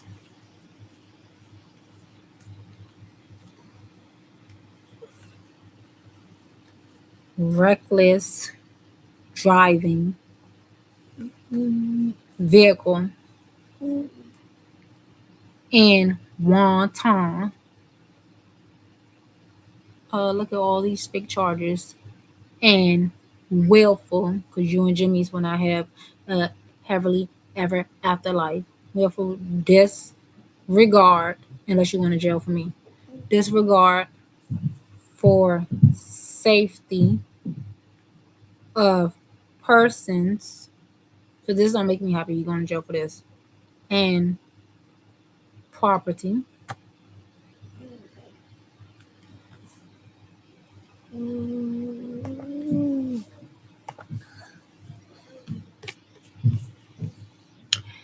Negligent.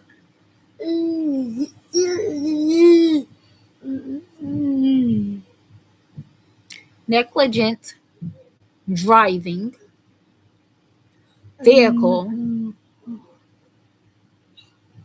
Oh, I promise you, Jimmy's, I'm gonna get her off of I'm gonna settle this. I'm gonna do what I gotta do, because she's not gonna be taking money from my pockets. Careless, too bad, too sad, and imprudent, because I'm gonna stay on you. Imprudent manner. Endangering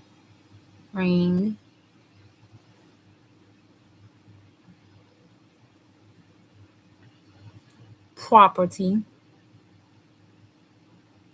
life, and person. Third charge.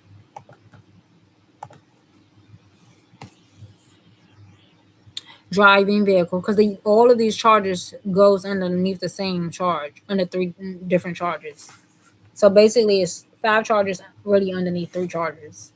Driving vehicle, ugly.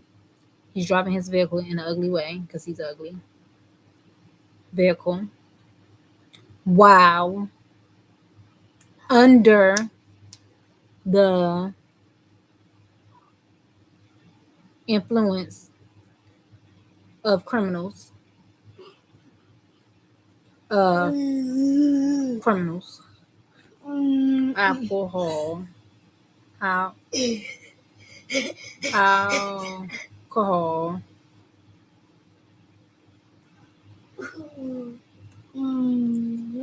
Fourth charge. Stop. What did I tell you about that? You putting your nasty hands on me. Driving vehicle. Again, that's the 4th charge. Driving vehicle while under the influence of alcohol per SE. That's different from driving under the influence of alcohol versus driving under the influence of alcohol per SE.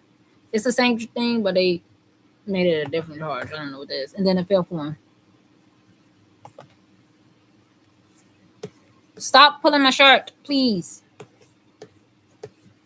Driving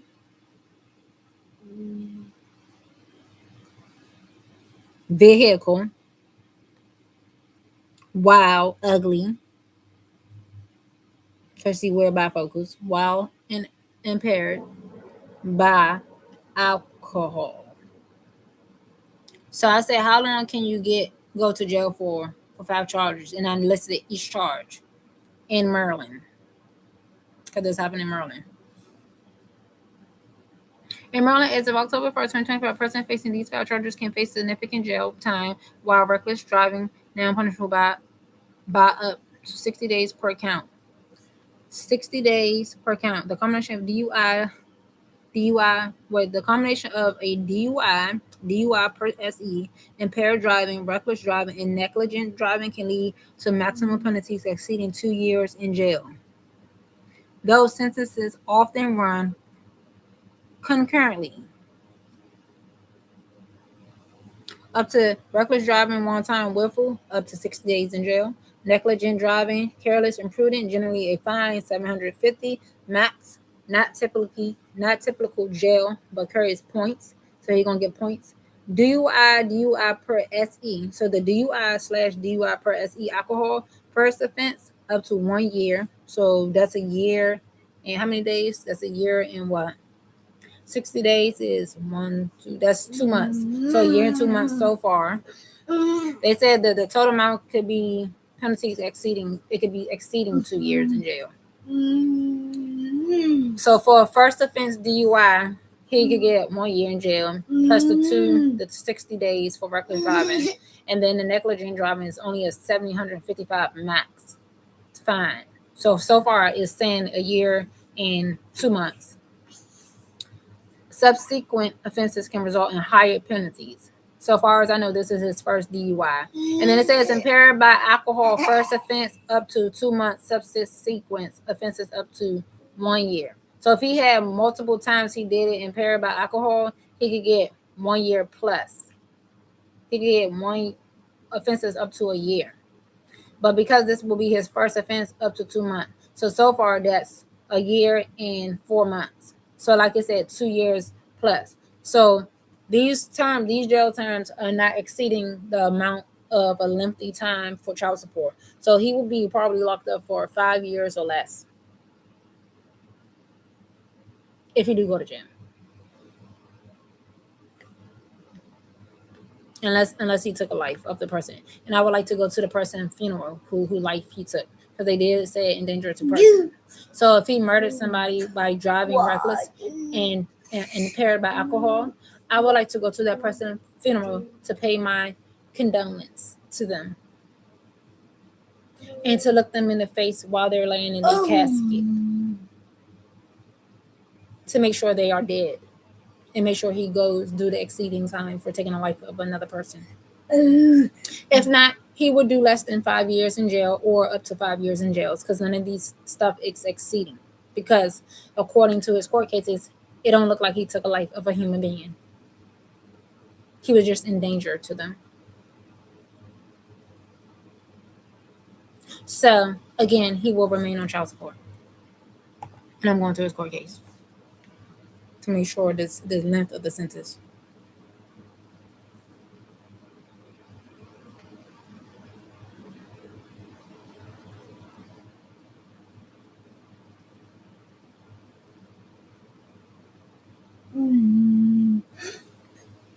Because he's not getting over me. And when I'm doing this, y'all, I'm not doing this to be funny, because I'm aware things could be used against me. But I have things that could be used against him when it comes to child support, because he threatened me over the time period since he's been on child support and get mad when I recently just tried to work things out with him to try to get off of child support. And he didn't want to take that route. And so I can't help him. But I do know that you will still resume child support, because 1 to 2 years in child support is stated that that's not a lengthy time. So let's Google that too. It's 2 years in prison for a non-custodial parent, and two years in prison for non-custodian parent. Is that you doing that to my couch is gonna get your butt beat, long term or short term for child support? in Maryland?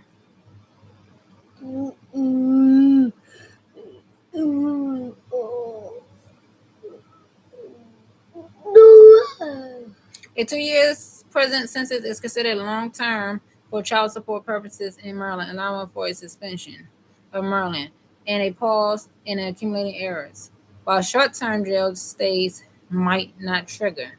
While short term jail stays may not trigger changes, a 2 year sentence qualifies for Maryland policies that pause payments. Okay, so you stay in jail for 2 years, and XYLO is 7 years old when you get out. When you get out, child support resumes. What is short term?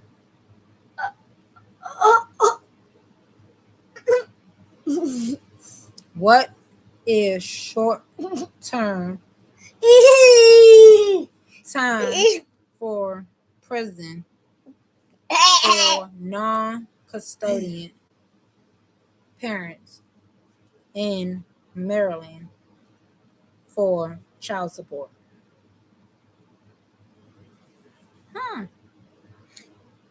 In Maryland, a non-custodian parent can face short-term incarceration, often referred to as a civil contempt or lockout, or willful failure to pay child support. While a judge can technically impose jail time of up to 179 days, these sentences are often a few weeks or months to coerce payments or a purge amount. Generally, contempt orders do not exceed 179 days, with shorter internment or weekend jail sentences often utilized.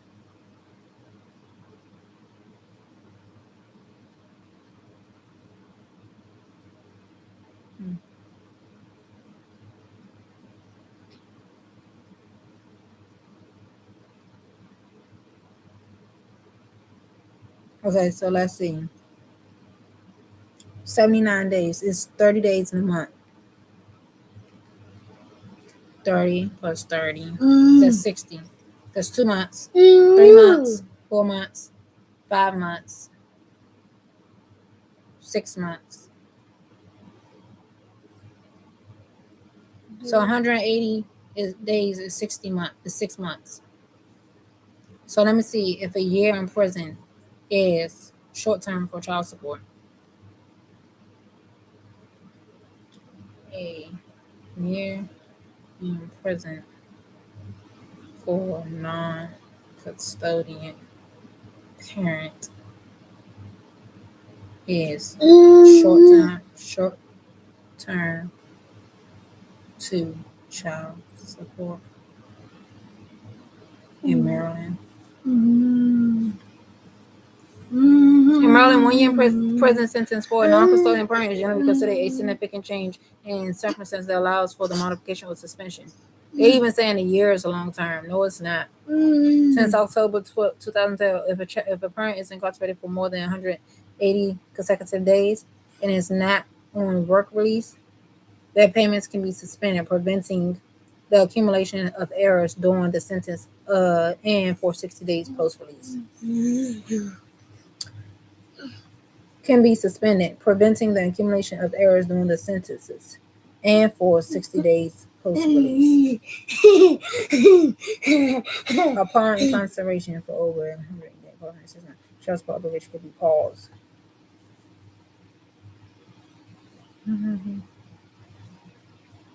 Incarceration for over 180 days, approximately 6 months, the child support obligation can be paused. If the sentence is less than 180 days, if the parent fails to request a modification, debt may continue. The only way it could continue if he doesn't request modification. But it will still continue once he get out. If he do 6 months and less, then he was still the child support is still going to resume. But if he do a year, more than 6 months, they're gonna pause the what you call it. So the max he could get for the charges that he got against him is 2 years plus. And I would say at the max that he could probably get if he didn't kill someone is 5 years. So 5 years from now, my child will be 10 years old, and then from 10 years old, it will resume because I'm not dropping the case. And what can the custodian parent do? Because I don't want to drop the case. And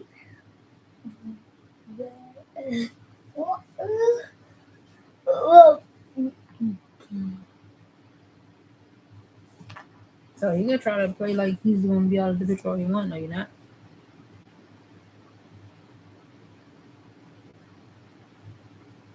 And it said temporary suspension. So a temporary suspension means just a short time. It's not considered gone.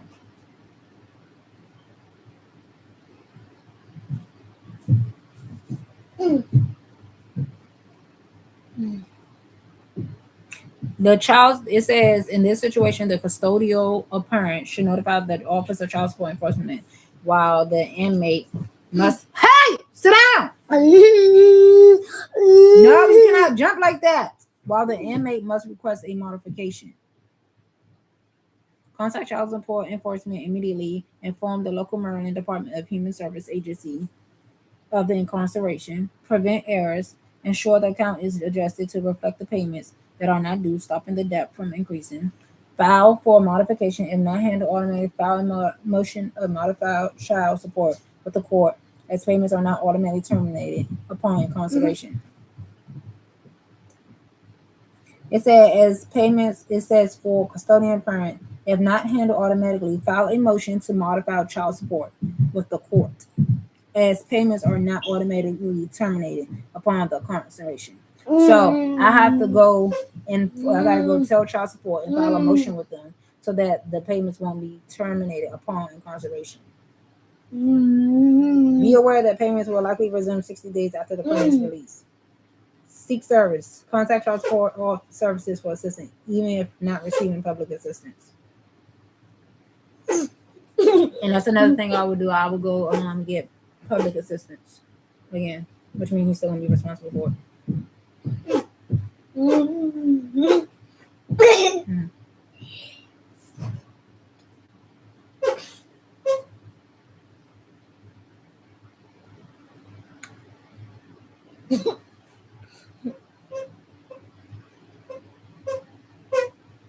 I'm gonna go win my child food up real quick. Get right back. And let me turn this around. Because I'm all about helping my child and myself. I don't like nobody trying to get over my child.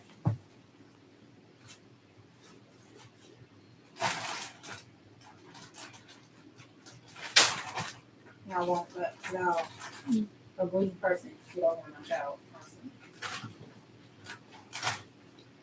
It's that. It's that trying to get over my kids.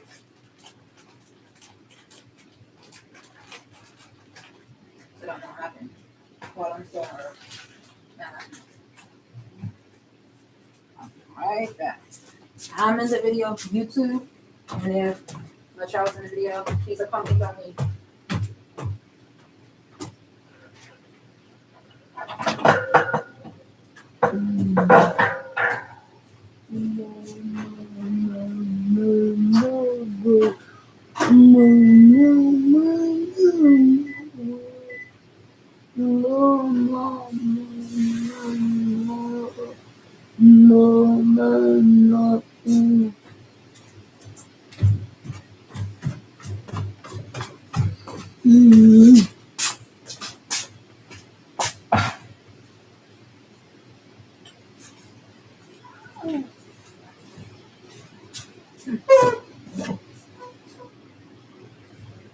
Let's call this stuff. Tracy.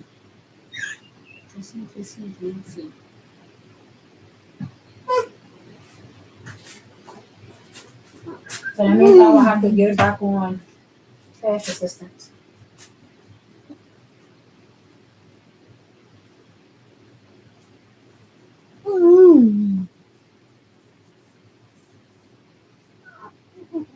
Which means she don't know no child support still in there. That's what's gonna happen. Because I know I have rights to cash assistance. I have rights to cash assistance until my child turns I think 16 years old in the state of Maryland.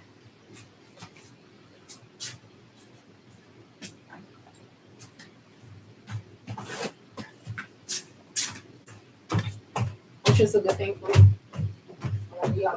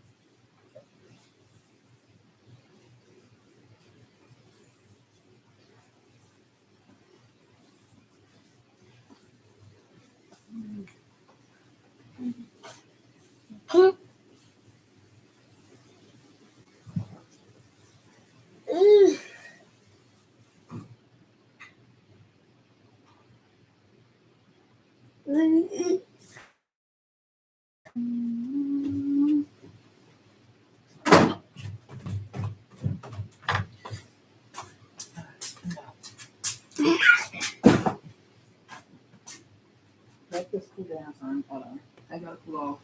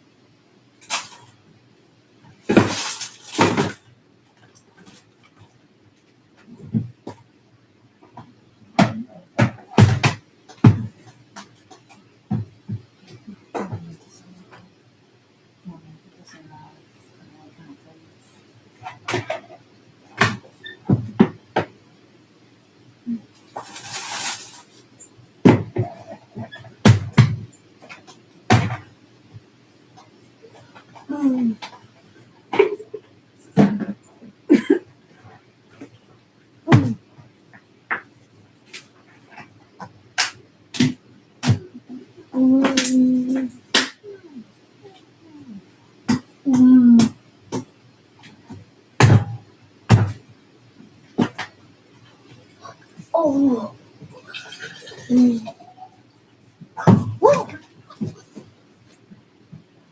I'll tell you about that. Stop it.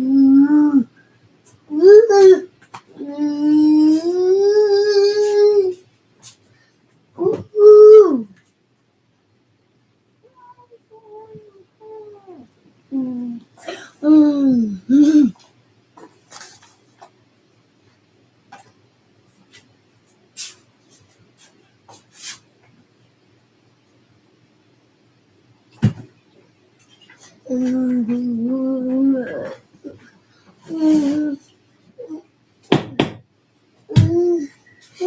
pee if you got to.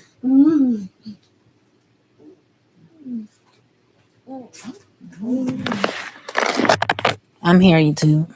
I'm the mom.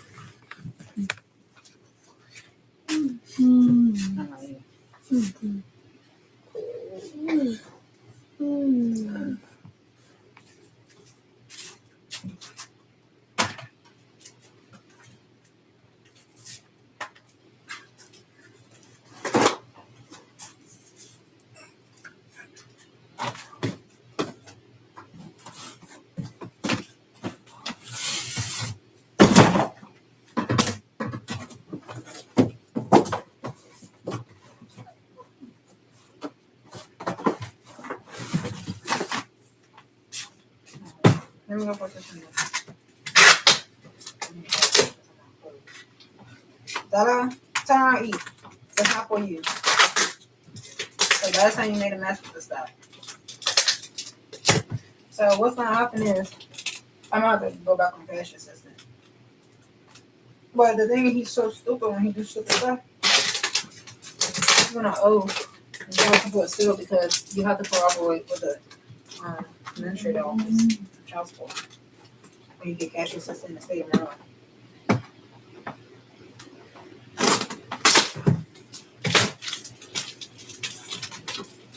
So I don't know why he don't stay out of trouble. If he going to jail for something he did towards me, there's nothing I can do. But go back on cash somehow, and maybe they could go that way. But since he's still alive, they're gonna make him owe when he get out. That's where the back. I kept trying to figure out where the back owe child support is coming from, and they say if he still owe back owe, if he get locked up, I can go right back on cash assistance, and then he's gonna owe back child support for that.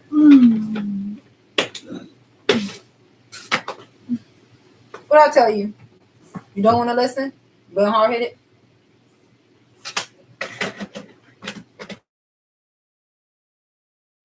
Go sit down.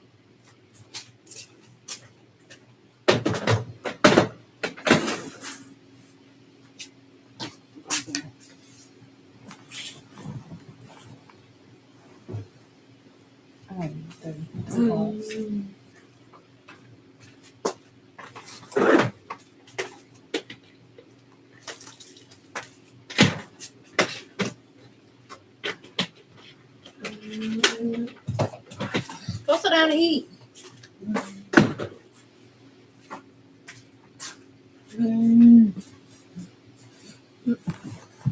He can go jail too.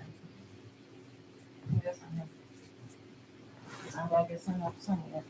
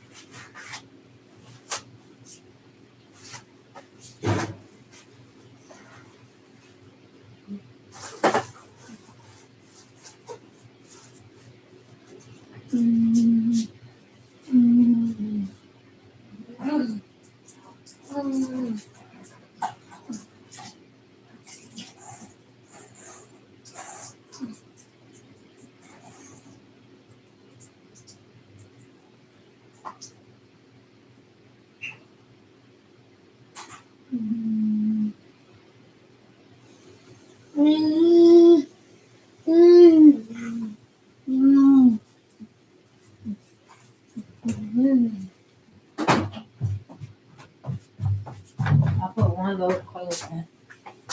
My child is accompanied by me in the video. I made the video the entire time with my son. It's 12:04.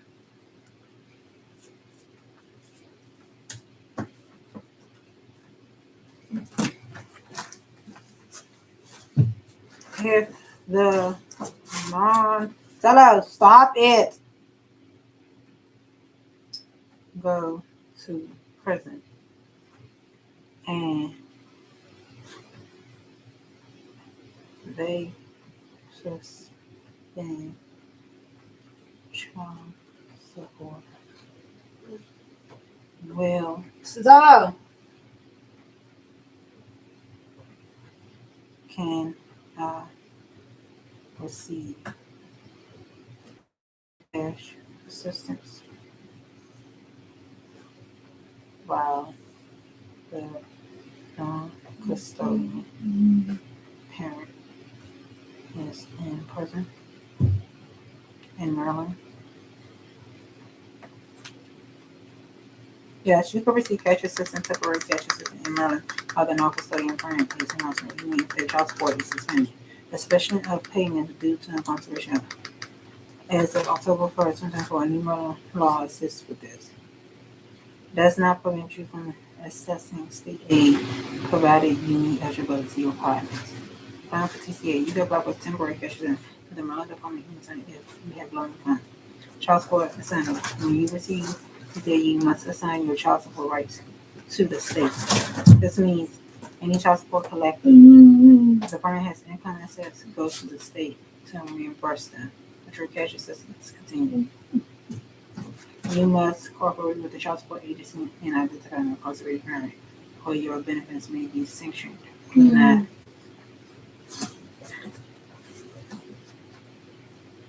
Your obligation may be temporarily reduced or suspended.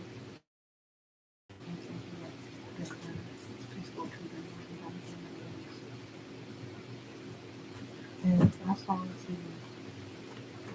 so it's like a collect TCA. Whoa.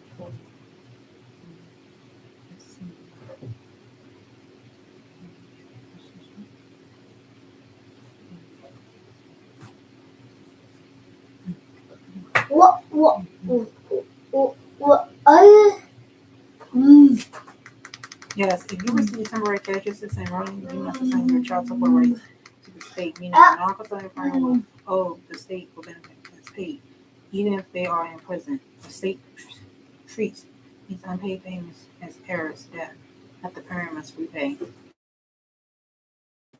The state keeps child support payments to reimburse itself for the cash assistance provided. Incarceration, death, or imprisonment. All you get them before you hurt yourself. Usually pauses obligations of paying something.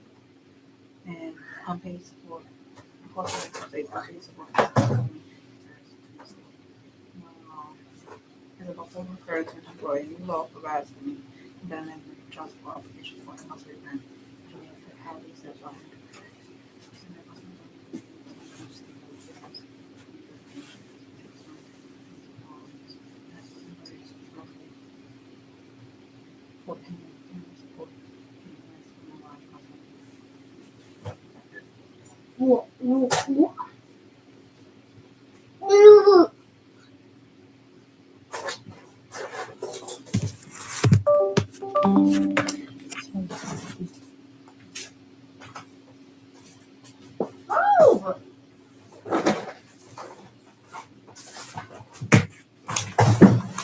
You're not getting to this, Dolo. Go sit down. You're not playing with that. Go sit down and play with it.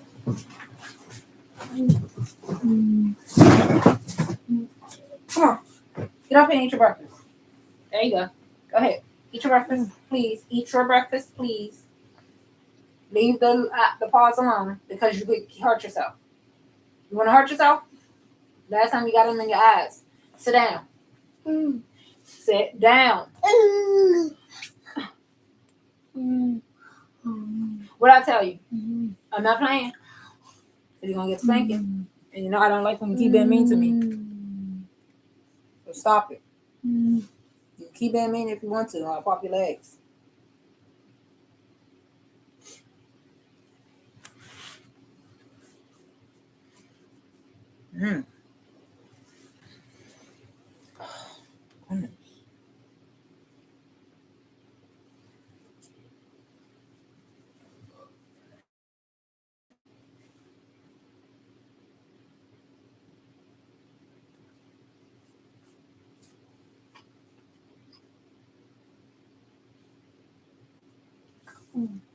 What?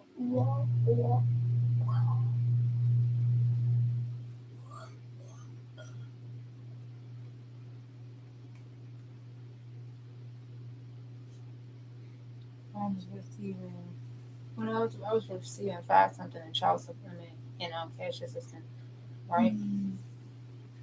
So let me see if I'm receiving, because I receive because they try and get over me. And I'm receiving this. Let's see, 5. Yeah. And this $12 checks.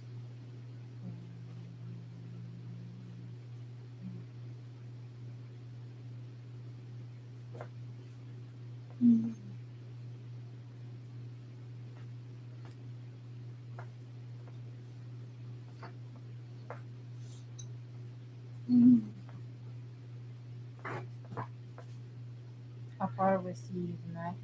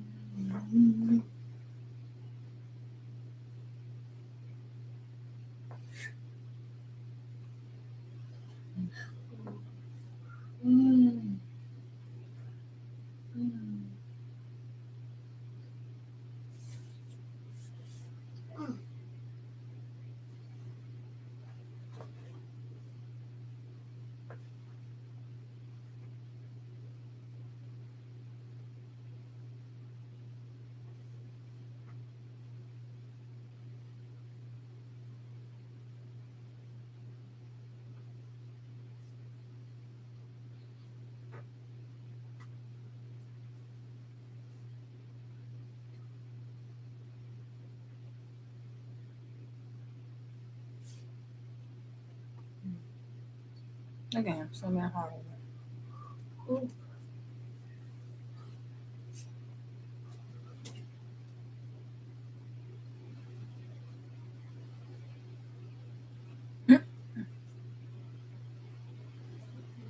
What?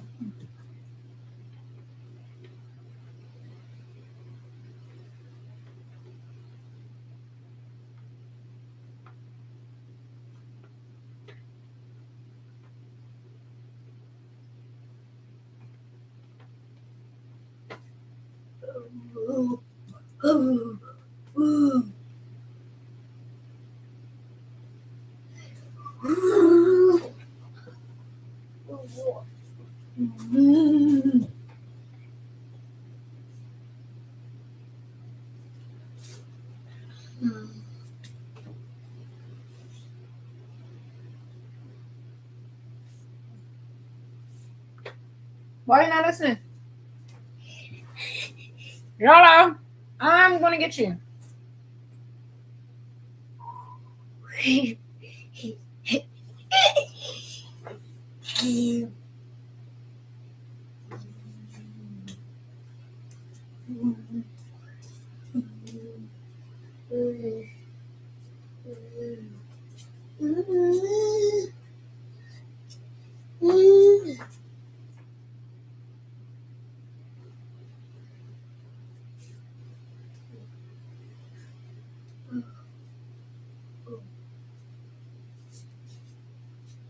Temporary cash assistance TCA in Maryland requires a household of 2 parent and a child and to meet income limits prove Maryland residency.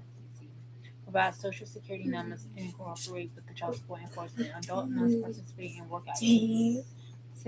Adults must participate in work activities typically 20 to 30 hours and comply with substance abuse.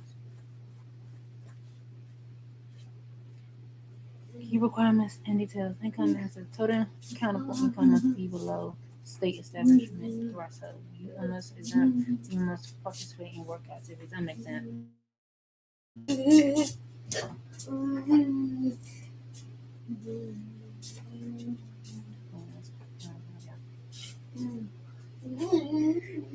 Time limits. Benefits are limited to a lifetime total of 60 months, 5 years. Time limits. Benefits are limited to a lifetime total of 60 months, 5 years. Application file online. No, it's not. It's not limited to 5 years because my mom was just getting cash assistance for her and my sister. And I read somewhere else that you still could get,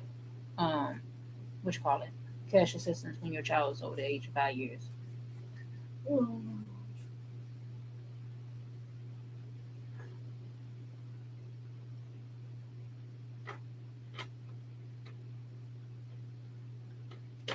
Important notes.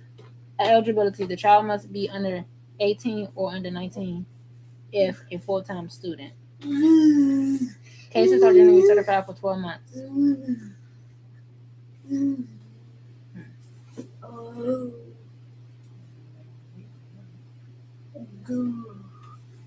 They just made a motor sound again. They're trying to help him get off of child support. Can I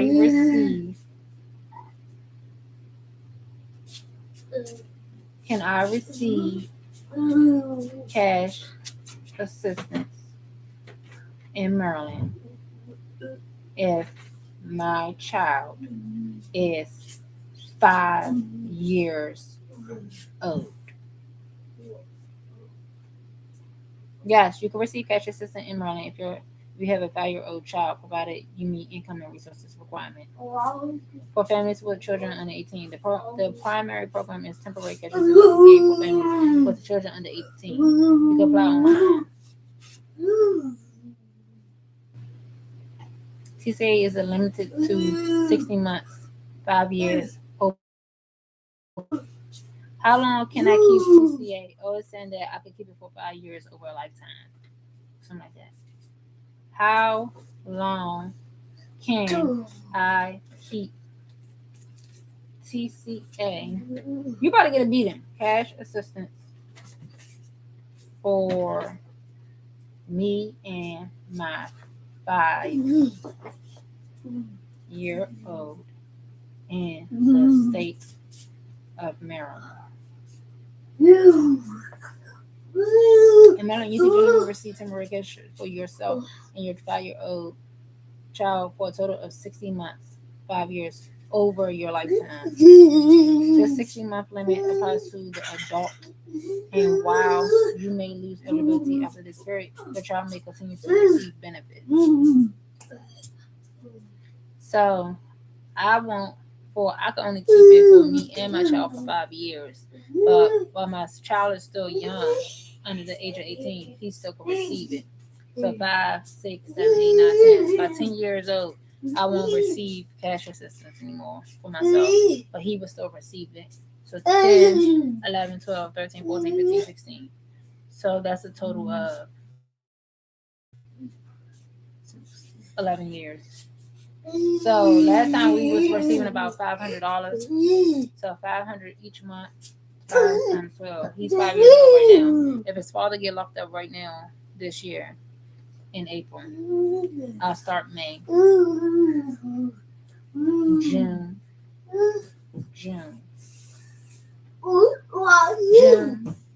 July, August, September. June, July, August, September, October, November, December. That's 7 months times 7 months. XYLO 6. XYLO times 7, 8, 9.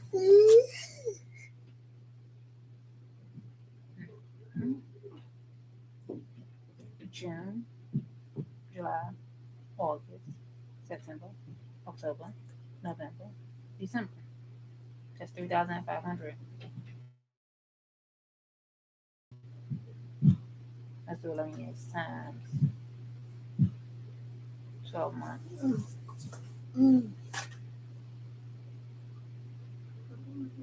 times 11 years.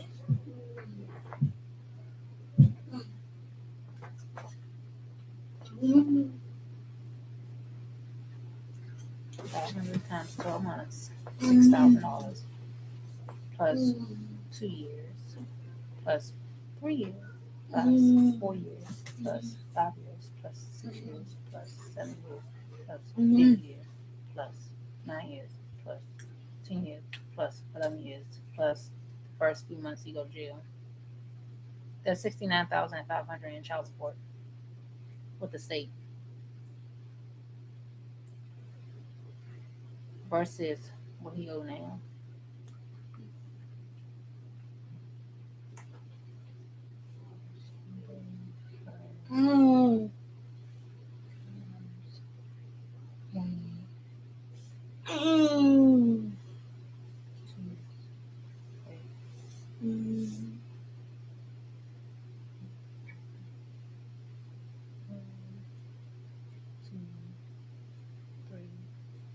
Four.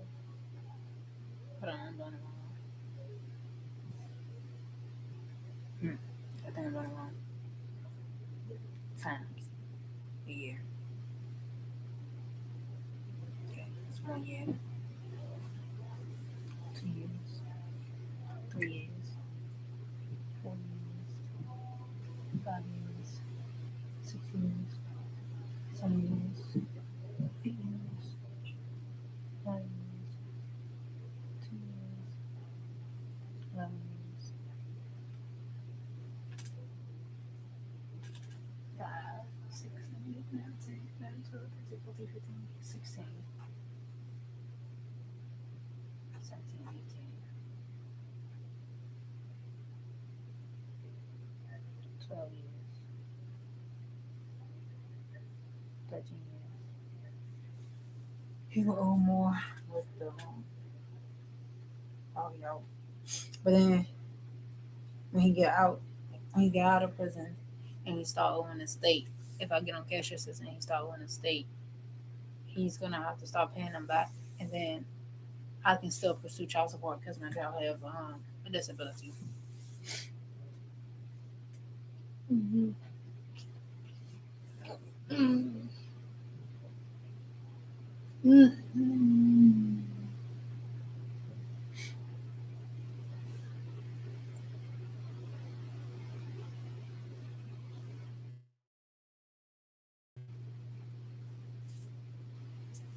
That's cool.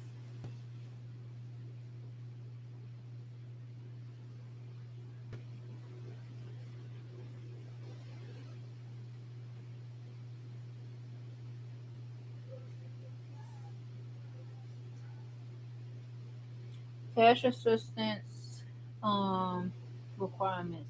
Cash assistance pay. Cash assistance amount for household two. No two in Maryland.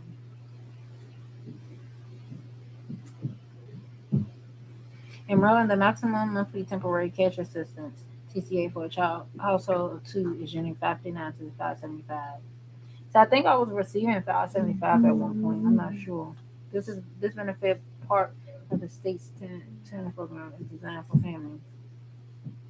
with dependent children, and it's just a basic amount. You can't even survive off of $575. The monthly income limit for household two is approximately $3,525. So I can't make more than $3,525 for just us two, so that I could receive the maximum of $575. So if I receive below this amount, $3,525 a month, and I get cash assistance, I can I could receive the max cash assistance. I could receive $575.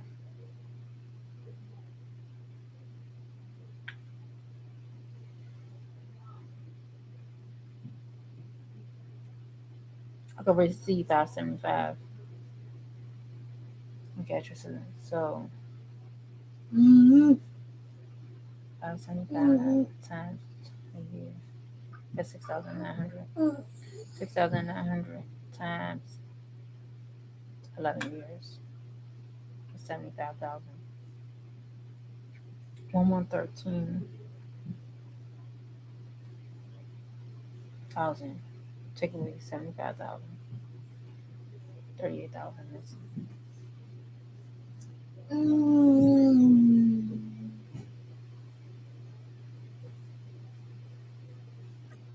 So I'm looking up something.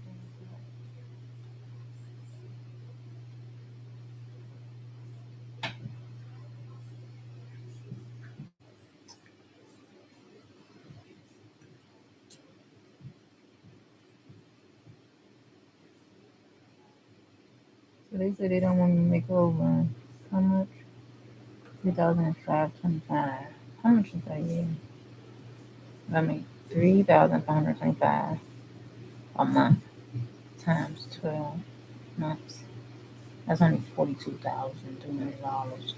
What can I get up on that for that amount?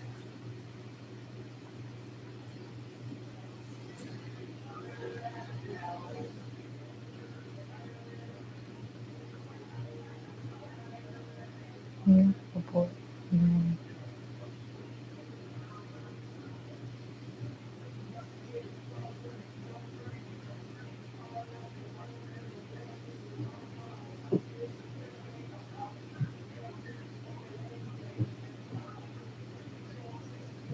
Two.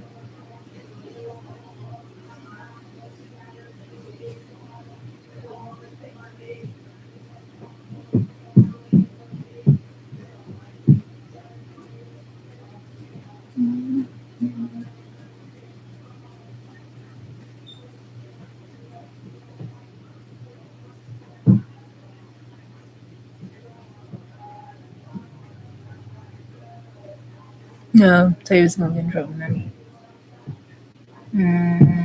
They just made a motor sign.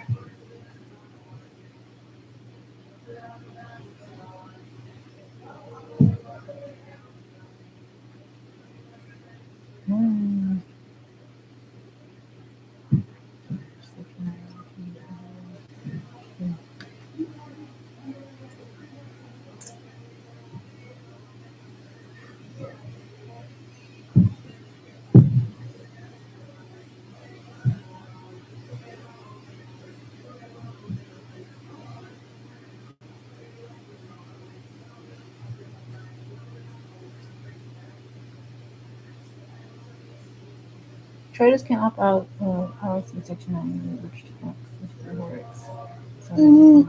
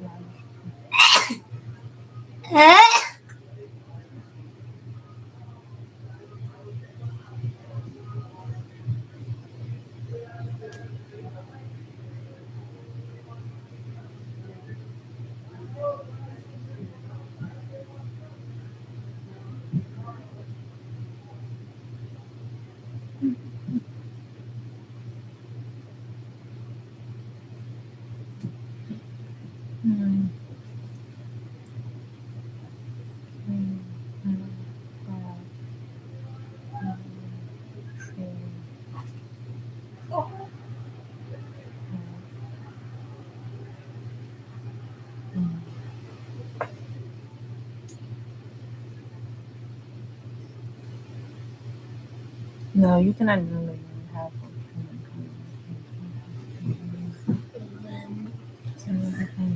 Wow.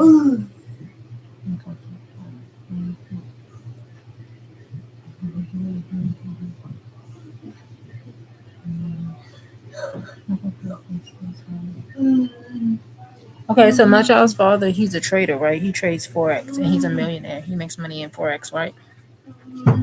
So I just Googled, could you hide your Forex trading from child support in Maryland? It says no, you cannot legally hide Forex. You cannot legally hide Forex trading income or assets from child support in Maryland. Concealing income or assets, including digital assets, is illegal and constitutes fraud. Maryland courts require full financial disclosure, and intentional hiding can lead to severe penalties, including perjury charges, contempt of court, and potential jail time. Lifestyle evidence. If reported income does not match your lifestyle, spending patterns, deposits, courts can investigate, leading to penalties and recalculate support.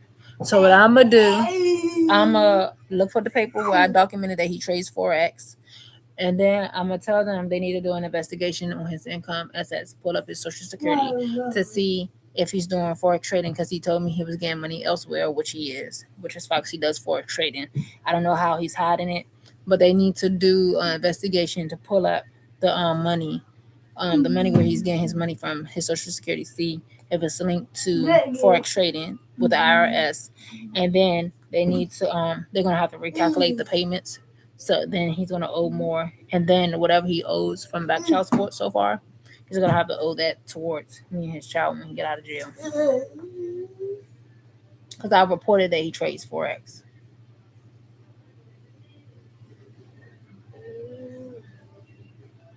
So he's been paying for like since January of last year, and it's now February of this year. So 730 times 12 years times a year is 12 months. That's 8,760 times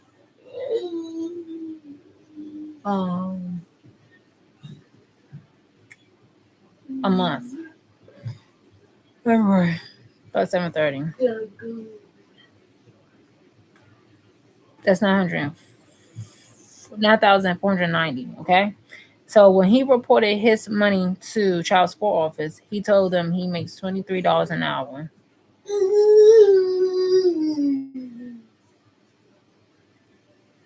Which is $47,000 and $840.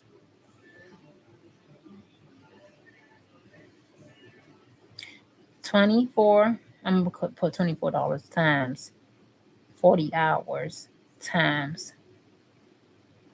52. That's $49,920. He was making $23 to $24, right, when we went to child support. But he told me he makes $63,000. I swear to God, he told me that. So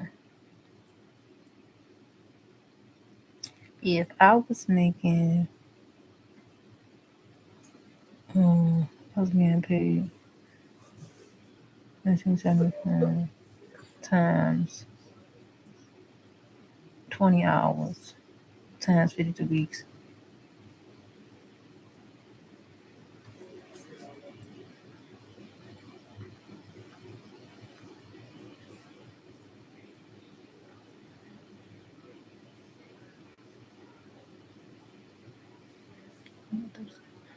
If I'm do the same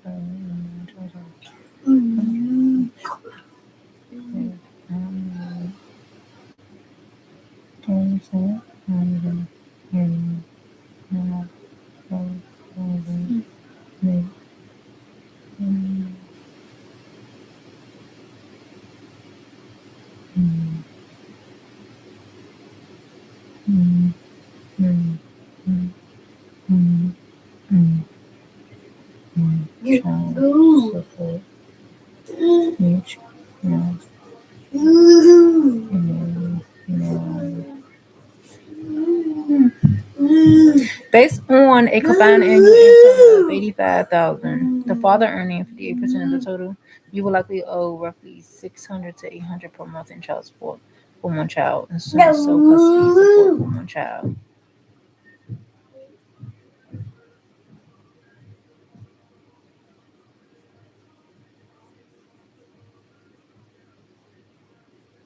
Mm-hmm.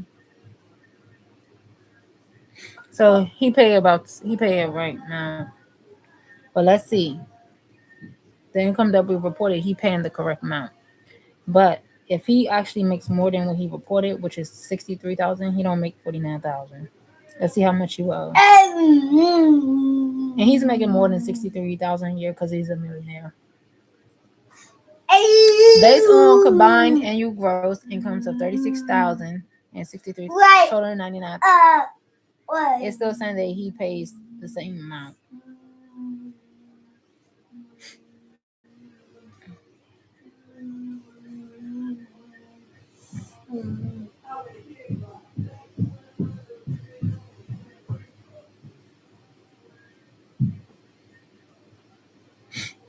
Let me see.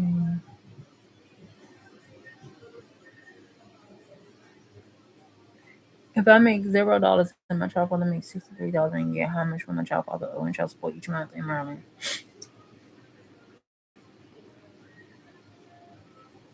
It's saying between 600 and 900.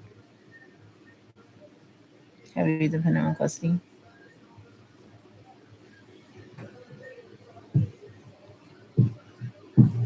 Because I was getting child support payment when I wasn't working at first. And I went through cash assistant. I put him on child support.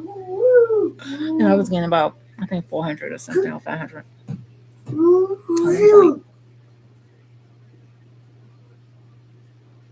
Let me see him do it this way. So if they found out he's a millionaire, right? He makes more than that. If I make $0 and my child father makes $1 million a year, how much will my child father owe in child support? And I make $0. I'm not trying to be funny. 15,000 a month.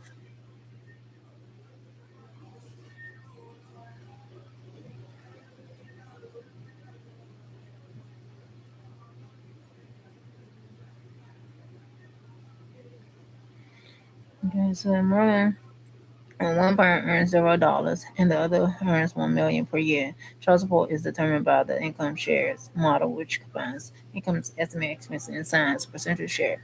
Because the income exceeds the maximum guidelines, 15,000 a month, the court has discretion to set a high above guidelines amount, ensuring a child maintains a high standard of living, with payments often reaching thousands.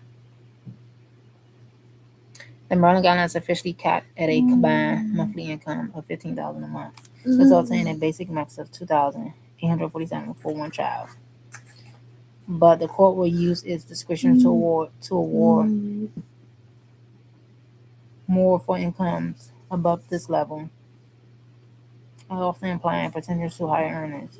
Okay, so he will probably owe in thousands of dollars per. I'm not trying to be funny, but he'll be owing probably like 3,000 to 4,000 to 5,000 a month. And then if he ever try to fight me for custody, he won't get it because he got DUIs. He's not safe with my child in the car. He drinks too much. His DUI is gonna stop. His DUI is gonna throw his custody stuff out the way. His DUI is gonna get him in trouble because this is one thing that I had noted to the courthouse, that he's a drunk and he's not safe to be around my child. Stop doing that. He's not safe to be around my child because he drinks, and he's not able to maintain his child, so he makes his own parenting looks weird. Get off of that. Come eat and sit down before I beat you butt. What I tell you about doing that? You hear me? I'm not playing with you. And when mommy pop you, gonna be crying. Why you do that? Didn't I tell you not to do that no more? Huh? Did I not tell you don't do that no more? Huh? What did I tell you? Come here. What did I tell you about that? Man, horny. What did I tell you about that? Mommy acts nicely to stop. Why you keep laughing in my face? I don't want to hear that monkey stuff that you got going on. Sit down. I don't want to hear that monkey stuff. Yee. Yee. You. Crazy booty. Stop doing that to me. That's not good. Mommy gonna beat your booty up. Not funny. You're not funny. So like I said, even if I have to pay for some work to get done to investigate on his income and his livelihood, which I already thought about doing, I will. So he better be. So the courthouse is in them better stop trying to take up on him, because eventually he's gonna still owe. And especially if they find out he's a millionaire and he only reported the income from Target, he's gonna owe more. He gonna owe back child support from the time when he first saw. So you're gonna owe more than $730 a month. You're gonna be owing back child support for real, thousands of dollars. So that's my next move to get an investigation done, to pay for an investigation and get done.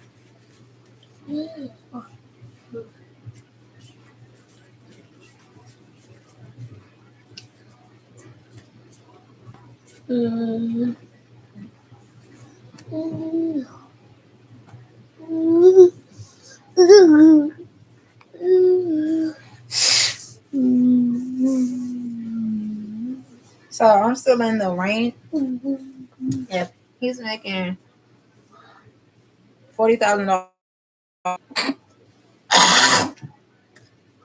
and I'm making $0, he still owes the same amount that he's paying now.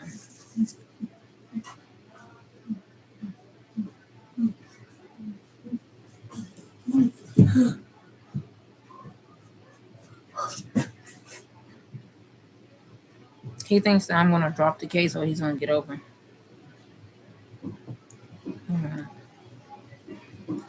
So I'll be getting a little less than what I get now, about $450 to $650 a month for my child, which is still fine with me. But when I go tell them, because I'm gonna look at my documents when I had first applied for child support, and I told them that he was a millionaire. He trades forex. He makes money in their forex, and they he didn't report his income.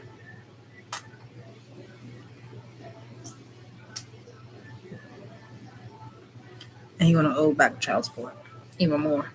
But the state ain't with me for not reporting his income correctly.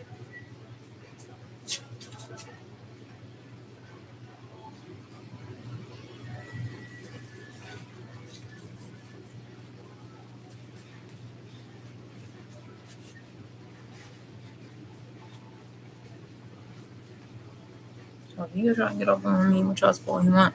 You're not gonna be doing that long in child support anyway, and jail anyway. You don't even do 2 to 5 years. Max is 5 years for the charges he got.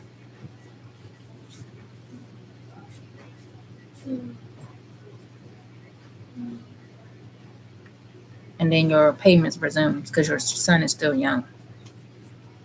And then when they find out that you're a millionaire, you're gonna owe back child support even more.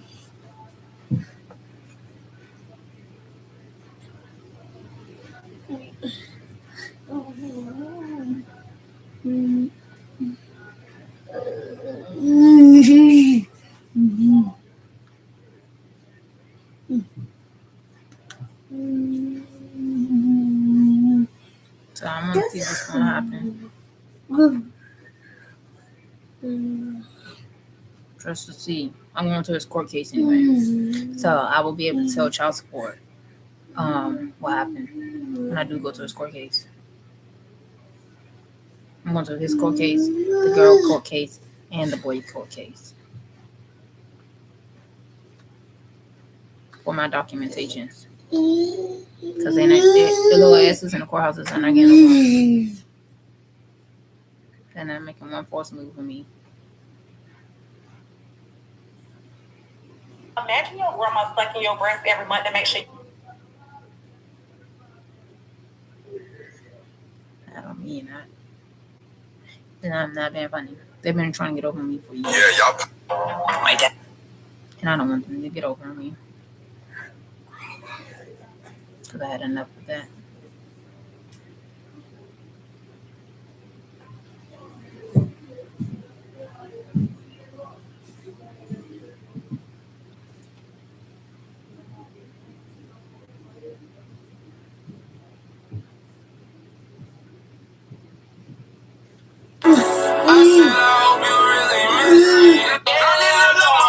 I've been alone every weekend. They say he's out of breath, so he's been running from demons.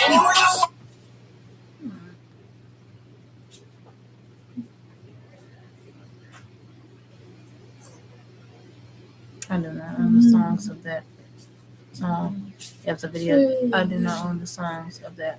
I do not own the rights to that song that we're just playing. I'm making it known, YouTube, I do not own the rights to that song. I was up on my phone out of nowhere. I was watching something on Instagram and it popped up. So I do not own the rights to that song so that I won't get copyright. So YouTube won't take my video down.